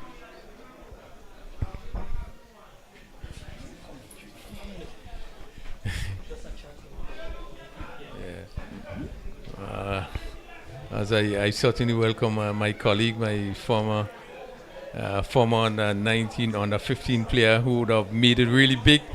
West Indies player Andre Fletcher. This ball is comes off the edge and it's going to go down to long leg. Actually, he's bowled. Just having missed there, ball right up. And the batsman there looking to drive, just seemed not to make contact. Hit the leg stump. And St. Andrews continues to go downhill, losing the 7th wicket for 107. Trying to get up to 300 for victory. As I welcome Andre Fletcher. Yeah, good night, everyone. Good night, Mr. Crony. It's nice to be here. I'm happy to be in the finals with St. David's versus St. Andrews. As we can see, it's a nice game. I'm enjoying it so far, and it may come off a bit biased, but I'm from St. David's, so indirectly you should know who I would like to win. Well, you are used to that, because certainly you have played, and I could go back to the under 15 level. A lot of games for St. David's inter-parish. You are used to this kind of thing where St. David would have been competing under 15 with all the parishes team, all the parish team. You have been done. And one thing I can remember, and I think they really kicked off for the Grenada team playing in Tobago. I know you can't forget that. In Tobago, we really kicked off in terms of playing under 15 cricket. One can remember that the late Tony Harford, they would have said to me that they come into Tobago, a team have come into Tobago to see the Andrew Fletcher show. And these are words I could never forget. But you are used to St. David's being in this sort of situation, have been doing well. I must say I've been doing well over the years. This would be our 4th consecutive victory at the under 19 level. You had a lot to do in terms of building of St. David's, and you must be happy in terms of what you have seen here today. Yes, for sure. We can't leave out Mr. Raymond Duncan, even Clyde Telesford, and Troy George, who has been putting in a lot of work. Even yourself, leaving St. George's and coming to St. David's and actually reviving cricket in St. David's also. So, I'm happy to see that cricket, I would say cricket is winning. Apart from, yes, as much as you would want a team to win, but once cricket wins, that's important. As we saw earlier, the likes of young Jeremiah batting well. So I'm happy to see that. And it's good that, we can continue, from the likes of Junior Murray, Raul Lewis, Devon Smith, so it's an honor to be around, and I will try my best to instill as much as possible in the youngsters, and whatsoever encouragement I can give, I will do that for sure. And certainly we will welcome that in St. David's, but you must be happy. Yes, you started in St. David's and you have moved off, and here you are now, you are seeing that St. David's continue to do well. It's really your home territory. Yep. That continues to do well, and it must be a pleasant feeling for you, knowing that you have came from St. David's, represented St. David's, gone on to the highest level at West Indies, and gone on to, all the franchise that you have played around the world. And you come in this particular venue now, and having seen that at least we have some lights that we can play cricket, it must be a pleasant feeling for you. Yeah, it's of course, growing up, all we know about is day cricket, playing 30 overs, 45 overs, and to see, you can play actual 50 overs starting at 1, 2 o'clock in the afternoon, and, coming into the night, it's a great, honor, and I must say, well done to the administration who actually take the initiative to put lights in La Sagesse, so we can have day-night cricket, and it's also helping the youths, when they reach at the higher level, not to be surprised with playing under the lights, but getting it from that age, getting acquainted with the lights and playing day-night cricket, it will help them a lot. So it's good to see that. Yeah, most definitely. 107 for 7 St. Andrews. We had completed 23 overs. And they are still as Lambert outside the off stump, and the ball goes to the keeper, Mahid Lambert. Remembering that St. Andrews would need to get to 300 if they're going to win this game. Certainly it doesn't look likely. Lambert, right arm off spinner, it goes between the umpire and the stumps. And this one bouncing and turning. And Thomas, I just allow it to go through outside the off stump. Andre, you certainly have been more out than in now, meaning that you're involved in so many franchise cricket all over the world. How difficult it has been for you going out there to play now? A lot of us doesn't know in terms of some of the challenges you're going to face and everything like that. Know you are mingling with players all over the world, not just the Caribbean, not just the West Indies. How challenging it is in terms of one relationship, how you mingle with the players, and he's swinging right across it. He's out leg before. Again, Thomas looking to swing against a short delivery, and Lambert again picking up his 2nd wicket. St. Andrews losing the 8th wicket, 107 for 8.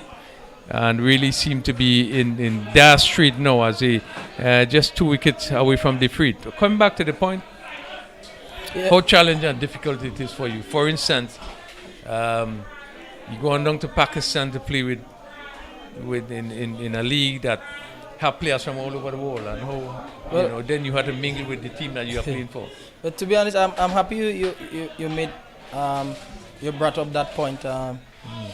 People might be looking from the outside. Yes, you get the opportunity to travel a lot, but traveling alone, it's a lot Stressful. on the body. It's Yeah. very stressful, and then you have to get acclimatized with the condition.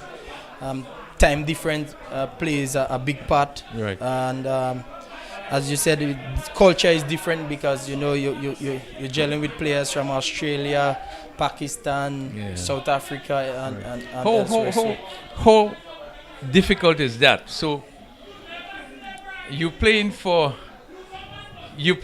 imagine that you're playing for Sultan in that Pakistan league. You have players from, as you rightly say, whether it be Australia, whether it be South Africa, whether it be Pakistan, Sri Lanka, as the case may be. How difficult it is to be honest, for me, it is difficult, but not too difficult. The reason why I say that because of my personality, I get along, quite easily with most of the players, and that helps me a lot. But sometimes when you're out there and you need someone to you just go into someone's room, play some games, just to free up your mind. You may not get that from maybe a South African or Australian because maybe that may not be their liking.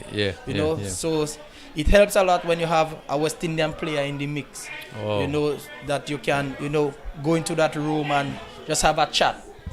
So again, it's difficult, but at the same time, it's a learning experience. So it certainly is not as good as it looks as on the field, because when we look at the teams play out there with players from all over, there seems to be that sense of unity and camaraderie. And there is, to be honest, but as for example, like Johnson Charles, who is my best friend. If Johnson and I, let's say, are on the same team, or even if he's playing for another team, and we're in the same hotel, I will go to his room, we will play a game.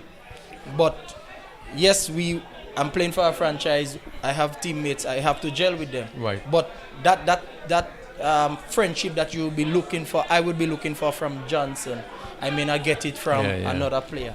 So it's really not easy as it look, as we see it outside there. It's not as easy. It's not that easy. And I think a lot of people don't know that. Because for me, when I see that, first thing is that, man, these guys are so knitted and things are so nice. But it's not as it look at the outside. Trust me, the hardest time I had was during the COVID. You had to be in quarantine, and it was like cricket training. You can't leave the hotel, so it was very, very difficult. And he's bowled first delivery there, and again Mahid Lambert picking up his third wicket. Shamon Charles coming forward to his first delivery and just seemed to coming off the bat, as we probably going to look at the replay here, just coming off the bat as he come forward and just seemed to hit the top of middle and leg stump. Again, St. David's running away with 107 for 9, and Lambert now pick up 3 for 6, and really it just seemed to be all over. I must say, the way Cutson played, I looked at his inning, and I was so happy. Unfortunately, his dad is not around to see, knowing how much he had invested in these two guys. But I'm so happy to be here, and just looking at him, the way he played, and I know his mom and his cousins, everyone is here looking at him, and I know how happy they are. And to see that, St. David's also is on that winning side, one more wicket to fall, and it would be a night of celebration.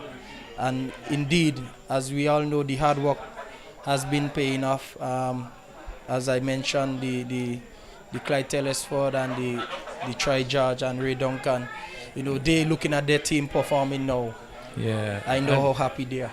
Yeah, and certainly just a word on Duncan, because he has been doing a lot of work in St. David's, and I was happy when he agreed to do some work with the guys. I think it was Monday, which indicate that his interest is there. You could see him around the field in terms of giving the guys directive and so forth.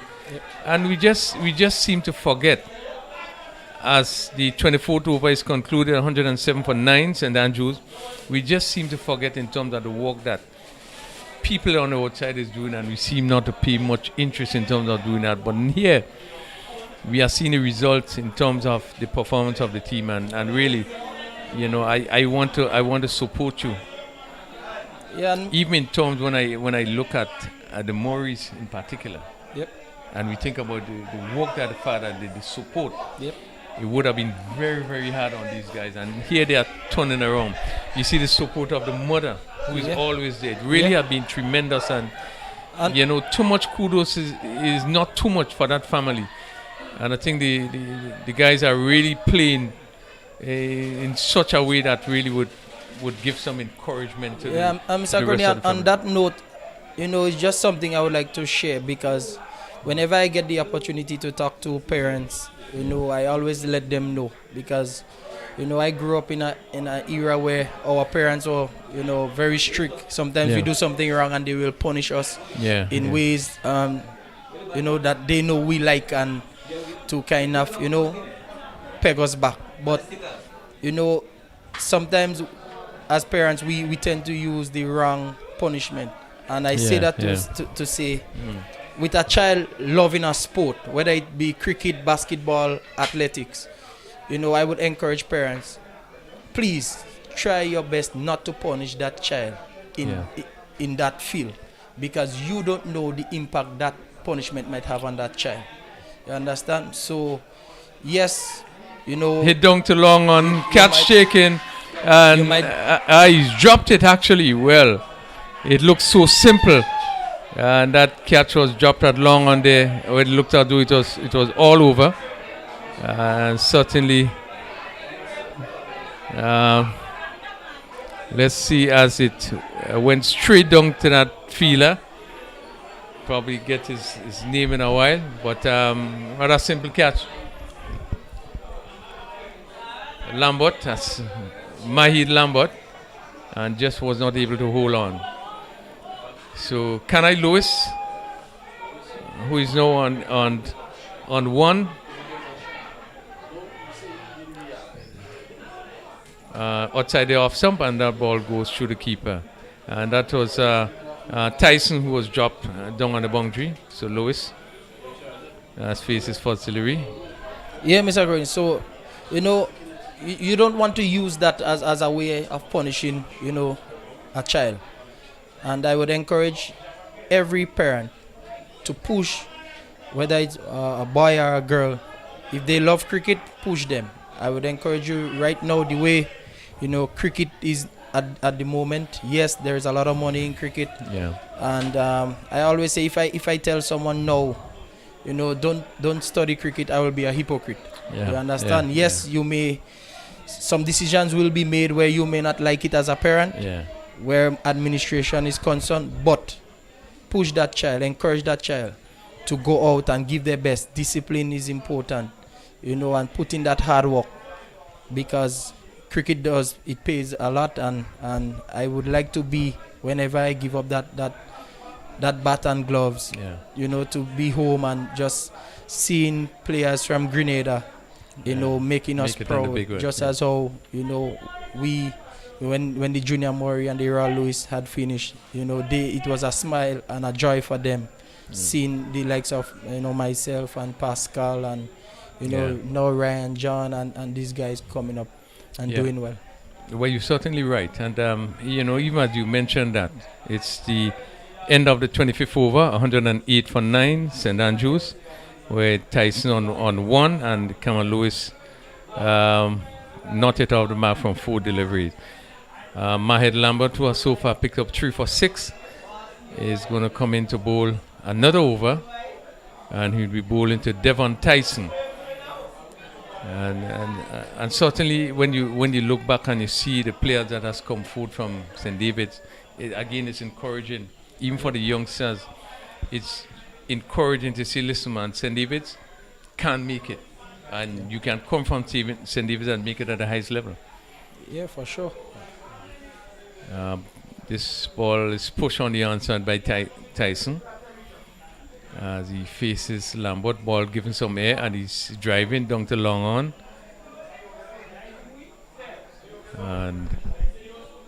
And the fielder Wesley picked up in long on, and certainly there's no one. Once again, Fletcher, I really want to thank you and wish you the best in terms of your continued career, and hope that you continue well. He's caught in the cover now, full toss, and Lewis hit it straight to cover, and catch taken, and St. David's would have won convincingly. Yeah, another final, their fourth consecutive finals, defeating St. Andrews by some 190 runs, and really has been a comfortable victory, Isaiah. Most definitely, Mr. Crony. As we were saying earlier, and you see the reason why you should have partnerships. And throughout the whole St. Andrews inning, we realized that there was no big set of partnership per se, and the wickets was just missing and losing. Yes, they might be scoring at a good rate, but with the wickets falling at that interval, regular interval, you'll see what happens here. Yeah, and just to reflect a bit on the game, on the batting of the St. Andrews team. No, there was one period of time that, in my view, the team looked with the batting of Jeremiah, and then you had Japal starting. They started confidently. Most definitely. And look well, we've seen Jeremiah play some beautiful shots in that short stay that he had at the wicket. But it looked positive, and it looked as if there was in no trouble. Yes. Until the loss of Jeremiah's wicket, a short delivery where he's looking to pull, and he got caught, and that just seemed to turn things around. And then we had a run out of Ronald Walker, who both looked pretty good. And since then, that really didn't seem as though there was only any defense, any fighting spirit from the rest of the batsmen. No, you haven't seen it at all. Duquan, Lewis, he came in, he played a couple shots just the same, and he also may have looked promising, but got out very softly. So it really shows that they didn't have much of the depths in the batting. Yeah, and to be fair, 299 have been really challenging, really a really tough score. Most definitely. 299, and obviously I have to go for 300 runs on the score. It really looks like a lot. I mean, to chase that to win a second game, it really would have taken a lot. It would have taken the best of each of the players in terms of the batting, and certainly that it looked difficult from the start. Most definitely. And even though there was a positive start, but to continue at that momentum certainly looked pretty difficult. And such, one it was hard to see them getting up to 300. But cricket being the game it is, you can never tell. Someone go there and blast and play two big innings. It turned the tide around. We've been talking about history in last address, and I'm just thinking here, throughout the competition this year, the under-19 GCA under-19 competition, I think that's the lowest score a team make in the competition. Yeah, 109 all out, and also the highest score a team make in an inning during the 299 in this era.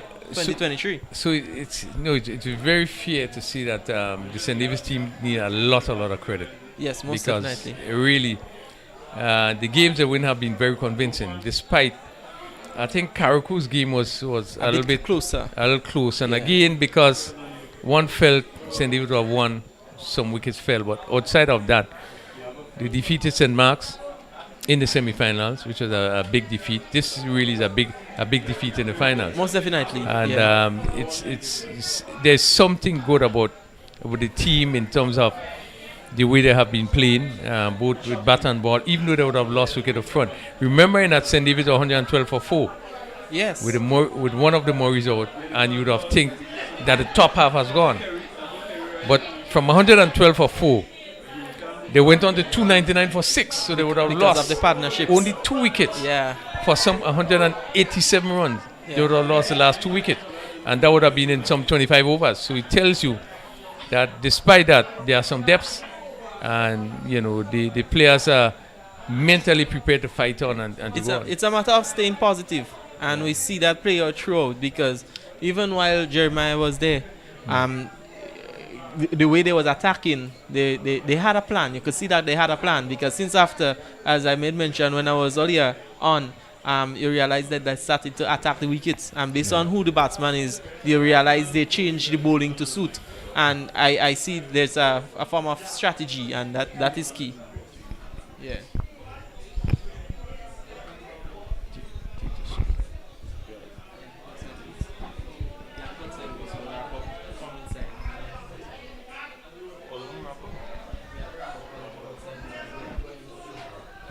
Well, the news is just to give you the final news and the finals of the Grenada Cricket Association Under 19 tournament. St. Andrews versus St. David's in the final here today. St. David's winning the toss and batting first. Scored 299 for 6 in the 50 overs with Cousin Murray top score 102 not out. St. Andrews in reply only get up to 109 all out, and they batted for some 25 overs. St. David's 25.3 overs. St. David's winning convincingly by 177 runs. And certainly it was really good finals, good support, and under the lights really have been really a good day's cricket. And we do want to see, as we close off from this, and we want to say thanks to all of you who have been able to join us, who have been able to be a part of this commentary. Once again, have a very good night. We now go be going downstairs for the presentation will be held on the ground, as I now turn over to the secretary, Kerry, the secretary of the Cricket Association, with the officials to have the presentation.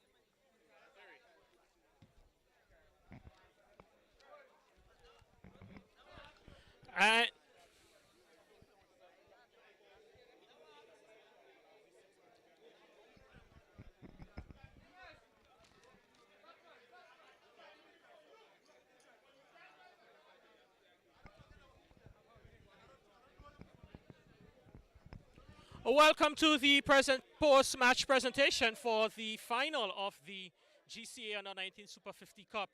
We are here to present the top performers in the tournament and recognize our champion team and the runners-up. Today we have a number of presentations that we're going to present to our top athletes, and joining us at the presentation party we have members of the executive of the Grenada Cricket Association who will be presenting the various awards. We'll also be announcing the squad. That will be 26 players that have been selected to participate in the best of the best matches. But before we announce the squad, we're going to announce the best batsman in the tournament, and to present the award we'll ask Mr. Brian White, the representative from Carriacou and Pitimatnik, to present the award. So Mr. White, we'd like to invite you forward. And the best batsman in the tournament, he scored prolifically in the tournament. He finished with over 300 runs, including 2 centuries.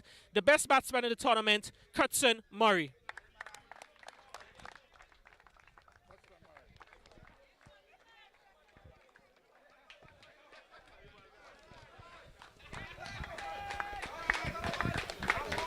So, the next award will be presented by Ms. Cherise Noel, one of the assistant secretaries of the Grenada Cricket Association. And that award is for best bowler of the tournament.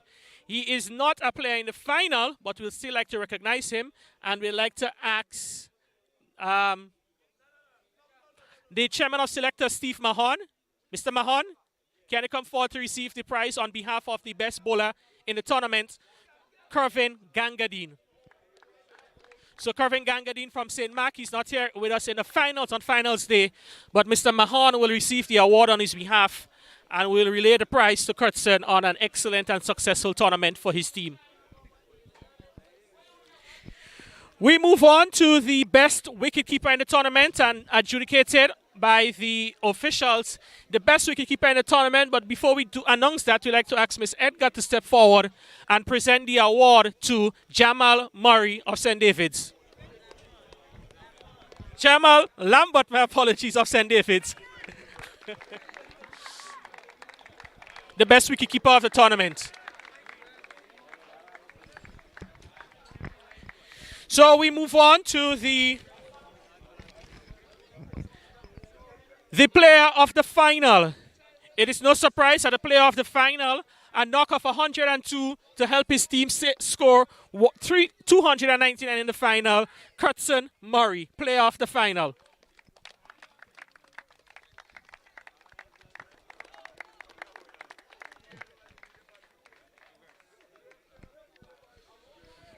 And the MVP of the tournament for his all-around exploits with both bat and ball, 2 centuries and a few wickets, a lot of wickets. The MVP of the tournament, Kurtzon Murray.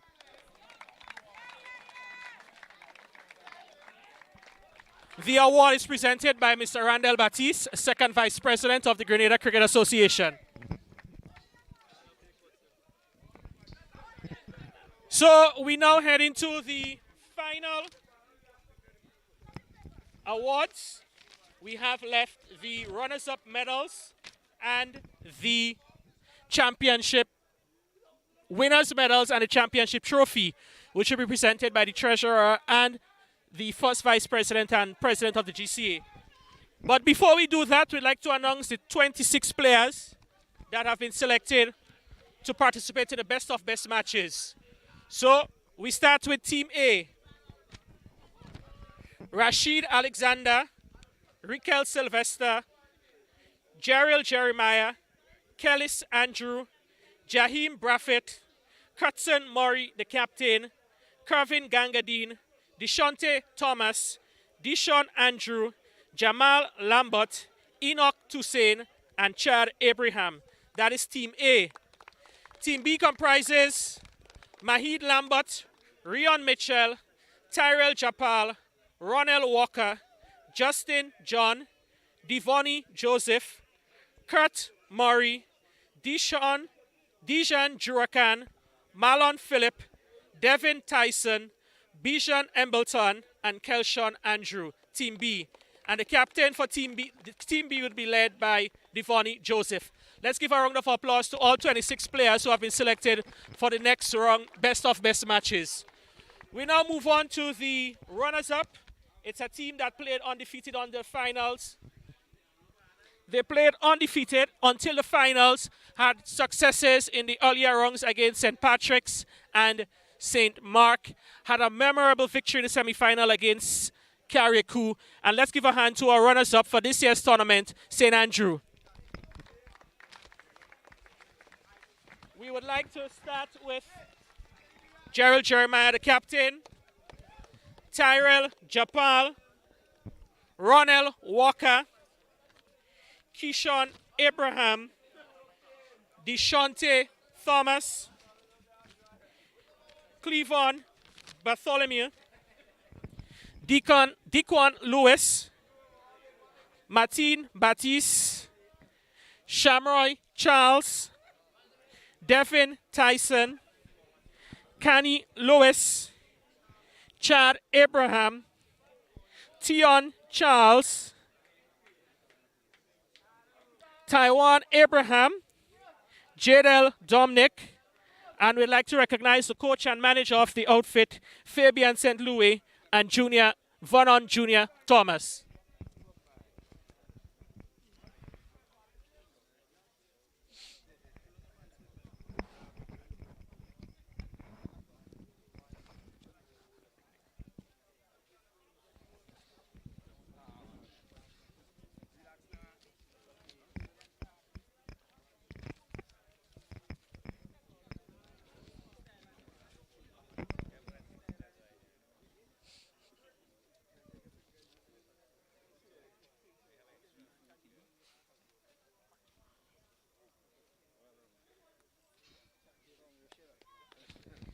Let's give a hand once again to St. Andrew on the wonderful run in the tournament.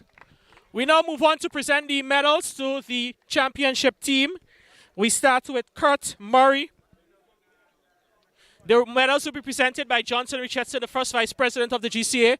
Kurt Murray, Rishon Murray, Wesley Haynes, Kevin Bob, Mahid Lambert, Rikel Sylvester, Jamal Lambert, Corey Celestine, Jaheim Braswith, Timon Felix, Javel Bartholomew,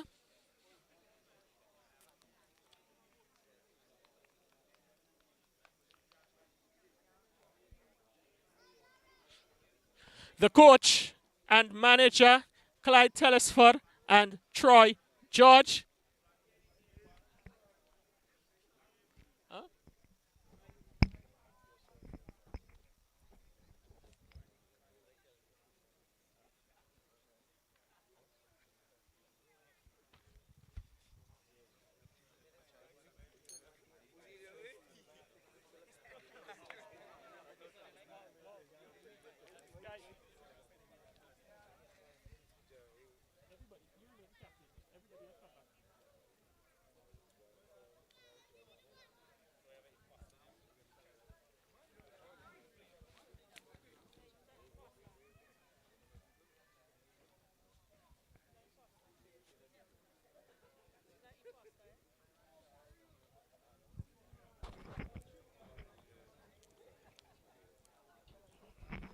We'll just, you have one more player, Mr. Richardson, and we'd like to call the captain, Kurtson Murray, to receive his medal. Guys, can you step forward a bit, please?